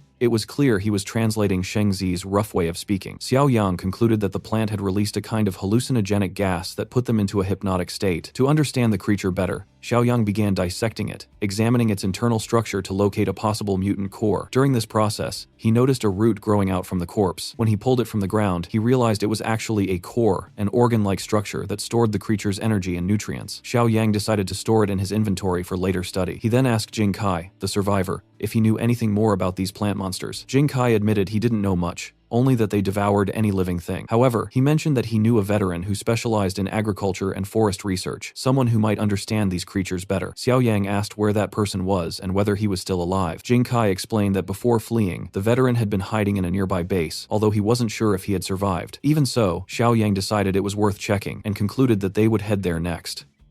Meanwhile, a woman wearing a bikini approached the base while pretending to be injured, stumbling and collapsing in front of the guards. The guards noticed her and started arguing about what to do. One of them said they should first record the situation before letting her in, while another insisted they needed to help her immediately because she looked seriously hurt. Seeing their hesitation, the woman began using her charm to seduce one of the guards, and he quickly gave in and decided to help her. Hidden nearby, her allies watched and commented that she was very skilled at this kind of act. The situation turned awkward as she and the guard began making out behind a car like reckless teenagers. At the same time, Xiaoyang's group continued moving toward the base near the forest, and as they got closer to the city, the surroundings became brighter. Jing Kai pointed out that they were almost there. Suddenly, a woman called out to them, and Jing Kai recognized her as Aunt Yang. For a moment, he thought it might be another illusion, but there was no mist this time. Even so, the tension remained high. Aunt Yang immediately ordered her people to prepare for combat, assuming that Jing Kai was being held hostage. Sheng Zi prepared to retaliate, but Xiaoyang quickly stopped everyone. Arrows were fired at them, but they bounced harmlessly off Xiaoyang and Sheng Zi. Xiaoyang calmly told everyone to relax and assured them they weren't enemies as he stepped forward. Jing Kai then explained to Aunt Yang that they were outsiders who had helped him and had actually saved his life. She asked about the others and about Shang, but Jing Kai revealed that she had died along with most of their group, leaving only a few survivors. The survivors at that base felt intimidated by Chong and Sheng Zi because of their overwhelming presence. Xiaoyang tried to ease the tension and asked Chong and Sheng Zi to say something to make everyone feel more comfortable. Chong awkwardly said that he might look ugly but was actually kind, while Sheng Zi, showing off his physique, added that he was muscular even without clothes. Xiaoyang admitted that their attempts probably hadn't helped much. Jing Kai then stepped in to calm things down, explaining again that they were allies, and that there would be no trouble as long as no one acted aggressively. Aunt Yang finally accepted the explanation and said she believed them. Meanwhile, back at the main base, Shan Shan returned and asked Hong Li for permission to open the gate to the old steelworks. The enemies were hiding nearby behind a car, but she managed to get inside before they could make a move. They had already realized that Shan Shan was an evolved human and were eager to capture her. Inside, Shan Shan went straight to the infirmary to check on the injured. She explained that Xiao Yang had given her an infection inhibitor that might help prevent people from turning into zombies. However, Hong Li pointed out that the injured weren't showing the usual symptoms of infection, leading him to suspect that the attackers weren't zombies, but evolved humans. The bikini-clad woman then confirmed this suspicion, saying she was familiar with those types. She explained that there was a terrifying group made up of evolved humans and mutants, far more dangerous than ordinary zombies. Hong Li asked her who she was, and she said she had just been rescued and had come from the west. She described those enemies as being far more frightening than any zombie. Hong Li then realized that she might have unknowingly led those enemies straight to their base. She kept apologizing, while the guard who had helped her tried to defend her, saying it wasn't her fault. Hong Li agreed that he wouldn't blame her, and added that she could still be useful by providing information about how to deal with those enemies. Even so, she warned them that fighting such opponents would not be easy. Later, when she was alone with Hong Li, Shan Shan mentioned that she felt something strange about that woman, although she couldn't clearly explain why. Hong Li responded that Shan Shan was probably just stressed from everything that had happened, and said that once Xiao Yang returned, he would be able to figure things out. Elsewhere, Xiao Yang and his group finally reached the base Jing Kai had mentioned, located near the forest. The entire area was covered in that same strange mist. Aunt Yang questioned why they had chosen this base when there were better options available. Jing Kai explained that the disaster in this city was very different compared to other regions. Aunt Yang then commented that regardless of that, this was still the safest place they had managed to find. Jing Kai added that only the 10th floor of the building was clear enough of the mist to breathe normally. Finally, they went upstairs to meet the leader of that survivor group, Professor He, the person Jing Kai had mentioned earlier and who had deeper knowledge about those plant creatures. After explaining everything in detail, detail, including the issues with zombies and mutants. Xiaoyang asked Chong and Shengzi to come inside with him. Even though their presence was intimidating, the residents of the base didn't seem afraid of them. Xiaoyang got straight to the point,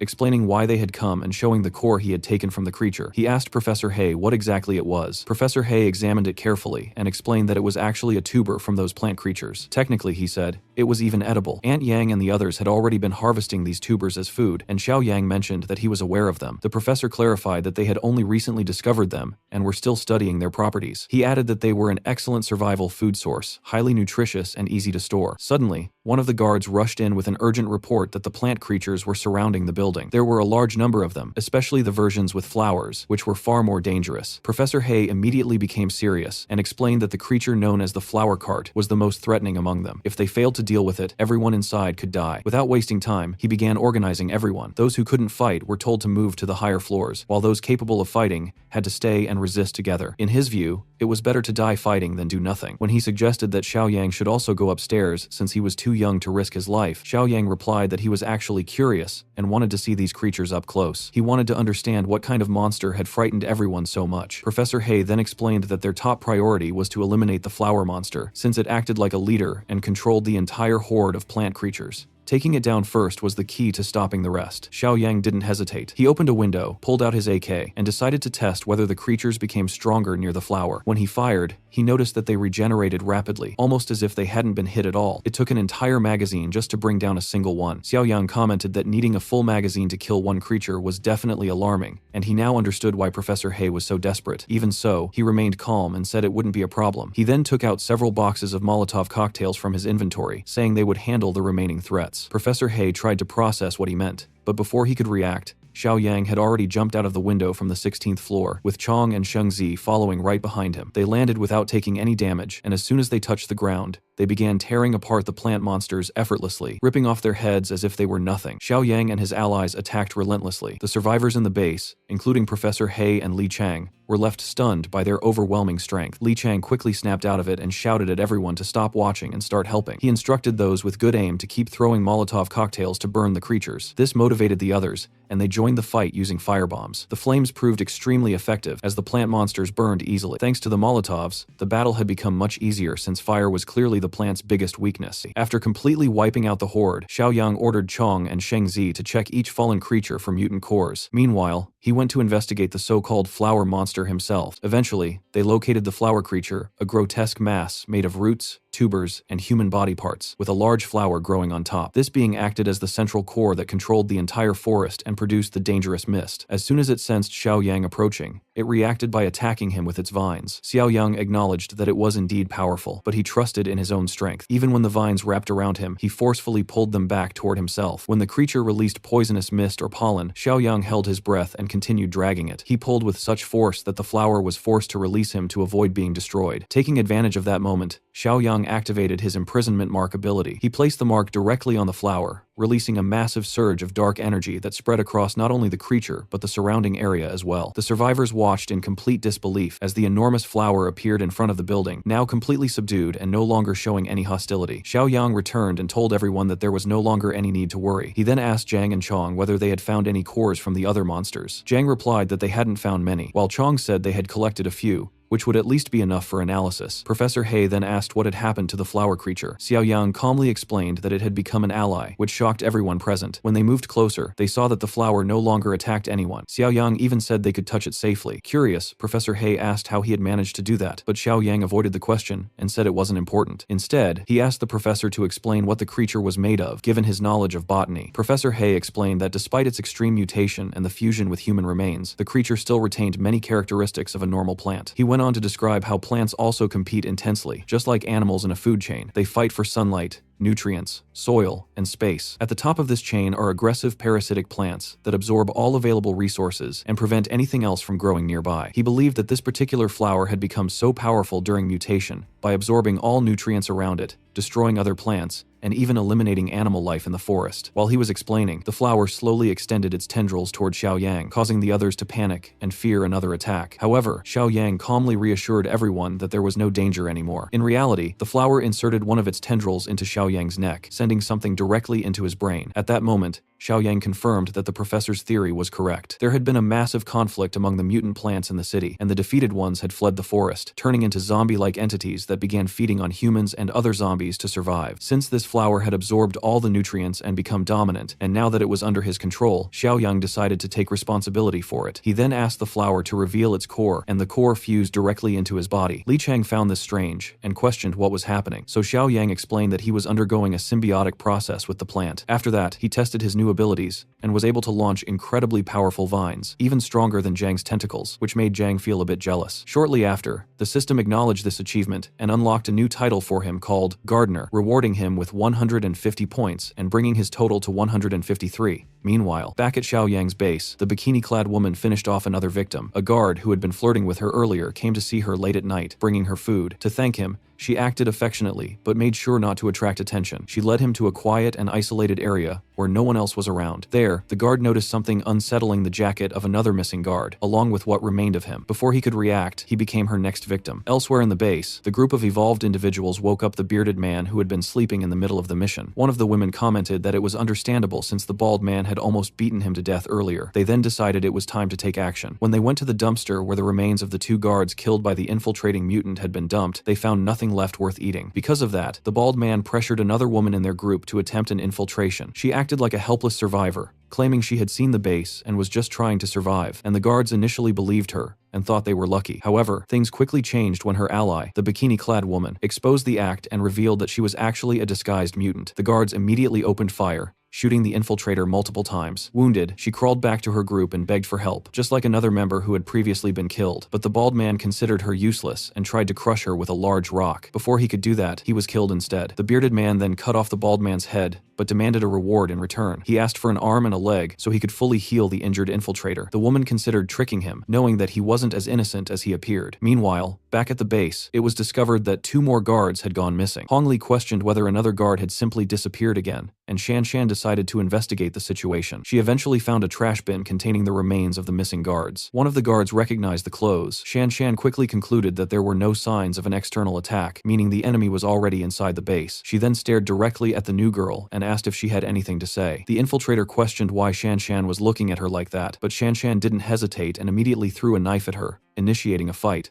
Realizing she had been exposed, the mutant quickly grabbed a guard and took him hostage. Shan Shan warned her that killing the hostage wouldn't help her escape alive. The infiltrator mocked her, saying that a short-haired girl like her couldn't possibly stand against her. The situation became tense, but the mutant managed to escape while still holding the hostage. Before letting him go, she shot him in the leg to buy herself time, even though Shan Shan had already wounded her by shooting her in the back. Despite her injuries, the mutant successfully fled. Shan Shan wanted to chase after her using a motorcycle, but Hong Li warned her that they didn't know how many allies the enemy might have, making it too risky. Shan Shan agreed with that assessment and decided not to pursue immediately. Instead, she ordered that any potentially infected survivors be placed in quarantine. She left that responsibility to Hong Li, while she, Grandpa Shan, and Zhang would handle the situation themselves. Hong Li noticed that Shan Shan had become much more mature and decisive recently, which he considered a positive change. Meanwhile, the expedition group continued fighting against the army of plant monsters. Xiao Yang, now equipped with his new tentacle-like abilities, had become significantly stronger. To completely wipe out the threat, the group used gasoline and set everything ablaze. Professor He and the other survivors were deeply impressed by the strength of Xiao Yang's team. After the battle ended, Xiao Yang completed his mission and earned another 50 points, bringing his total to 193. Instead of returning to the steel mill base, they headed back to the main base. This was because Xiao Yang had recruited additional survivors from near the forest. As soon as they arrived, Grandpa Shan informed Xiao Yang about everything that had happened at the base. He explained that Shan Shan was currently handling the situation, and then asked about the new people who had come along. Xiao Yang clarified that they were survivors from City S. Soon, the elders from both groups introduced themselves, creating a friendly atmosphere that suggested they would get along well. However, Xiao Yang made it clear that their stay would only be temporary. His plan was to take Professor He and the others back to the edge of the forest and establish a third base there, as he intended to expand his influence. At that moment, Shan Shan arrived on her motorcycle and asked whether Xiao Yang and the others had already returned. She then explained everything that had happened and warned them not to trust the new arrivals too much. Professor He asked whether that warning applied to them as well, but Xiao Yang reassured him that he already knew their group well and didn't truly consider them strangers. He also shared some good news. He had received a new system mission titled Villain Nemesis, Volume 4, which offered a reward of 120 points. He was determined to complete this mission with everything he had. Meanwhile, the bikini-clad woman who had been shot while escaping was struggling to regenerate her wounds. After some time, the other evolved members found her. A blonde woman asked whether she had faced any trouble with the new allies, but the redhead replied that it had all been a misunderstanding and that she actually had another plan in mind. The blonde became suspicious and questioned whether that plan involved killing them. She then made it clear that she saw everyone as the same, including the bald man they had already gotten rid of, and warned that she would soon eliminate all of them as well. However, she didn't realize that the bearded man was nearby. In the next moment, he stabbed her in the back. He mocked her for being so angry about betrayal, saying she had deserved it long ago. The blonde, now wounded, commented that since both of them were injured, he might as well kill her and take over leadership. But the bearded man replied that he was tired of people like them, who always blamed others, saying they talked about unity but never meant it. He then said he had his own idea of unity using her flesh. Without hesitation, he cut off her head and ordered the redhead to take enough of the body to heal her own injuries, while he kept the rest for himself. Meanwhile, Xiao Yang sent a report to Li Chang, explaining everything that had happened. He told him that a red-haired infiltrator had entered the steel mill base and turned out to be a cannibal. Xiao Yang asked if Li Chang knew anything about such people. Li Chang replied that he didn't know that specific group,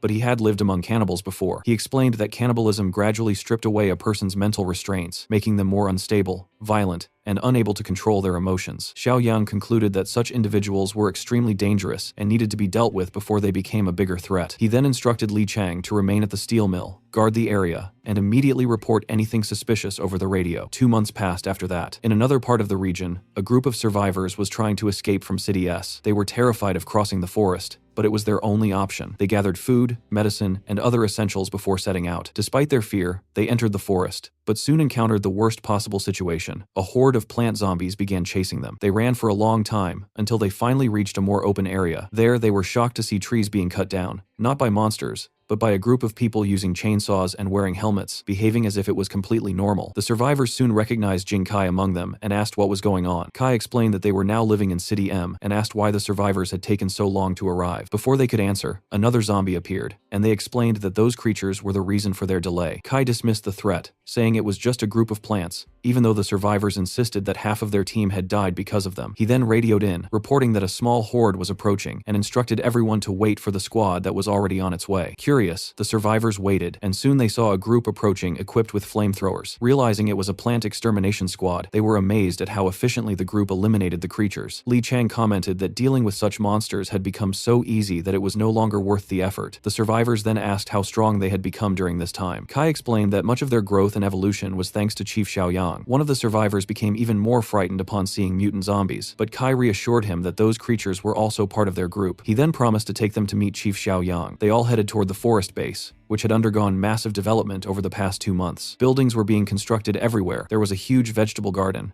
and the entire place was far more organized than the survivors had expected. When Kai showed them the tubers they used as food, one of the survivors was so disgusted that he immediately threw it away. Kai explained that although those were parts of the plant creatures, they were actually edible organs and highly nutritious. These plant-based resources had become the foundation of their diet at the new survivor base in City M. Everything was so well managed that they eventually reached the point where they would finally meet the well-known leader, Chief Xiaoyang. At that moment, Professor He felt extremely proud of the results of his research. He had never imagined anything like this in his entire life, and was convinced it was perfect for building a large-scale farm by fully utilizing the nutritious organs of the mutant plants. Xiaoyang was pleased to hear that everything was progressing well. He noted that the base's defenses were strong, and that the plant creatures were no longer a serious threat now that the City M base was fully prepared and well supplied. With that settled, he said it was finally time to deal with the cannibals, and they headed toward the outskirts of the city. As they moved through the alleys in the suburbs, Chong suddenly sensed a powerful presence nearby. Xiaoyang noticed it as well, and realized it was strong enough to rival even Zhang's team. Chong understood immediately, and both of them agreed that the only option was to eliminate the threat. Meanwhile, 2 cannibals had been observing them the entire time. The red-haired woman wanted to attack right away, believing it was the perfect chance, but her partner stopped her, warning that it was already too late since they had become targets of another group. Suddenly, a large faction of cannibals appeared in front of Xiaoyang and Chong. They spoke in disturbing and grotesque ways, like people eager to devour them. Even Chong, who was used to horrors, felt uneasy hearing their threats. The red-haired woman again insisted on attacking to steal the prey, but her partner preferred to wait and observe for a better opportunity. However, when they looked back again, Xiaoyang and Chong had already begun slaughtering the entire faction. The few survivors fled in terror, unable to comprehend what kind of monsters they were facing. One cannibal tried to escape by climbing a building, but ended up running straight into them. Without effort, Xiaoyang picked up a massive metal beam and hurled it, slicing the man in half. The beam pierced through a wall, and blood splattered across the faces of the watching cannibals, leaving them completely terrified. After that, Xiaoyang told Chong that he could go ahead and consume the bodies since they likely contained strong cores. The bearded man who had been watching everything was horrified. The red-haired woman asked if Xiaoyang and Chong had already left,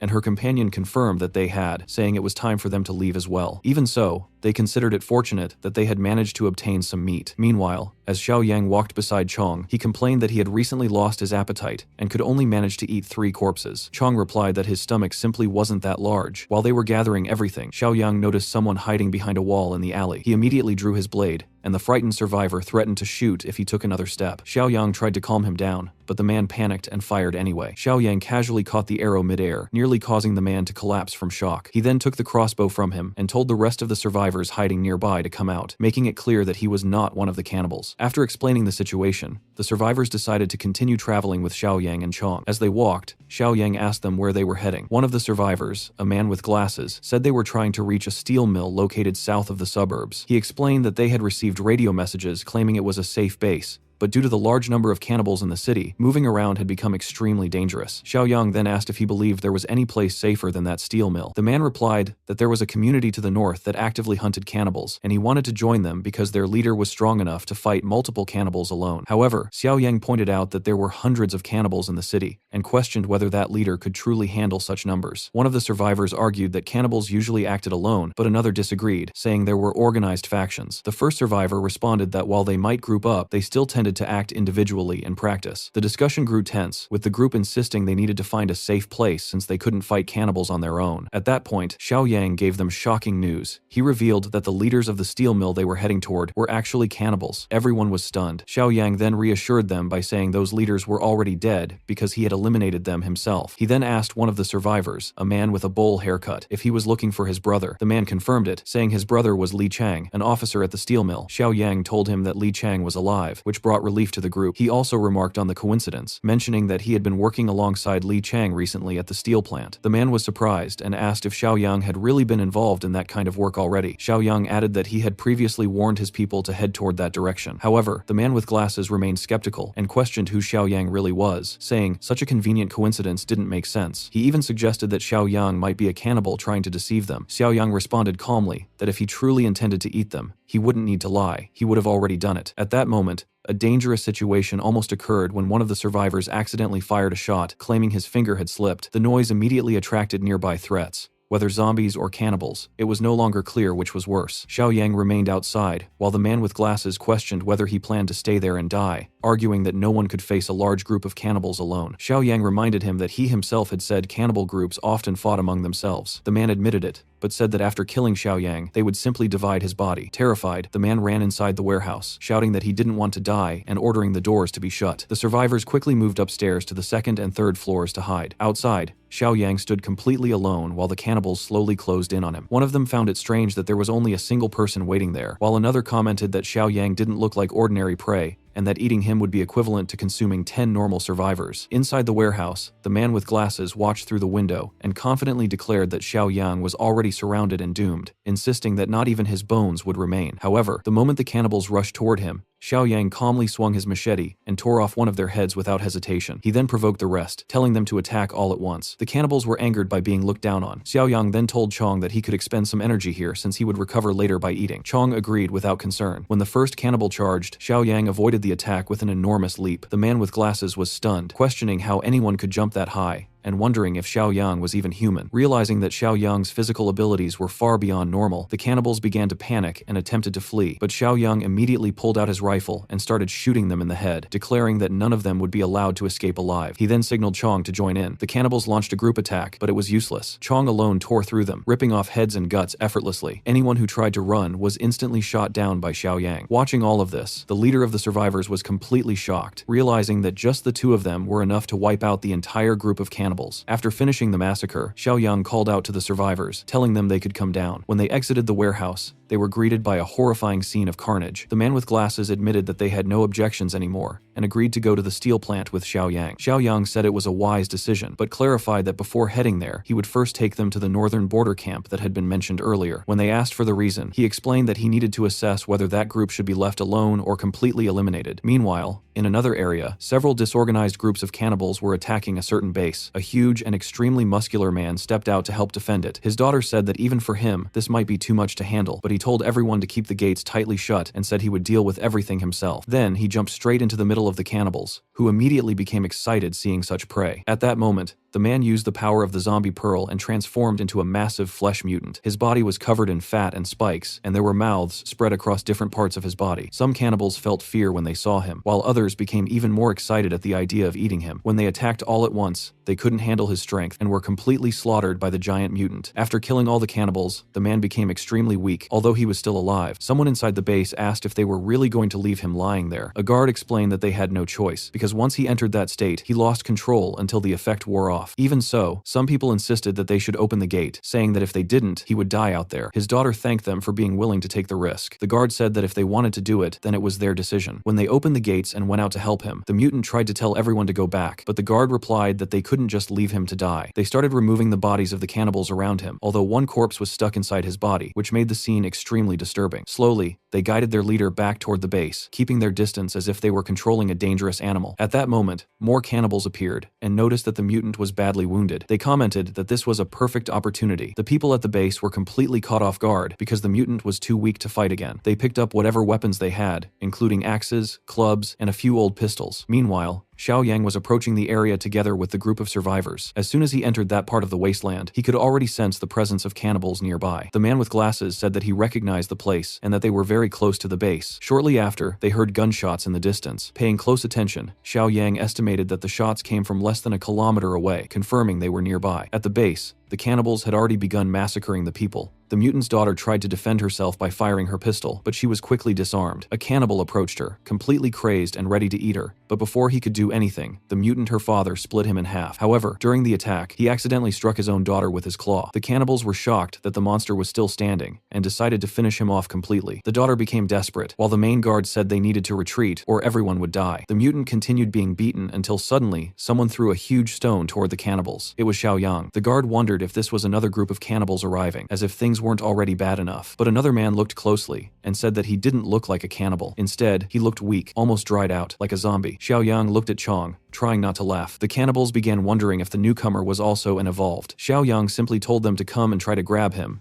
then called Chong to act. Chong complained that he always ended up doing the dirty work, but still stepped forward and immediately crushed the neck of the first cannibal. At that moment, the people at the base realized that the two of them were incredibly powerful. The man with glasses approached the guard and explained that they were allies. The guard was confused, saying that he had always believed their own leader was the strongest evolved. Meanwhile, the cannibals couldn't understand why someone who looked like a zombie was so strong. Some started thinking that if they managed to eat him, they would become even stronger. One suggested that they should all attack together, but no one had the courage to make the first move. Before they could decide anything, another group of cannibals that was already there rushed toward Xiao Yang. He pierced one of them straight through the heart with his bare hand and split him in half without any effort. The rest tried to run away, screaming that he was even stronger than the mutant zombie, but they didn't get far. Xiao Yang used the power of undead plants, causing roots to pierce through the hearts of every cannibal. In just a few seconds, all of them were killed. The guard at the base, terrified, said that Xiao Yang was a demon. The man with glasses disagreed, and the leader of the survivors confirmed that he was actually an ally. At that moment, the base chief, still in his mutated form, suddenly attacked Xiao Yang instinctively and tore his arm with a strike. Xiao Yang reacted immediately, binding the mutant with vines and roots. He found the creature disgusting and was already thinking of slamming him into the ground to kill him. Just before he could do that, the girl screamed, saying that the monster was her father. Xiao Yang stopped instantly. She begged him not to kill him. Xiao Yang asked if that mass of flesh was really still alive. The girl said yes, that he was still her father, but in that form, he completely lost control. Xiao Yang questioned whether she truly believed he could return to human form. Even so, he decided to help. He threw several bodies near the mutant so that he could feed on them. Even Chong felt disgusted watching this, and Xiao Yang commented that Chong handled things better than him. A guard wearing a cap then told everyone to follow Xiao Yang and said to leave Brother Fang there for now. He explained that after feeding, he would return to normal. Later on, everyone at the base expressed deep gratitude to Xiao Yang, telling him that if it hadn't been for him, they would all have died. Xiao Yang responded calmly, saying he had only helped a little, and then asked how long they had been staying at that base and who Fang actually was. Fang's daughter stepped forward and explained that Fang had been infected with something called a mimetic flesh mutation. Xiao Yang asked what that meant exactly, and she began explaining that the mimetic flesh virus was an extremely dangerous yet almost miraculous organism. She said that when it was first discovered in wild animals, doctors believed it was just another disease caused by protozoa. However, she was shocked to discover that this organism could transform into any type of tissue. It could imitate any cell in the body, but with enhanced performance and characteristics. Even though it was completely unethical, the doctor who had been her mentor ignored all regulations and secretly began testing it on humans. In less than a week, the cancer cells in a patient's body were almost completely eliminated. At that time, it seemed like a divine kind of cell. She then explained that by the time all of this was happening, the disaster had already begun. Cities had fallen into chaos,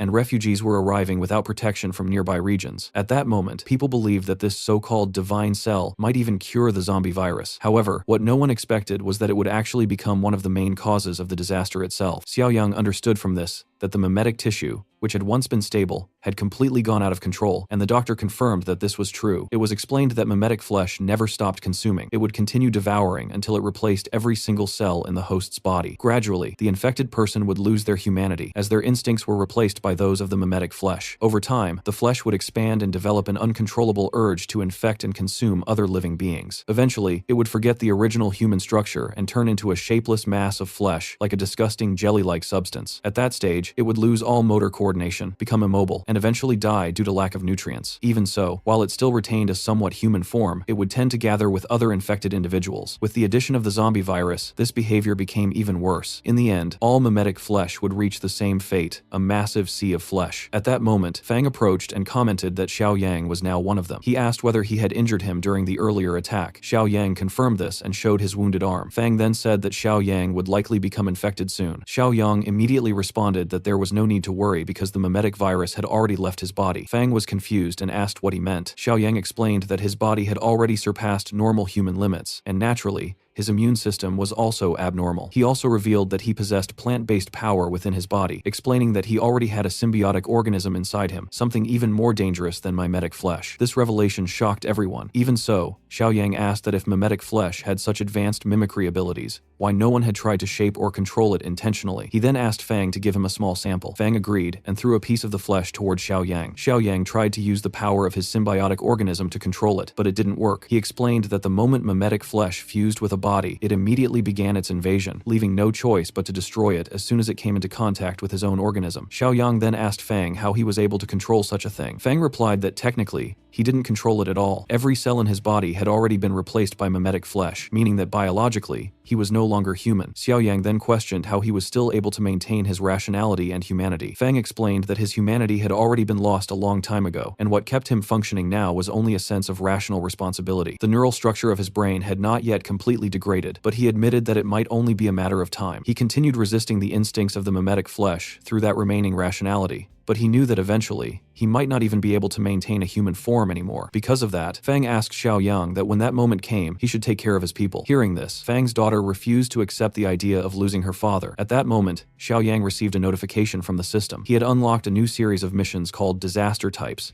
which were connected to the title Disaster Collector. The objective of these missions was to learn about as many different types of disasters as possible. Specifically, he needed to investigate hyperphase viruses, adaptive spores, and aggregated mimetic protozoa. As a reward, he would gain 300 points. Xiao Yang quickly realized that the hyperphase virus was the cause of the zombie outbreak in the small town, while the adaptive spores were responsible for the plant infection in City S. That meant the mimetic protozoan referred to the mimetic flesh inside Fang's body. Xiao Yang then asked Fang whether his final fate would also be to become part of the Sea of Flesh. Fang confirmed that it would, and admitted that he could already feel that his time was approaching. Hearing that, Xiao Yang said that it worked perfectly for him, and that he would accompany Fang when the time came. Fang asked where they would go, and Xiao Yang replied that he wanted to see the Sea of Flesh with his own eyes. As for the people at the base, Xiao Yang handled the situation with a simple phone call. He contacted Zhang and asked if he was available. Not long after, Sheng Zi arrived at the base, accompanied by his son. Shuai commented that it was good to see him again. Xiao Yang then asked why Sheng Zi had brought his son along, and whether his mother had agreed to it. The boy replied confidently that he was no longer a child and was capable of being there. At that moment, Shuai decided to demonstrate his strength. He looked toward the city and warned that he had already noticed people following them since the beginning of the road. He told them to come out instead of hiding. After a few seconds of silence, the cannibals finally revealed themselves, confused about how they had been detected. One of them, who appeared to be the leader, asked whether this was really the famous base filled with resources. He then told his group that for the sake of everyone, this was the moment to unite and destroy the base, pointing directly at Shang Zi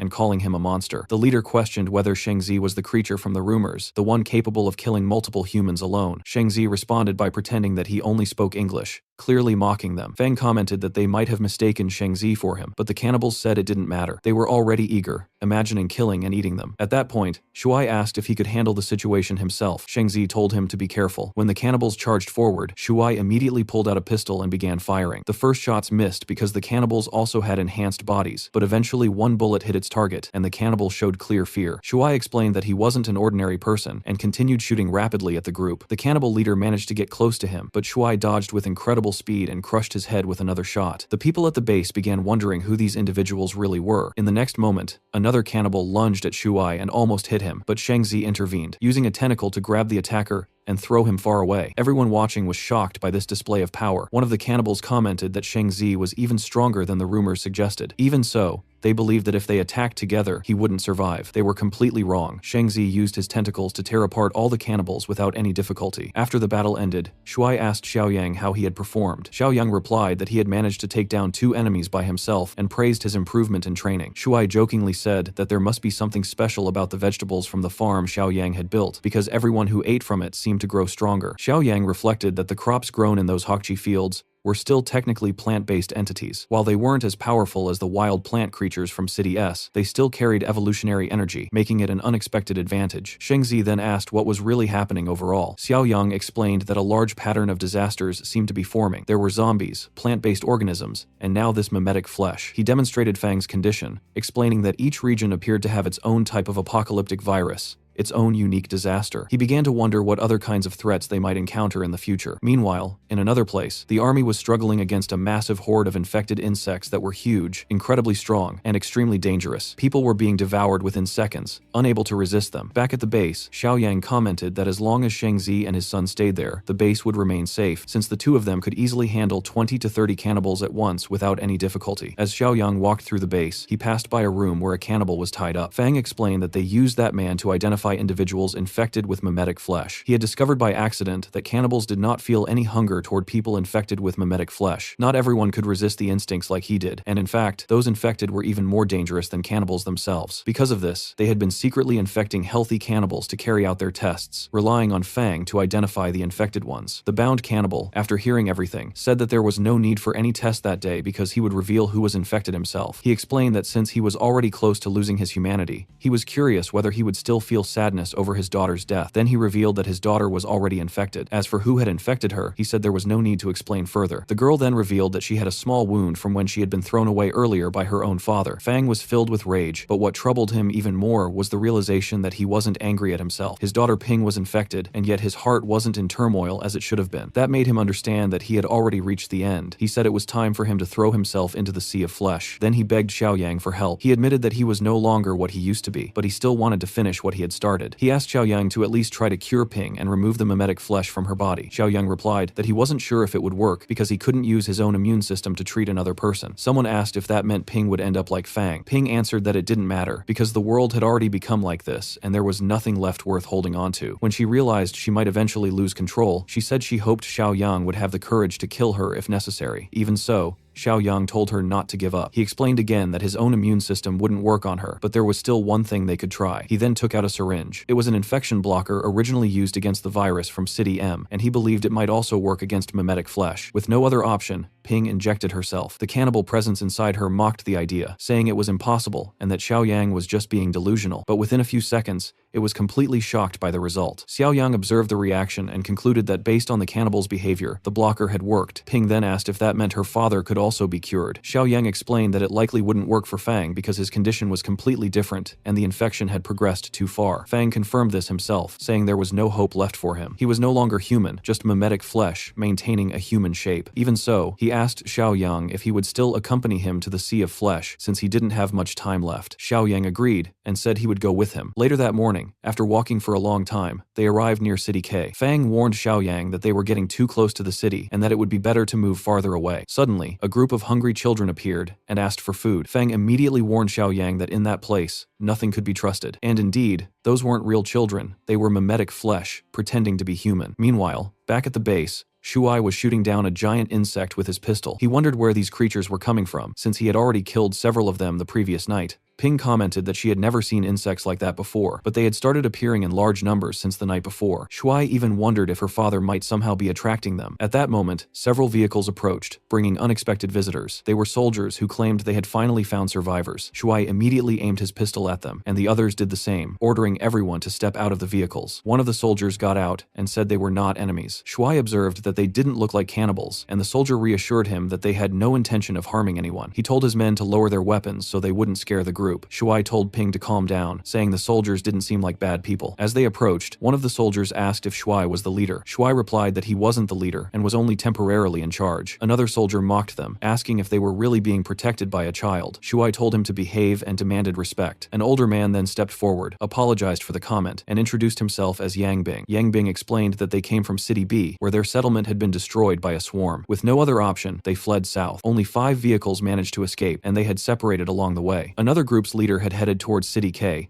Shuai asked whether the swarm consisted of those same insects and threw one of the dead creatures on the ground. The same soldier commented that if the insects there were that small, then it was good news, since the infestation hadn't fully spread yet. However, Yang Bing explained that the swarm was moving much faster than expected. Shuai said that those insects had only started appearing there the previous day and that they had never faced such a problem before. He pointed out that they were already dealing with too many issues, gesturing toward the bodies behind them. Yang Bing asked whether those creatures were something different, wondering if they were similar to parasite-controlled puppets like those seen in City B. Even so, he said their group could still be very useful since they had manpower and equipment, and dealing with zombies wouldn't be a problem for them. Ping suggested that they should move inside to talk, since staying outside was dangerous. The soldiers became cheerful, and said they would take over protection from that point onward. One of them even commented that after surviving an insect swarm, this situation would be easy for them. However, Shuai felt that their confidence was excessive, believing that they were underestimating the other types of infections. Meanwhile, in City K, Xiaoyang was eliminating every fake mimetic flesh clone he came across. Fang watched him and thought that Xiaoyang was truly impressive. Xiaoyang explained that within a radius of about 1 kilometer, there were still at least 20 more of those creatures remaining. Fang confirmed this, and added that most of them had already lost their ability to metamorphose, which meant they could no longer disguise themselves as humans easily. Fang then told Xiaoyang that they were very close to their destination, and that he could feel it. Shortly after, the two of them reached the top of a building, where they could clearly see the sea of flesh that had completely taken over the entire city. The sight was so overwhelming and unnatural that even Xiaoyang was impressed by it. Suddenly, Fang felt a strong pull, as if something was calling him to join the sea of flesh. He was about to throw himself off the building, but Xiaoyang quickly grabbed him and stopped him. Xiaoyang asked if he was really going to give up without even trying to resist. Fang replied that it was useless, explaining that sooner or later, his body would fully deform into flesh, and he would completely lose control. He admitted that even now, he was already becoming a danger. At that moment, Xiaoyang stepped closer and extended one of his roots, sending his power directly into Fang's brain, or whatever remained of it. He explained that what Fang lacked was structure, and that he could provide that using his symbiotic power. Xiaoyang then focused and began creating something new inside Fang's body. After some time, Fang became exhausted and asked what exactly Xiaoyang had done to him. Xiaoyang explained that he had implanted an adaptive spore inside Fang. This spore would help maintain the current structure of his brain, preserving its form. During the process, Xiaoyang also gained a deeper understanding of Fang's condition, identifying it as aggregated mimetic protozoa, which he referred to as mimetic flesh. This discovery was part of his mission, and he earned additional points for uncovering another type of disaster. Xiaoyang then explained that aggregated mimetic protozoa had a major flaw: memory loss, which was not part of their original design. The sea of flesh itself was just a desperate method of survival. It constantly needed to consume new life forms to obtain nutrients, or it would eventually die. As it expanded, it would consume all life around it, and once nothing remained, it would begin consuming itself. In areas with little biodiversity, it could even die due to a lack of nutrients. Fang then asked whether the adaptive spore could restore his lost humanity. Xiaoyang clarified that it didn't restore anything, it only preserved what still remained. The spore would continuously replicate his current brain structure, maintaining maintaining balance and acting like a new immune system that would fight against the protozoa. However, this would only work as long as Fang continued reinforcing his identity by remembering who he was. If he lost that sense of self, the system would fail. Xiaoyang compared it to an eggshell protecting the yolk. Fang then asked if that meant he could live as a human forever. Xiaoyang replied that unless something unexpected happened, it was possible. Fang thanked him sincerely, but made it clear that this was only maintaining his current state. It would be an ongoing struggle, and he wasn't sure if he could endure it until the end. After that, Xiaoyang stepped to the edge of the building and explained that this was part of another test he wanted to conduct. He asked Fang to jump into the sea of flesh, saying that he would go with him. Meanwhile, the military group that had separated and moved toward City K stopped at an abandoned gas station to refuel. One of the soldiers was casually smoking near the fuel pumps, acting like it was no big deal, and complained that he didn't want to stay stuck in that city any longer. Another soldier immediately warned him that they were still refueling and told him to put out the cigarette. Realizing his mistake, the soldier quickly extinguished it and then asked where exactly they were. He was told that they were most likely already inside City K. The commander commented that he was concerned about how Yang Bing's group was doing, but another soldier informed him that their walkie-talkie was probably broken since it had been damaged during the chaos, and its internal components were no longer working. The commander complained that they should have brought spare parts, but the soldier reassured him that it wasn't a big issue, and that Yang Bing's group would likely be fine. The plan was to finish refueling and then follow them shortly after. At that moment, a group of supposed survivors approached them, asking if they could join and share some supplies. One of the soldiers asked if they were locals, and whether they had seen any of the insect creatures. A woman in the group replied that there were no insects around, and said they also had some supplies to offer. However, that woman was not actually human, she was mimetic flesh. The soldier grew suspicious, and tried to ask the commander what they should do, but before he could react, the creature suddenly opened a massive mouth and tried to devour him. Back at the building, Fang asked Xiaoyang again if he truly wanted him to jump. Xiaoyang confirmed that he did, and reassured him that he would jump together with him. Then, without hesitation, the two of them jumped down together. The moment they entered the sea of flesh, it immediately attempted to consume them. However, Xiaoyang's plant-based power spread rapidly through the entire mass. Vines and roots extended in every direction, pushing the flesh away and protecting them completely. They remained safe and unharmed inside it. Xiaoyang then said that now it was Fang's turn. Fang asked what exactly he needed to do. He then tried to use the power of the adaptive spores that had been implanted in him. When that power connected to the sea of flesh, something unexpected happened. Instead of turning into flesh, Fang began transforming into part of a massive tree. Xiaoyang asked him whether his instincts felt satisfied. Instead of being consumed by the instinct of flesh, Fang was now aligned with the power of life and plants. Suddenly, multiple trees started growing from within the sea of flesh. This was not random. Fang was controlling it. For a moment, he wondered if he had already become the sea of flesh itself. However, Xiaoyang clarified that he hadn't fully taken control. At most, Fang was controlling about 1/5 of the entire mass. To completely dominate it, he would need at least a full month of continuous effort. Even so, Fang continued growing more trees, slowly forming a forest inside the sea of flesh. Xiaoyang explained that each tree trunk represented a portion of the sea that was now under Fang's control. Only when the entire mass was covered like a full forest would Fang truly become one with it. Xiaoyang also made it clear that the spore inside Fang belonged to him, which meant Fang was technically under his control. He warned Fang not to even think about betraying him, since that power could be taken away at any moment. Fang responded that he had no such intentions and expressed deep gratitude. At that moment, through his connection with the sea of flesh, Fang sensed something happening nearby. A group of soldiers was running in panic, being chased by mimetic creatures. Suddenly, a gigantic tree rose up directly in their path, trapping them between the sea of flesh on one side and the pursuing creatures on the other. When one of the creatures lunged forward, it was instantly crushed, not by weapons, but by the sea of flesh itself, which turned against it and absorbed it into the mass. The soldiers were left completely stunned. After a few seconds, one of them asked if they were safe. The commander told everyone to stay quiet and said they would leave silently. At that moment, Fang's voice echoed around them, warning them not to act foolishly and saying that he could see every movement they made. He then formed his body in front of them, which frightened them even more. Soon after, Xiaoyang appeared and told them to calm down, asking how they had ended up there and demanding an explanation. Meanwhile, back at Ping's base, the military group was explaining the situation they were dealing with. They described a swarm of parasitic insects, including crawling creatures, giant wasps,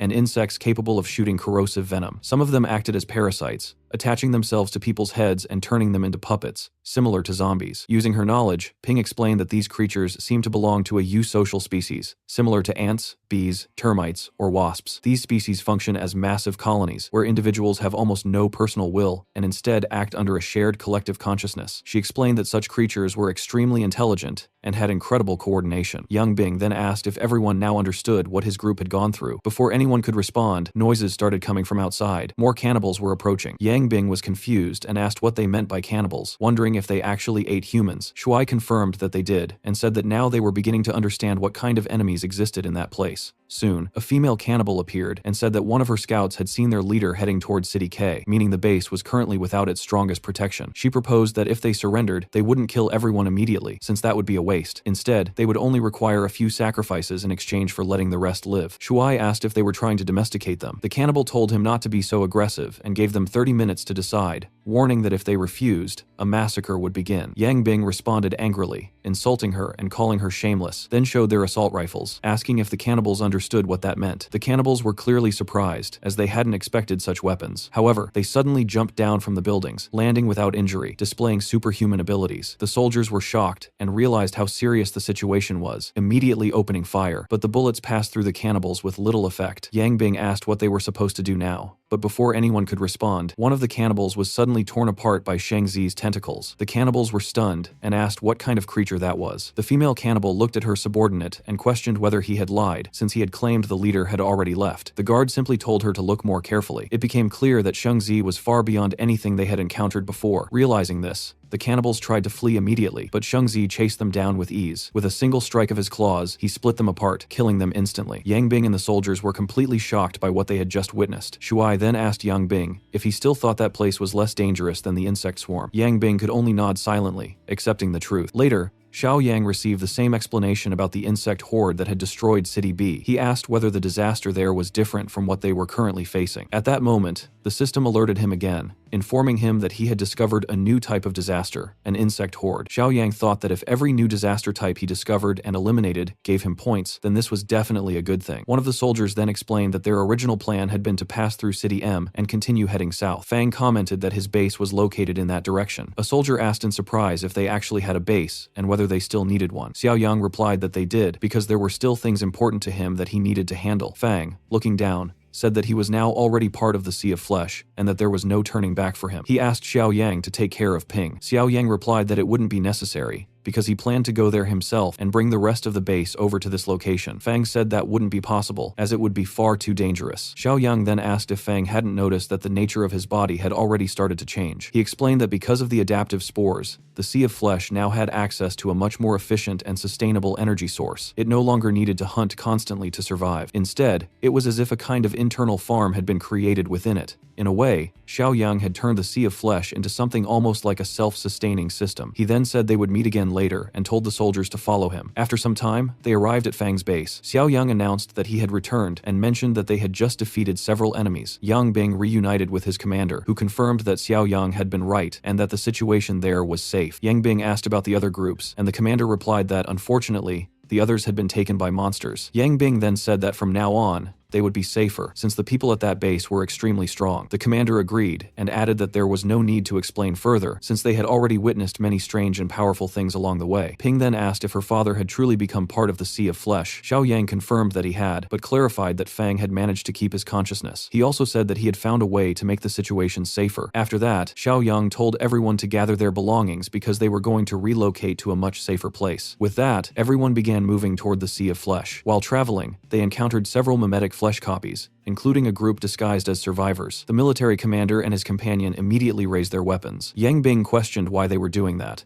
since those people didn't look like cannibals. Despite that, the soldiers opened fire without hesitation, because those figures were not human, they were mimetic flesh clones, and there were many of them. More and more began appearing, trying to surround the group. The commander told Xiao Yang to take everyone and move directly toward the Sea of Flesh, saying that they would stay behind and hold off the enemies. Yang Bing objected, saying that it wasn't necessary, since Xiao Yang and his group were already extremely powerful. Some soldiers still felt nervous, but stepped forward anyway, prepared to sacrifice themselves if needed. Xiao Yang told everyone to stay calm and said that everything was under control. He instructed them to stay low so they wouldn't get caught in any crossfire. Then he fired a flare into the sky. Shuai asked if they were calling Shan for help, but Xiao Yang said no, that it was another group. He told everyone to remain alert but calm to ensure no one got hurt. They then advanced toward the mimetic flesh clones. The military commander felt uneasy, since he had not yet seen the full strength of Xiao Yang's group. Soon, even more monsters appeared, including massive mimetic flesh creatures intertwined with plant matter. Some survivors panicked, shouting that there were people among them. They raised their weapons in fear, preparing to fight. However, something unexpected happened. The creatures passed right by them without attacking. Instead, they focused only on the real enemies, the other mimetic flesh clones. The commander commented that this was exactly why he had asked Xiao Yang for help and told Yang Bing that he would soon understand everything. After the battle ended, and all the enemies were completely wiped out, the sea of flesh began pulling back all the remaining clones. Xiaoyang followed the tentacle-like movements along the ground. When Yang Bing arrived at the location, he was stunned and asked what that enormous tree was. Ping asked if her father was there. Xiaoyang confirmed that he was, and called out to Fang, who then emerged from within the mass of flesh. When Ping tried to run toward him, Xiaoyang stopped her for a moment. Fang explained that although he was conscious, the sea of flesh was still unstable. Because of that, he asked everyone to keep their distance for now. Xiaoyang then announced that from that moment on, they would set up camp there under the protection of the sea of flesh. However, they would need to maintain a safe distance. As long as they respected that boundary, they could benefit from its protection without any risk. Finally, Xiaoyang asked Fang if he had already found a suitable location for relocating the base. Fang replied that a few kilometers away, there was a factory situated between the city and that area. He had already cleared all the creatures there, so it was completely empty and would be an ideal place to establish their new base. Meanwhile, at another base, Li Chang was finishing the process of burning bodies to prevent further problems. These were the remains of creatures that had been infected by spores. Zhang commented that those plant-based infections had been spreading a lot recently. Professor He replied that situations like this usually meant that a flower cart had come nearby, and considering how large that forest was, there were definitely more than one of those creatures moving around. At that same time, Xiaoyang was heading toward the factory, along with the sea of flesh controlled by Fang. The location was completely empty, and looked like a perfect place to set up a base. Suddenly, Xiaoyang received a message through the walkie-talkie, saying that there were issues in the southern part of City Y, and that he needed to return immediately. Fang told him not to worry, and said that from now on, he would handle everything on his own. After that, Xiaoyang called Shuai, who was carrying something extremely heavy,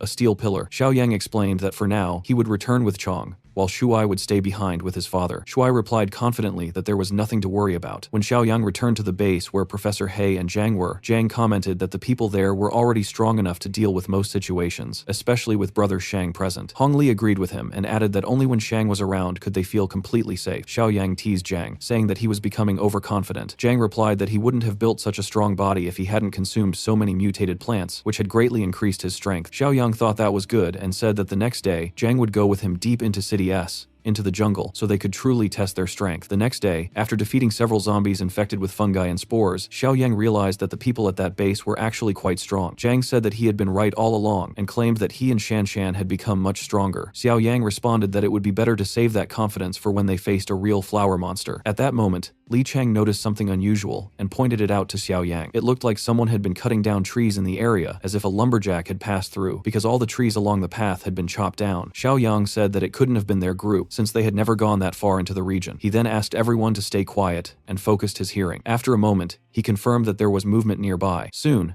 they discovered a group of lumberjacks actively cutting trees with chainsaws. At one point, a tree suddenly fell on one of the workers, crushing his leg. Even while injured, the man panicked and kept insisting that he could still work for 2 more days. Suddenly, plants began growing over his body and his head exploded. The other workers were terrified, realizing that the same thing could happen to them. Even so, one of them told everyone to stop staring and continue working. They tried to ignore what had just happened. At that moment, Xiaoyang's group stepped forward. The workers asked if they were survivors. Zhang pointed out that instead of being relieved, the workers seemed surprised to see other people. A worker with short black hair greeted them in a friendly manner. He explained that they had a large settlement that was well protected and safe, but they were currently lacking manpower. He suggested that Xiaoyang's group could join them. Zhang replied that he had many companions and wasn't sure yet if he was interested. Xiaoyang, seeing an opportunity, interrupted and said that they had recently argued with their own group and ended up separating. He asked whether that settlement would truly accept them. The lumberjack answered that of course they would, explaining that conflicts were normal in the apocalypse and that everyone lived under constant stress. He even suggested that they could bring the rest of their group later, since having more people would make them stronger. Xiaoyang agreed, saying that it made sense. After that, they followed the group of lumberjacks. The man who appeared to be their leader guided them forward. As they moved deeper, Xiaoyang's group noticed that the vines and trees around them were clearly connected to the power of the spores. However, the guide smiled and claimed it was just a misunderstanding, saying that those were harmless mutant plants that didn't attack humans. Xiaoyang responded by saying that they could walk through the plants themselves and check. After moving through a dense part of the forest, the group eventually came across a gigantic tree, so massive that it didn't seem natural for something like that to exist. Professor He commented that something of that size must be as powerful as the entity that had once entered his body, and asked Xiaoyang if he agreed. Xiaoyang replied that in terms of size, the tree definitely surpassed anything they had seen before. Even compared to the flower cart fields, nothing came close to it. However, before he could fully analyze the situation, everything suddenly went out of control. All at once, The workers in the area rushed forward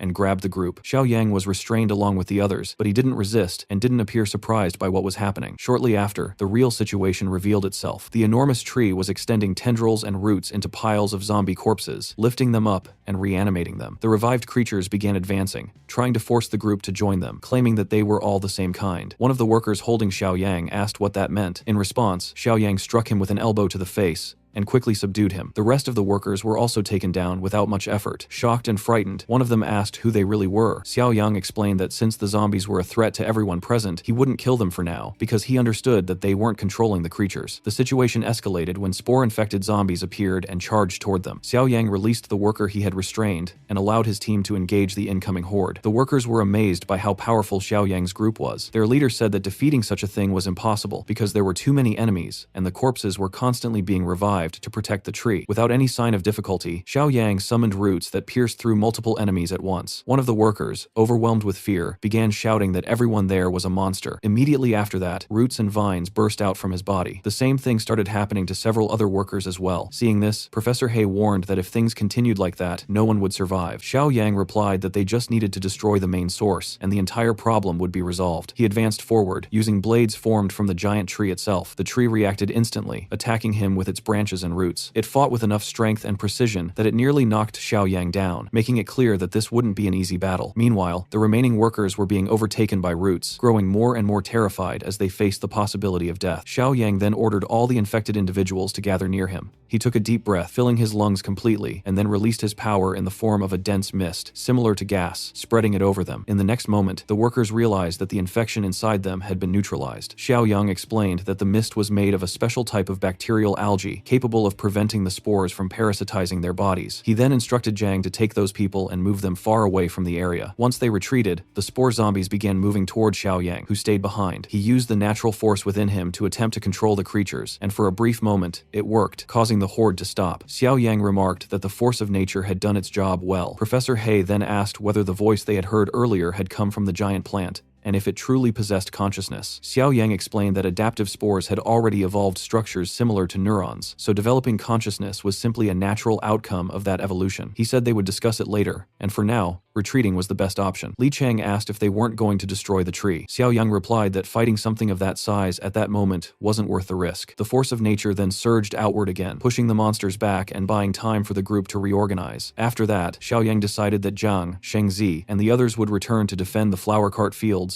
and prepare for large-scale attacks from that massive plant entity. Li Chang questioned whether that would leave the other area unprotected. Xiaoyang explained that the region was already guarded by a powerful force. Zhang then asked if that force was stronger than him. Xiaoyang replied that if Zhang wanted, he could come along and compare their strength directly. Zhang accepted immediately, confident that since he had defeated a powerful creature before, he could defeat this one as well. Finally, Xiaoyang said that Professor He should come along too, since they would need his knowledge for what was ahead. When Zhang arrived at the location, he was immediately impressed by how massive the tree was. Xiaoyang explained that this was the new base he had been talking about. Shortly after, Fang approached them through the sea of flesh. Xiaoyang introduced Zhang as a friend and mentioned that he only wanted to do a bit of training with him. In response, Fang raised a single finger, and with just that small movement, hundreds of devouring flesh tentacles emerged around them. Zhang quickly said that there was no need for that, since they were allies and there was no reason to show off strength like that. Next, Xiaoyang introduced Professor He, who was from the Agriculture Institute in City S, to Ping, who was a biological researcher from City K. Taking advantage of the situation, Xiaoyang asked Professor He if there was any way to deal with the insect swarm, suggesting the idea of capturing the queen. Professor He replied that this wasn't exactly his specialty, but based on what he knew, controlling a swarm like that would be extremely difficult. He explained that collective intelligence in such species worked more like an automatic system, focused on completing tasks, and in most cases, the queen didn't directly control the swarm, but was mainly responsible for reproduction. Ping added that biological systems often tend to centralize over time, so it was possible that the queen of that swarm had developed some kind of central nervous function, especially considering the presence of mimetic flesh and spores in that world. Professor He agreed that this was a reasonable possibility. Hearing this, Xiaoyang concluded that capturing and controlling the queen might actually be possible. The military commander warned that the swarm was enormous, and that entering the nest to capture the queen would be nearly impossible. Professor He agreed, explaining that the insects had already spread across a very large area. At that point, Zhang suggested a bold and somewhat crazy idea using a Trojan horse strategy. Later, they used a vehicle to transport mimetic flesh, and then threw the clones into the middle of a street, before quickly retreating. As expected, The clones became confused and disoriented. Zhang believed that the plan had a good chance of success. The group then carefully observed how the creatures would interact. Soon, one of the giant insects approached the mimetic flesh, examined the situation, identified the clones as enemies, and then returned to its nest. Xiaoyang paid close attention to the direction it went, and once he confirmed the location of the nest, he realized that the plan had worked. Shortly afterward, the insect came back along with several others, effectively alerting the swarm about the threat. A massive number of insects appeared, causing the already shaken soldiers to retreat immediately. Professor He asked if it was really safe to remain there, but Xiaoyang assured him that everything was still under control for the moment. The insects did not attack Xiaoyang's group directly. Instead, they focused on the mimetic flesh clones, which began fighting back since they were partially under Fang's control. Xiaoyang decided to assist by using the power of spores, eliminating multiple insects during the clash. The military commander commented that he would never have thought of such a strategy. After most of the insects were either killed or infected by spores, Professor He questioned whether this method would actually be effective. Xiaoyang explained that insects didn't have the same regenerative abilities as mimetic flesh, which made them much harder to control. While Fang could still manage the mimetic flesh, controlling the insects was far more difficult. Xiaoyang then attempted to dominate the insects, but most of them ended up dying instead. Only one insect remained alive, struggling and moving erratically. It approached Xiaoyang without showing any hostility, which meant the attempt had succeeded. Xiaoyang had managed to control at least one of them. Professor He felt slightly disappointed that only one had survived, but Xiaoyang explained that a single one was enough. He then controlled the insect and made it return to the nest while pretending to be unconscious. As Xiaoyang observed the surroundings during this process, he realized that it was no exaggeration to say that the people of City B had been deeply traumatized. The insect colony was enormous and extremely terrifying. Meanwhile, inside City B, a few survivors were still alive, trying to hide from the crawling insects. One of them suggested that they should follow the airflow, believing it would eventually lead them to an exit. The group moved carefully and quietly, passing through areas filled with corpses that were covered in worms and insect eggs. After some time, they finally saw light at the end of the tunnel. However, the insects also detected them at that moment. The survivors ran toward what they thought was the outside, but insects were already waiting there as well. In the end, they were all captured and taken to a place where the insects stored humans as food. Some of the prisoners were placed together with new cellmates. One of them asked where they were, and another answered that it was the insects' food storage area, meaning all of them would eventually be eaten. One of the prisoners broke down and started crying in despair. Another pointed at a body lying nearby and asked if that person was dead and who he was. When they got closer, Xiaoyang suddenly stood up calmly and asked if they had finally arrived, commenting that the journey had been somewhat rough. He observed the surroundings and said that it really did look like a nest, since the inside was like a maze full of tunnels. One of the men found it strange that Xiaoyang had been captured, but was still so relaxed. Even so, Xiaoyang asked if anyone there knew the way to the insect queen. The others were confused and asked what he was planning to do. Xiaoyang explained that he had something that could help, but most of them thought he was crazy or just stupid. Some even believed that the apocalypse had driven him insane. At that moment, they heard footsteps echoing through the tunnels. The insects were coming again to select food. Everyone gathered together in fear, trying to stay somewhat protected, but Xiaoyang remained standing apart from the group. He was the first to face the insect that appeared. The others thought he would be eaten instantly, but instead, Xiaoyang grabbed the creature's jaw and broke its neck with a single punch. No one understood what had just happened. Some thought he had used a hidden weapon or fired a shot, but no one had seen anything like that. Xiaoyang then asked if they were going to keep standing there or follow him. The boy who had been leading the earlier escape attempt said that he knew some of the tunnels and could guide them. His friends decided to follow him, and in the end, almost everyone chose to follow Xiaoyang, encouraged by the strength he had shown. Soon after, they encountered a large group of insects. Some people immediately thought about running away again, but that changed when they saw Xiaoyang step forward to fight. He killed the insects using only his fists, combined with the power of spores, and also created blades of different shapes to cut them down. After finishing the fight, Xiaoyang explained that the insects were coming from a specific direction, which likely meant the queen was located there. The boy agreed that it made sense. Further ahead, Xiaoyang noticed an insect that looked different from the others and asked if it was the queen. Although it resembled the others, it had a much larger structure at the end of its tail. The boy explained that it wasn't the queen, but an antenna insect. The structure at the end of its body wasn't a stinger, but an organ used to detect other living beings across the city. Xiaoyang understood that it acted as a scout for the swarm. The boy warned everyone to stay quiet, because if the creature sensed anything unusual, it would alert the entire swarm. At that moment, Xiaoyang decided to act. He used the power of spores, sending tentacles toward the antenna insect, which made some of the survivors question whether he was even human anymore. Immediately after that, a large number of insects began moving in to attack. Xiaoyang responded by spreading vines and branches across the walls and ceiling of the tunnel, trapping and restraining all the insects with ease. Watching this, one of the men commented that he no longer knew who the real monster was in that place. After focusing for a moment, Xiaoyang killed the antenna insect. Even though he wasn't able to control it, he managed to extract the information information he needed about the location of the queen. After that, he spread his roots throughout the entire cave. Some of the insects that were only feeding were caught completely off guard and were instantly crushed by the roots. While Xiao Yang created chaos across the entire nest, he told the group that the process was complete and that he would now face the queen directly. He then stomped on the ground with great force, causing the floor to collapse. Everyone fell down to a deeper level of the nest, which turned out to be the queen's chamber. At first, the queen didn't appear. It was only after Xiao Yang struck the ground again that she finally emerged. She was enormous, living buried underground, with multiple legs, massive mandibles, and a monstrous body. As soon as she made a call, more and more insects started gathering around her. One of the young men panicked and said that escaping was impossible because there were simply too many insects. Once again, Xiao Yang used his abilities to protect the others. He created a cage made of vines and roots around the group and told them that he would block all interference while they stayed inside. With no other option, everyone accepted it. As the insects approached, they were struck back by powerful lashes from the vines. However, some insects acted like artillery units, spitting a thick, glue-like substance. Xiao Yang remarked that eliminating a few more wouldn't be a problem. He threw a stone, which exploded and wiped out an entire line of those artillery insects.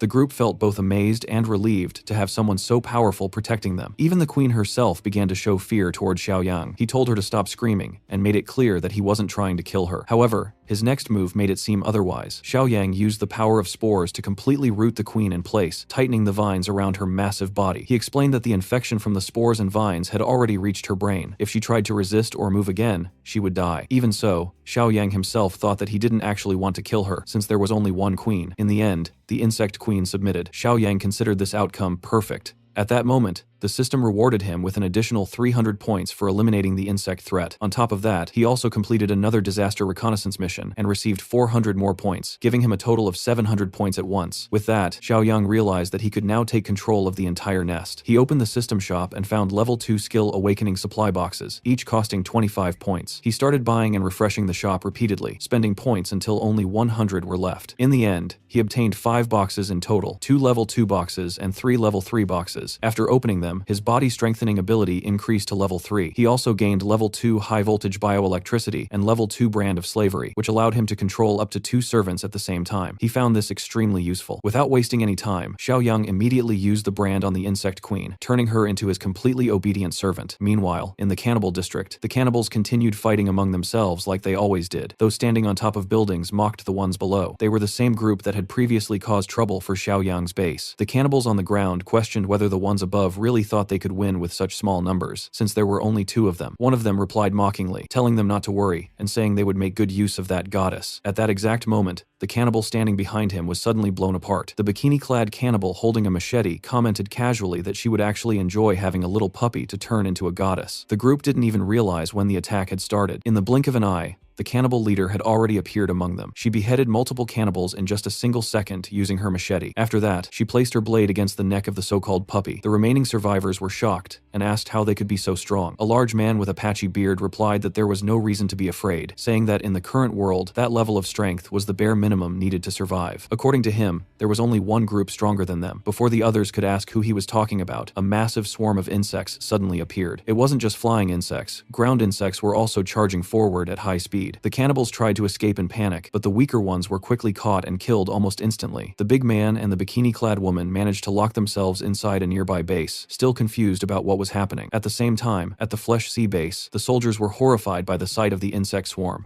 Many of them were traumatized, muttering in fear that everything was doomed and that they would be next. The Flesh Sea reacted to the threat, but the insects skillfully avoided getting close to it. This gave the soldiers a brief opportunity to regroup and prepare a counterattack. Suddenly, an antenna insect landed near the base, and Xiao Yang was riding on it. He got down calmly, and Fang immediately asked about the situation. Xiao Yang replied that everything was under control, and mentioned that he had also brought back a group of survivors. Ping then asked whether there would be enough food for everyone. Xiao Yang explained that he was expanding the farms in the spore-controlled region, and that food wouldn't be an issue. According to him, the entire City S would soon become a massive agricultural zone. Meanwhile, Professor Hay was examining the workers who had been rescued from the City S base. He observed that their injuries had improved significantly. One of the workers said that he finally felt free from the control of those creatures. Soon after, everyone noticed a huge swarm of insects approaching the base. Panic spread immediately, and the gates were shut. However, it didn't take long for them to realize that Xiao Yang's plan had worked. When the spore-controlled zombies advanced, they were caught off guard as Xiao Yang directed the insect swarm in a coordinated assault. The insects destroyed the zombies with ease, making the battle look almost one-sided. After that, Xiao Yang approached the main tree, which was the core of the spore network. Through the zombies, The entity spoke and asked what he wanted. Xiao Yang replied that he intended to domesticate it and turn it into a living symbiotic organism. The spores immediately refused, declaring that they would never submit. In response, Xiao Yang acted without hesitation. He stated that from that moment on, they were the defeated side. With a single motion of his hand, he cut the giant tree in half, explaining that he had already destroyed the main trunk. He added that the next step would be to tear out the roots, and that this was their final chance. In the end, the tree spirit surrendered and handed over its seed. Xiao Yang consumed it along with his symbiotic organism, completely eliminating the spore threat. As a result, he received another 100 reward points. Later, the group from Professor Hei's base came forward to speak with Xiao Yang, who arrived riding on the antenna insect. The professor asked if he had really managed to defeat the giant plant. Xiao Yang confirmed that it had already become part of him. That meant he now truly had control over it. With a simple movement, he caused flowers, plants, roots, and grass to grow everywhere, dramatically accelerating the growth of vegetation. Because of that, it was now finally possible to establish a proper agricultural field. Meanwhile, in the coastal city A, the situation was completely different. The surviving fishermen were struggling against violent rains, constant storms, and massive waves crashing against their structures. When one particularly enormous wave approached, despair spread among them. Some fishermen were swept away by the water. The biggest problem wasn't only the deaths, but what happened afterward. Some of the bodies had been dragged away while still holding the fish they had caught, and everyone knew that the bodies needed to be burned as soon as possible. However, someone reported that the platform they were on had already been destroyed by the waves, and there was nothing they could do. Later, during a meeting, Xiao Yang heard Li Chang say that if the rain continued like that, the entire farm would end up flooded. Xiao Yang then asked Professor Hei about the condition of the flower fields. The professor replied that everything was still under control for the moment, and that the rain shouldn't cause too much damage. At that point, Xiao Yang suddenly noticed something unusual. He asked everyone to stay quiet and pressed his ear to the ground, trying to sense vibrations. A few seconds later, he immediately ordered everyone to move. People quickly grabbed their belongings and gathered in the courtyard, following his command without fully understanding why. From above, Shan Shan detected the danger and realized that a massive flood was approaching directly from the sea. Li Chang commented that if the water had already reached that area, then the situation in City H must be far worse. Zhang asked whether the walls would be able to withstand such force, but Xiao Yang didn't want to take that risk. Using his abilities connected to the spores and his symbiotic power, Xiao Yang created a massive green barrier. It was a living wall made of dense and durable plant life, which managed to hold back the incoming water. Despite that, everything around them was still flooded. Weaker structures were instantly destroyed when the wave hit, and the entire scene turned chaotic. Even in that moment of despair, everyone understood that if it hadn't been for Xiao Yang, they would have died. However, the farm itself was completely destroyed. This left Xiao Yang worried, especially because he didn't know what had caused such a flood. Shortly after, the system mission was updated. The disaster collector detected a new catastrophic event that needed investigation. Xiao Yang immediately contacted all the other bases to warn them about the massive flood. One of the larger bases managed to protect itself using its strong walls, since its structure was much more durable. However, Xiao Yang's own farm suffered the greatest loss,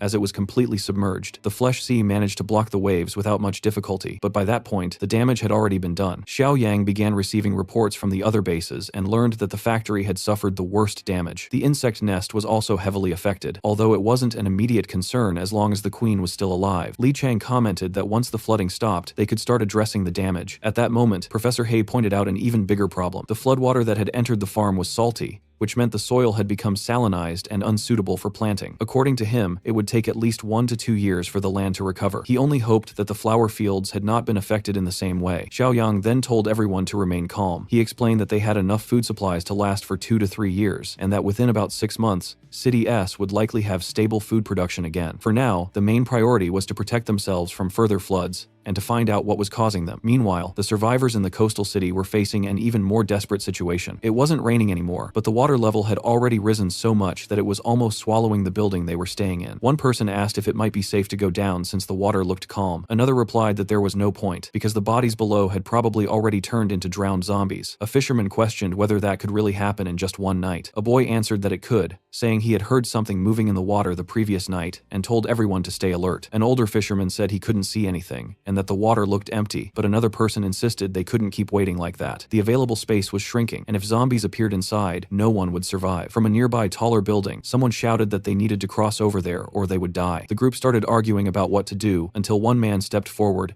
and said he would try to make the crossing, claiming it was their only chance to survive. He then took off his clothes to swim more easily and tied a rope around his body. He told the others that if they spotted any zombies, they should pull him back immediately. After that, he jumped into the water. The moment he entered the water, he came face to face with a horde of drowned zombies. He resurfaced in panic and shouted for them to pull the rope, but before they could react quickly enough, the zombies grabbed him. The pull from above was too weak and too slow. He was dragged down, killed, and drowned along with the others. The rope eventually came back up on its own, completely snapped. Everyone in the building fell into despair. Now they were certain that zombies were below, and they realized there might be no escape left. At that moment, things got even worse. They began to notice insects appearing, forming a swarm of giant insects. One man completely lost it, wondering how they were supposed to survive while dealing with both aquatic monsters and giant insects at the same time. Then they realized something even more terrifying. Those zombies were no longer ordinary undead. They had evolved into sea monsters. Already in their final stage of evolution, these strange creatures, equipped with natural harpoons, started climbing up the buildings. The survivors ran quickly to lock the doors and tried to hold their ground. In the taller building, the people were already exhausted and had no strength left to fight, only questioning how they were still alive. In the lower building, the fishermen saw the monsters climbing the stairs and rushed to block the way. One person who tried to hold the door ended up leaning against it and was instantly pierced by the monster's harpoons. Another survivor didn't hesitate and threw a table in front of the door to reinforce the barricade, but it made no difference. The monsters then used a strange ability, something like sonar. The sharp sound caused intense headaches, disorienting everyone. Moments later,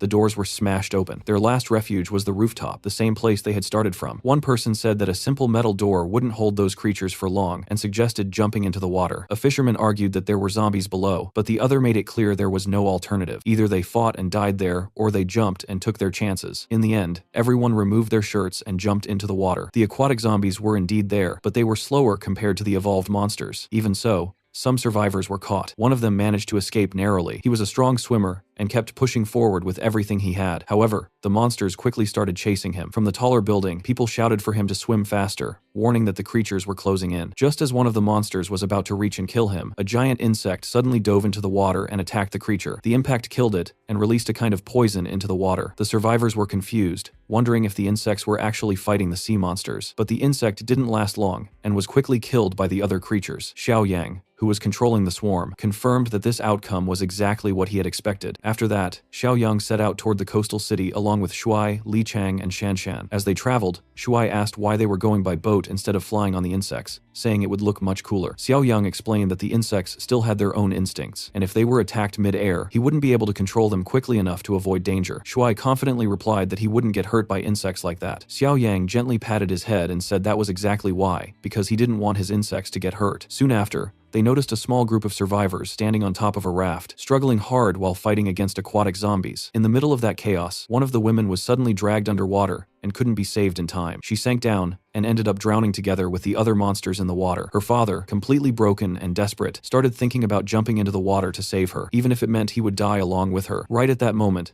they saw Xiao Yang and his group approaching, and the survivors immediately started shouting for help. Shan Shan looked at the water and asked what those things moving around the raft were. Xiao Yang explained that it was most likely part of the disaster happening in City H. He had already seen those creatures before through his insects. He said they were water zombies, a new kind of monster that they would now have to deal with from this point forward. He clearly stated that no matter what, those creatures needed to be eliminated. The survivors on the raft immediately felt more hopeful when they saw Xiao Yang's group, especially because they were armed. Even so, the older man kept begging desperately, asking them to save his daughter. Xiao Yang calmly observed the water for a moment and realized that the girl was still sinking. Without wasting even a second, he took off his jacket and jumped straight into the water. One of the survivors shouted that it was way too dangerous, but by then Xiao Yang had already disappeared underwater. A young man nearby commented that the old man was so desperate about his daughter that if something went wrong, he might even lash out and attack everyone there out of anger. The man replied that he never expected Xiao Yang would actually jump into the water like that. Underwater, Xiao Yang didn't rush immediately. Instead, he allowed the current to carry him while letting the zombies approach him. The moment the first zombie came close enough, he threw a punch so powerful that the creature's head exploded instantly, creating a whirlpool effect in the water. Each of his blows created strong currents, forming vortex-like movements,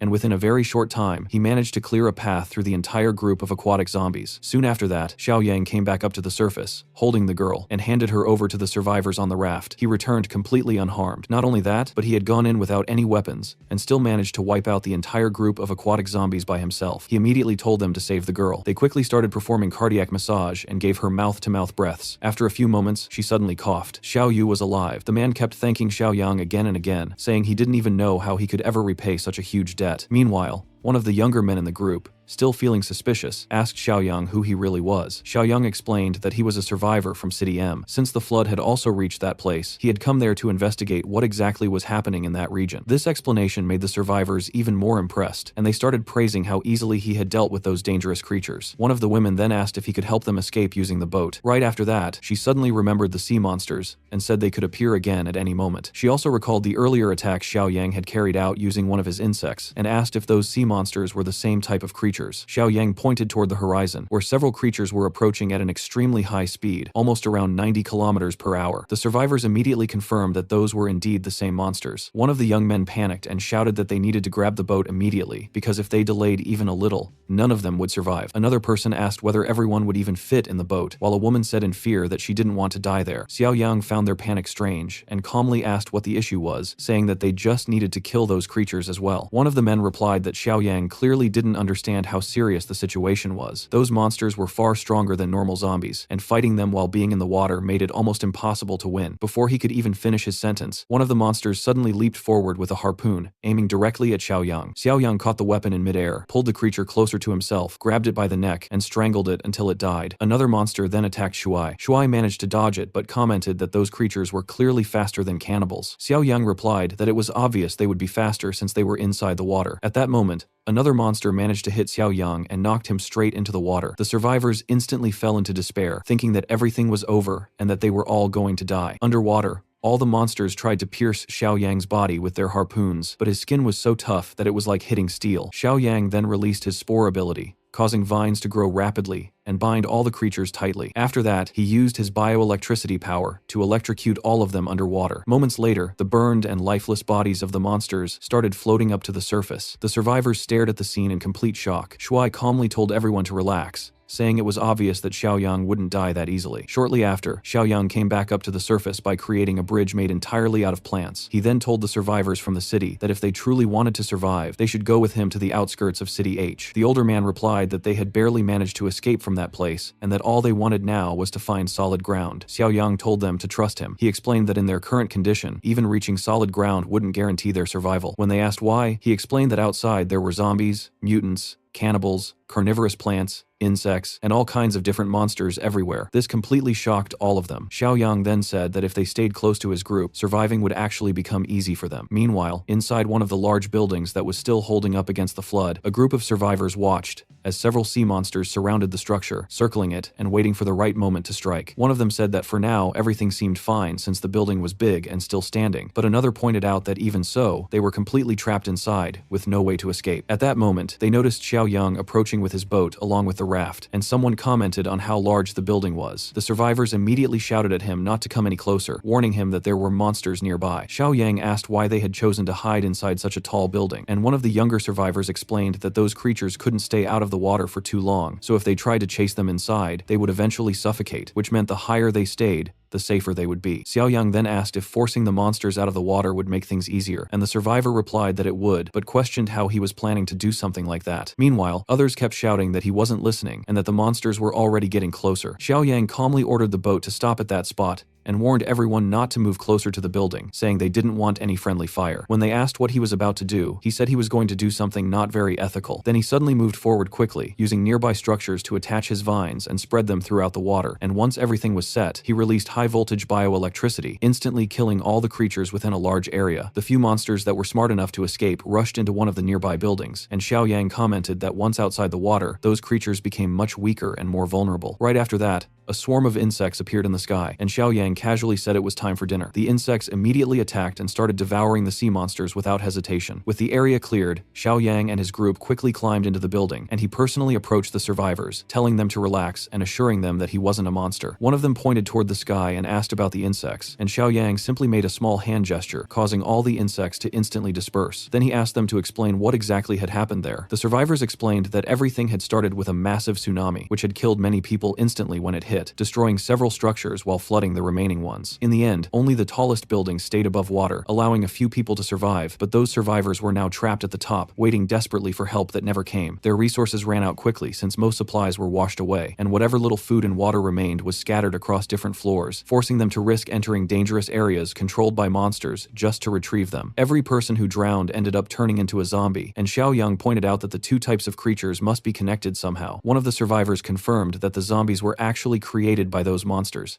explaining that although he didn't know exactly how, something in the monster's blood turned victims into aquatic zombies, basically drowned corpses that kept moving. Hearing that, Xiaoyang noted that the monsters seemed to behave like organized hunters, rather than mindless creatures. One of the survivors then told him that he seemed strong enough to possibly eliminate all those monsters, and explained that the creatures had their own territories where they reproduced, which made Xiaoyang even more interested. The man continued, saying the monsters were highly intelligent and cooperative, always hunting in groups, and that after killing someone, the first thing they did was tear out the victim's lungs. If there were too many victims, they wouldn't kill them immediately, but instead drag them underwater to what they called monster farms, which were located on small islands that had survived the flooding far away from the coast. And wherever there were still survivors, those places became sources of fresh lungs for the monsters to feed on. Meanwhile, on one of those islands, inside one of the maritime monster farms, a stealthy survivor quietly approached the other prisoners and began cutting the ropes, binding them using a sharp stone, explaining that they could try to escape using a raft, even though he wasn't sure it would work, but it was their only chance to get out alive, and he told everyone to stay completely silent while freeing themselves. However, as soon as he returned to his boat, a monster suddenly pierced him with a harpoon and dragged him back to the farm. The other prisoners watched helplessly as he was carried away, his body going limp like a lifeless sack of meat. After that, every other survivor who attempted to escape was also killed in the same way, having their lungs ripped out. Only those who didn't try to flee were left alive. Then something even more horrifying happened after their lungs and internal organs were removed. The corpses stood up on their own and deliberately walked into the water, turning into drowned zombies. At that moment, the remaining survivors understood the terrifying truth that the monsters were not only intelligent, but were doing all of this intentionally to instill fear and keep them under control. Meanwhile, Xiaoyang unlocked a new disaster entry on the mission screen. This new disaster was called Progenitor Merfolk, clearly referring to those maritime monsters. He then asked the survivor how he knew so many details and whether he had really seen all of that himself. The man confirmed that he had indeed witnessed everything with his own eyes, explaining that he had survived and managed to escape from those monsters. He then shared something even more terrifying, saying that the monsters had an extremely high learning ability. Whenever humans managed to escape from them, the monsters would never fall for the same trick again. Instead, they would adapt and prepare countermeasures. Some of them had even learned how to operate boats. The survivor explained that he himself had escaped from one of those islands using a speedboat. Xiaoyang then asked if he knew the location of that island, and the man replied that he had a rough idea. Xiaoyang asked if he had the courage to go back there to rescue the remaining survivors. The man said that he would never go alone, but if Xiaoyang was going with him, then he would accept without hesitation. Xiaoyang nodded and said it was settled they would leave in 2 days. During that time, he would help rebuild the current base, and for that, he needed guards. As he said that, he looked toward the bodies floating in the water. Right after that, Xiaoyang released his spore symbiote seeds, which spread out and attached themselves to the corpses, wrapping them in roots. The bodies began reacting and were reanimated in a completely different way. They climbed back up to the top of the building, causing panic among the survivors. However, this time,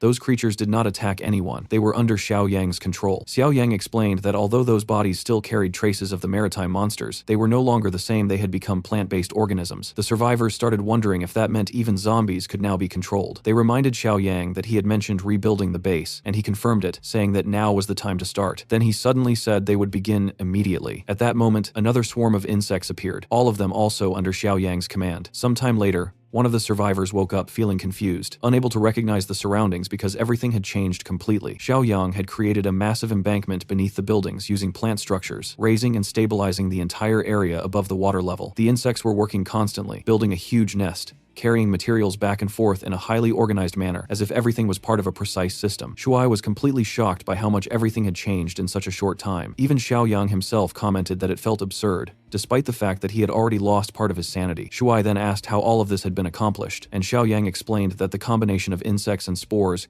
created a perfect synergy. He then invited everyone to come closer and observe the progress. Leading them inside, he showed them the location of the queen. He explained that the queen acted as a catalyst, enhancing both the spore power and the insect system simultaneously. The queen had already started producing insects specifically adapted for water environments, and those insects were beginning to spread into the nearby ocean. Over time, this system would continue evolving into something far far more efficient. Shan Shan commented that it was starting to feel like they were slowly turning into villains in this world. 2 days later, a boat carrying several survivors approached a massive and unusual island. One of them said it was impossible for humans to have built something that large, while another speculated that it might be a maritime monster nest, though he quickly dismissed the idea, reasoning that, if it were, they would have already been detected. Shortly after, someone spotted monsters approaching, and panic spread across the boat. One of the monsters jumped forward to attack, but before it could reach its target, an insect intercepted it mid-air and blocked the strike. The survivors were completely confused about what was happening. The monsters then turned their attention toward the insects, but before they could react properly, an entire swarm of aquatic insects appeared. Within moments, the monsters were overwhelmed and chased down relentlessly. The insects outnumbered them by a huge margin. One of the survivors asked if those strange insects had saved them and wondered if they themselves might become the next prey. However, when they returned to the surface, they realized that the insects were actually guiding the boat toward the island. They assumed that it must be some kind of insect nest, but as they got closer, they saw something even more unbelievable: humans living together with monsters.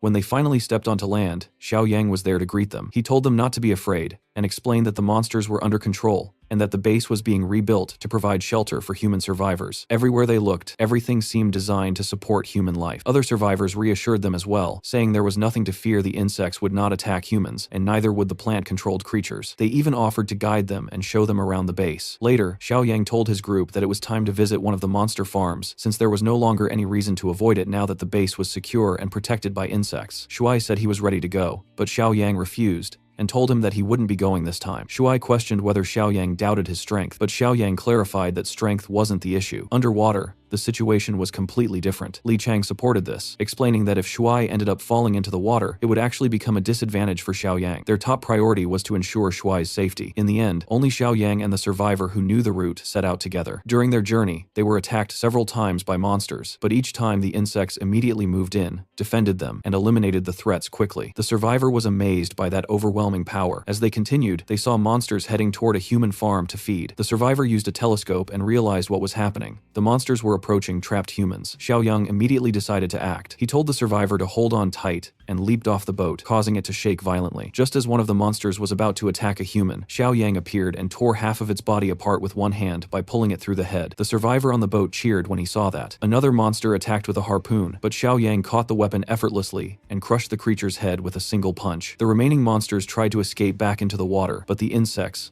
along with the armed survivor, attacked them together and prevented their escape. When everything was finished and they finally reached the beach, Xiao Yang commented that everything there had already been resolved. One of the rescued humans looked at him and asked who he was and why he looked completely human. The survivor, who had come with Xiao Yang on the boat, quickly told them to calm down and explained that he really was human, that he was Xiao Yang, and that they had come there specifically to rescue them. Xiao Yang confirmed this himself, saying there would have been no reason for him to kill all those monsters if it wasn't to save the humans trapped there. Soon after that, another survivor started cutting the ropes and freeing everyone who had been tied up. He recognized the man from earlier and confirmed that he had indeed escaped from that same farm before and had now returned to save the others, thanking him with clear emotion in his voice. While all of that was happening, Xiao Yang looked out into the distance and noticed another island that looked very similar. He asked if that one was also a monster farm, and one of the former prisoners confirmed it, explaining that the island actually had even more guards and that the monsters rotated shifts to maintain control. Xiao Yang commented that with such a massive ocean, completely wiping out that species would be an extremely difficult task, so he decided that the best option for now was to return to the base and think things through more carefully, planning to use aquatic insects as part of a strategy to deal with the monsters. Later, everyone made their way back to the plant settlement. Shuai commented that the whole mission hadn't even taken a full day and felt way too easy, asking if that was really all there was to it. Xiao Yang replied that yes, and explained that the people they had just rescued were among the toughest survivors, the ones who had managed to endure life in the monster farms. Shuai then said he would act as their guide, and told everyone to follow him. Xiao Yang then asked Li Chang and Shan Shan to send a message to Ping and Professor He, saying he would need their help to come up with a proper plan. As they approached the other base, Li Chang and Shan Shan noticed something important. The water level was finally going down. It had taken time, but the flood was slowly receding. When they returned and shared this information, the atmosphere became much lighter, especially when Shan Shan explained Xiao Yang's intentions. However, one of the guards reported that Professor He had gone to the Sea of Flesh to handle an unexpected situation, possibly because someone had fallen ill. Li Chang said that was fine, and that they would still go and find them. Meanwhile, Professor He was examining Ping herself. She had developed acute pancreatitis, and if it wasn't treated quickly, she would die. Fang was clearly worried, but at the same time, he didn't seem capable of feeling emotions the way a normal human would. Even so, Yang Bing insisted that there had to be some way to save her and suggested that Xiaoyang might be able to do something. Professor He, however, explained that there wasn't enough time and that Ping would die in less than half a day before Xiaoyang could return. At that moment, Fang said there was another option: he could infect her with mimetic flesh. Professor He immediately warned that such a procedure would require extremely precise control, and Fang admitted that he didn't have that level of control, since he could only spread the infection on a large scale. Professor He made it clear that if they did this, Ping would no longer be human, and not even Xiaoyang would be able to reverse it. Fang still insisted that it was better than letting her die, while Professor He responded that, although she was Fang's daughter, Fang himself was no longer human enough to make such a decision. Even so, he hesitated. At that moment, Yang Bing stepped in, opened the door, and told Fang to go ahead, saying they had to save her before it was too late, or they would regret it forever. Professor He thought about it and finally agreed that it made sense. Fang then began the process, deliberately infecting Ping with the mimetic flesh. She woke up in the middle of it due to the pain, but soon lost consciousness again. After some time passed, Ping woke up once more and coughed up blood. Professor He told the others to help her sit up so she wouldn't choke, but Fang stopped them, warning that no one should touch her because the infection was already complete and any contact could spread it. He explained that her body was still adapting and that the mimetic flesh naturally had the urge to infect and consume. The soldiers agreed that it was safer to stay away. Later, Ping woke up again, sweating and clearly shaken. Professor He asked if she felt anything different, and she replied that she felt something strange happening inside her. He asked if she noticed any changes in her thoughts or emotions, and she said she didn't know if she was supposed to. Fang explained that she wouldn't notice anything immediately, and that changes in brain structure would only start appearing after 1 or 2 weeks. Confused, Ping asked what that meant, and Professor He explained that she had been suffering from a severe illness that would have killed her soon, and that the only reason she was alive now was because she had been infected with mimetic flesh. Ping asked if that meant she was now infected,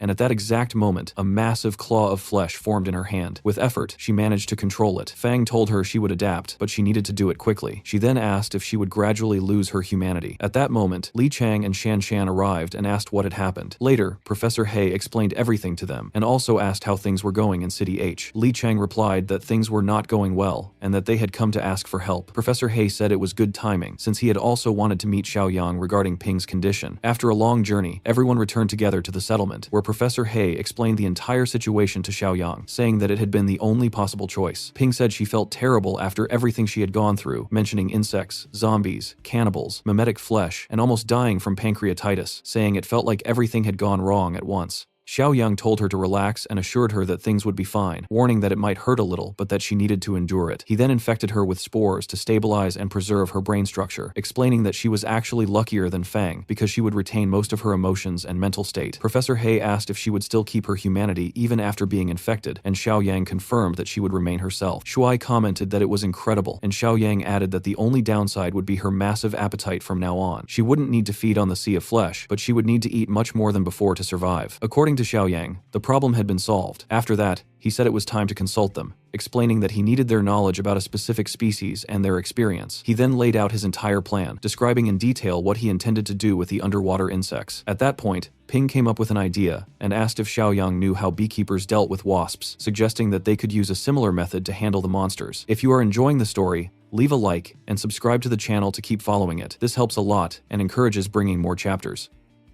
Ping explains that those creatures are natural enemies of bees and cause serious trouble, adding that beekeepers usually tie a piece of paper to such insects and track them back to their nests in order to destroy them. Hearing that, Shanshan thinks about whether they could mark the sea sirens in a similar way. Ping then reveals that instead of that, they can use GPS tracking devices to locate them, explaining that such trackers can be attached to sea creatures for tracking purposes. Xiaoyang immediately asks where they could find this kind of equipment right now, and Professor He recalls that a marine ecology institute should have these devices. Xiaoyang celebrates, saying he knew calling them was the right decision. With that decided, the team boards a boat and heads toward the research institute at high speed. Along the way, a small crab is seen sitting on top of a severed arm of a sea creature, but in the very next moment, it gets crushed under the stomp of another monster. Soon after, a group of terrifying sea creatures emerges onto the beach, clearly preparing for an attack. Meanwhile, on the boat, Shan Shan notices that the water is becoming shallower as they approach land. Suddenly, Li Chang shouts, warning everyone that something strange is floating in the water. They soon discover floating skeletons and begin wondering whether they belong to humans or something else. The protagonist then stretches out his hand and uses his powers to pull one of the skeletons onto the boat. Upon closer inspection, he realizes that these are not human skeletons, as their teeth are unusually sharp and bizarre. Ping then points toward the water, warning that there are many more scattered around. Everyone looks around and sees countless skeletons floating, making them wonder if a battle had taken place there. Xiao Yang warns everyone to stay cautious, as something very strange could be nearby. At that moment, the elder announces that they have finally arrived at their destination, and the boat moves forward. They soon spot the massive main building of the Marine Ecology Research Institute, but notice several skeleton remains hanging at the entrance. The group gets off the boat and quickly realizes that they won't be able to avoid a confrontation with some kind of monster. Shanshan suggests that the weaker members should stay outside, but the protagonist insists that they should all stick together. He then takes the lead, instructing that the elder should stay in the middle for better protection. They enter the building, where the elder suggests looking for a directory to locate the devices. The group proceeds down a dark corridor, and Li Chang quietly comments on the lack of light. Suddenly, he stops and stares into the darkness with a serious and suspicious expression. Xiao Yang then confirms that he also sensed something strange, and remains on high alert. Shanshan asks what is wrong, but Xiao Yang simply says that something is there with them. Then, shouting loudly, he warns everyone that there is a threat right behind them in the dark corridor, before quickly realizing it isn't just one, and yelling that something is also approaching from their side. Suddenly, a figure appears right in front of them, and the whole group instantly braces for combat as the enemy fires their weapon, prompting someone to shout for everyone to stay extremely careful. Without wasting a second, Xiao Yang uses his powers to create a tentacle shield, forming a dark defensive barrier in front of his allies. The incoming bullet strikes the barrier directly, but fails to break through his defense. However, another attack manages to hit Ping, causing the elder to scream her name in pure despair at the sight. Xiao Yang feels shocked, unable to understand why the enemies are using firearms. At that same moment, another enemy shows up and rushes toward them through the dark corridor, while Li Chang warns that more adversaries are also approaching from behind. Growing angry, Xiao Yang prepares to fight, declaring that the enemies are simply looking for their end. The monster charging from behind moves at high speed and crashes straight into Xiao Yang's vines, which instantly wrap around the human-like creature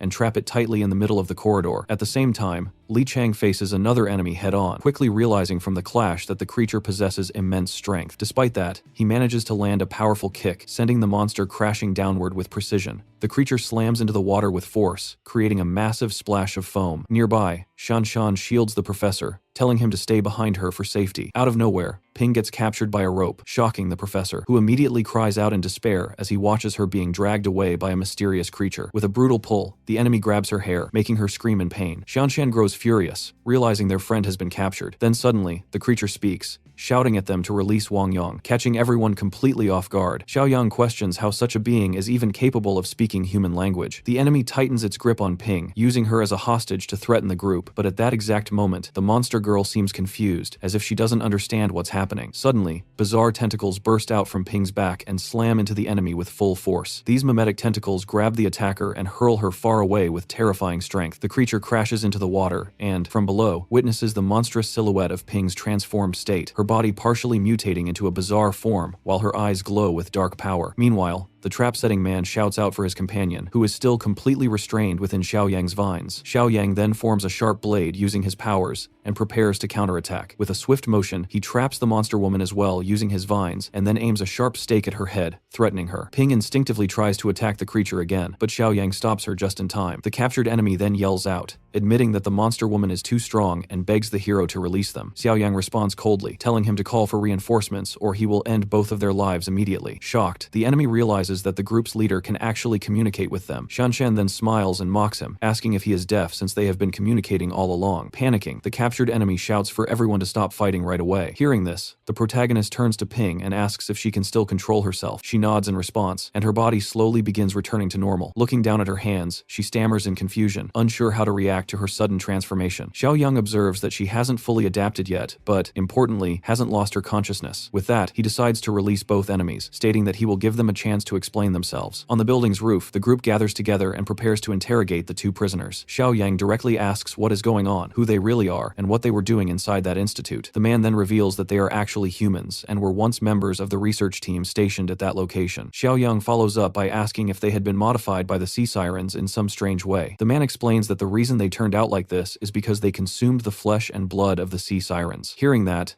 Li Chang is completely shocked and finds it unbelievable that they had the courage to eat something like that. The man clarifies that they had no other option since there was no food available, and they were starving, and they refused to start eating humans and completely lose themselves as monsters. Xiao Yang then asks whether the skeletons seen at the entrance belonged to the sea sirens they had defeated. The man explains that they no longer fear the water ghouls, although they are still weaker than the sirens, but outside the water they can deal with sirens more easily using weapons. Another researcher becomes tense and mentions that the number of sea sirens has been increasing rapidly. The protagonist then confirms that these creatures likely have a social structure and that an attack is inevitable. The modified man then asks the group what exactly they are and who they truly are. Xiao Yang simply smiles and replies that their team's composition is a bit complicated. At that moment, the other researcher suddenly points toward the horizon and shouts for everyone to look. The man then notices a massive horde of sirens approaching and yells that they have returned on a gigantic scale. Reacting immediately, the two researchers prepare for combat and grab their firearms. Their leader shouts for everyone to retreat into the building and use the terrain to their advantage, but the protagonist refuses, explaining that doing so would make it harder to pursue the creatures afterward. Xiao Yang then declares that he will wait for the sirens to jump onto the roof and surrender themselves. One of the researchers gets angry and warns him not to blame them if things go wrong later. The man then orders his group to retreat and follow their usual tactics to deal with the enemies, gripping his weapon tightly as he prepares for battle and challenges the creatures to come at them. Xiao Yang simply turns his back and calmly tells the man to take care of himself in the upcoming fight. At that moment, the protagonist's companions prepare themselves and unleash their powers. A massive wave suddenly forms and crashes violently against the Institute building. Dozens of sea sirens leap out of the water and rush toward both groups. The researchers are left completely stunned, unable to believe what they are witnessing. Meanwhile, Xiao Yang's eyes glow with a green light as he gets ready to act. With a simple wave of his hand, he releases a massive surge of vines into the sky, which transforms into a giant hand that slams down onto the airborne enemies with tremendous force. The creatures are smashed into the ground, left confused and unable to understand what just happened. Li Cheng's companion joins the battle with full force, landing a powerful punch on one of the creatures on the roof. Another member of the group advances swiftly, kicking monsters with precision while moving fluidly between them. At the same time, Ping uses her newly gained tentacles to attack and crush the enemies. Watching this, the researcher is left in shock, questioning what kind of monsters these people actually are. Despite the chaos, Xiao Yang remains completely calm, controlling the battlefield effortlessly with his abilities. Using her mimetic flesh, Ping fights ferociously, overwhelming the sea sirens with ease. Within moments, several of the creatures are hurled away with brutal force. One after another, their bodies hit the ground lifeless, completely defeated by the group's swift and overwhelming attack. After the fight,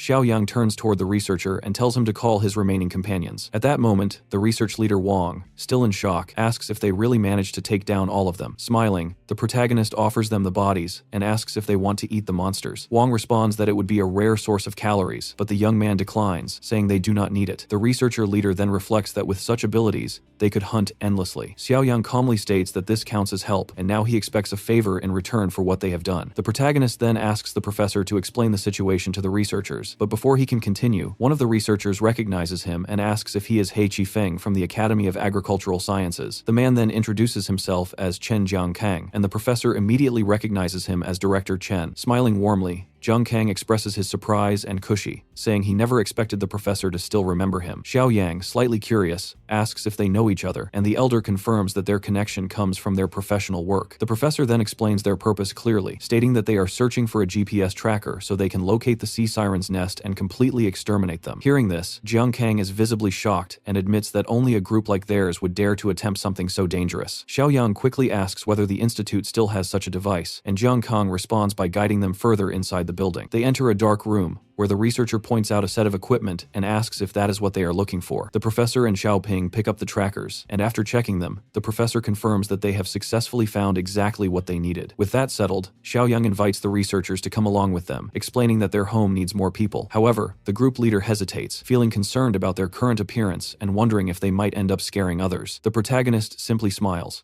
acknowledging that the concern makes sense, and then firmly tells everyone to come along with him. Meanwhile, at the base, Shuai is relaxing, but suddenly starts wondering why the flying insects have begun moving. His attention shifts toward the horizon, and he is instantly shocked by what he sees, unable to believe the scene unfolding in front of him. A massive horde of sea creatures is rapidly advancing toward his island. Without wasting a second, the kid grabs the radio and shouts a warning that they are under attack by a swarm of sea sirens. On the building's roof, a group of people prepares for the incoming battle. Holding their weapons tightly, they shout that the enemies have arrived, and that they must fight with everything they have. Shuai picks up his weapon as well and, with a confident smile, remarks that the monsters are overestimating themselves. He explains that before reaching them, the creatures will first have to pass through a swarm of insects. Right after that, the aquatic insects dive into the water and charge toward the invaders with full force. However, an army of giant, muscular sea sirens suddenly rises from the water, each holding a spear. These creatures immediately launch a fierce attack, pushing aggressively against the island's defenses. Massive explosions erupt underwater as both sides collide in a brutal and chaotic chaotic battle. The sea sirens engage the insects in an intense underwater fight, with continuous explosions shaking the water as the clash escalates. Someone asks about the situation, and Shuai responds that the insects do not have the advantage, although they have managed to injure a strong enemy. At that moment, one of the monsters charges forward with its spear, attempting to destroy the insects beneath the surface. The creature reveals its sharp and bizarre teeth as it roars angrily in the middle of the ocean battle. It then strikes one of the insects with precision, using its long weapon deep underwater. Suddenly, its eyes begin to glow with a terrifying power, making it even more dangerous. The enemy swims forward at high speed, preparing to deliver a decisive blow to the defenders. Leaping out of the water, the giant sea creature raises its spear and attempts to strike the humans standing on the building's roof. In response, the flying insects gather in the sky and launch attacks from every direction. The sea monster counters by using its sharp blades to create a powerful energy slash, aiming to cut down the insects mid-air. A massive wave of energy crashes across the water's surface, making the defenders realize that this enemy is unlike anything they have faced before. At the same time, 3 more sea creatures rush through the water at high speed, charging forward with full force to support their allies. In a sudden turn, the blue giant moves swiftly, blocking incoming attacks and using its spear to strike back against its own kind, forcing them all back underwater. At the bottom of the sea, the monster looks upward, trying to make sense of the situation. Completely caught off guard, the blue creature realizes that it has been stopped by one of its own kind and is left confused, unsure of what to do next. Watching from the roof, Shuai decides to intervene in the fight, saying it's been a while since he found someone to stretch his muscles. With that, the kid tells the others to back off and give him space to use his full strength.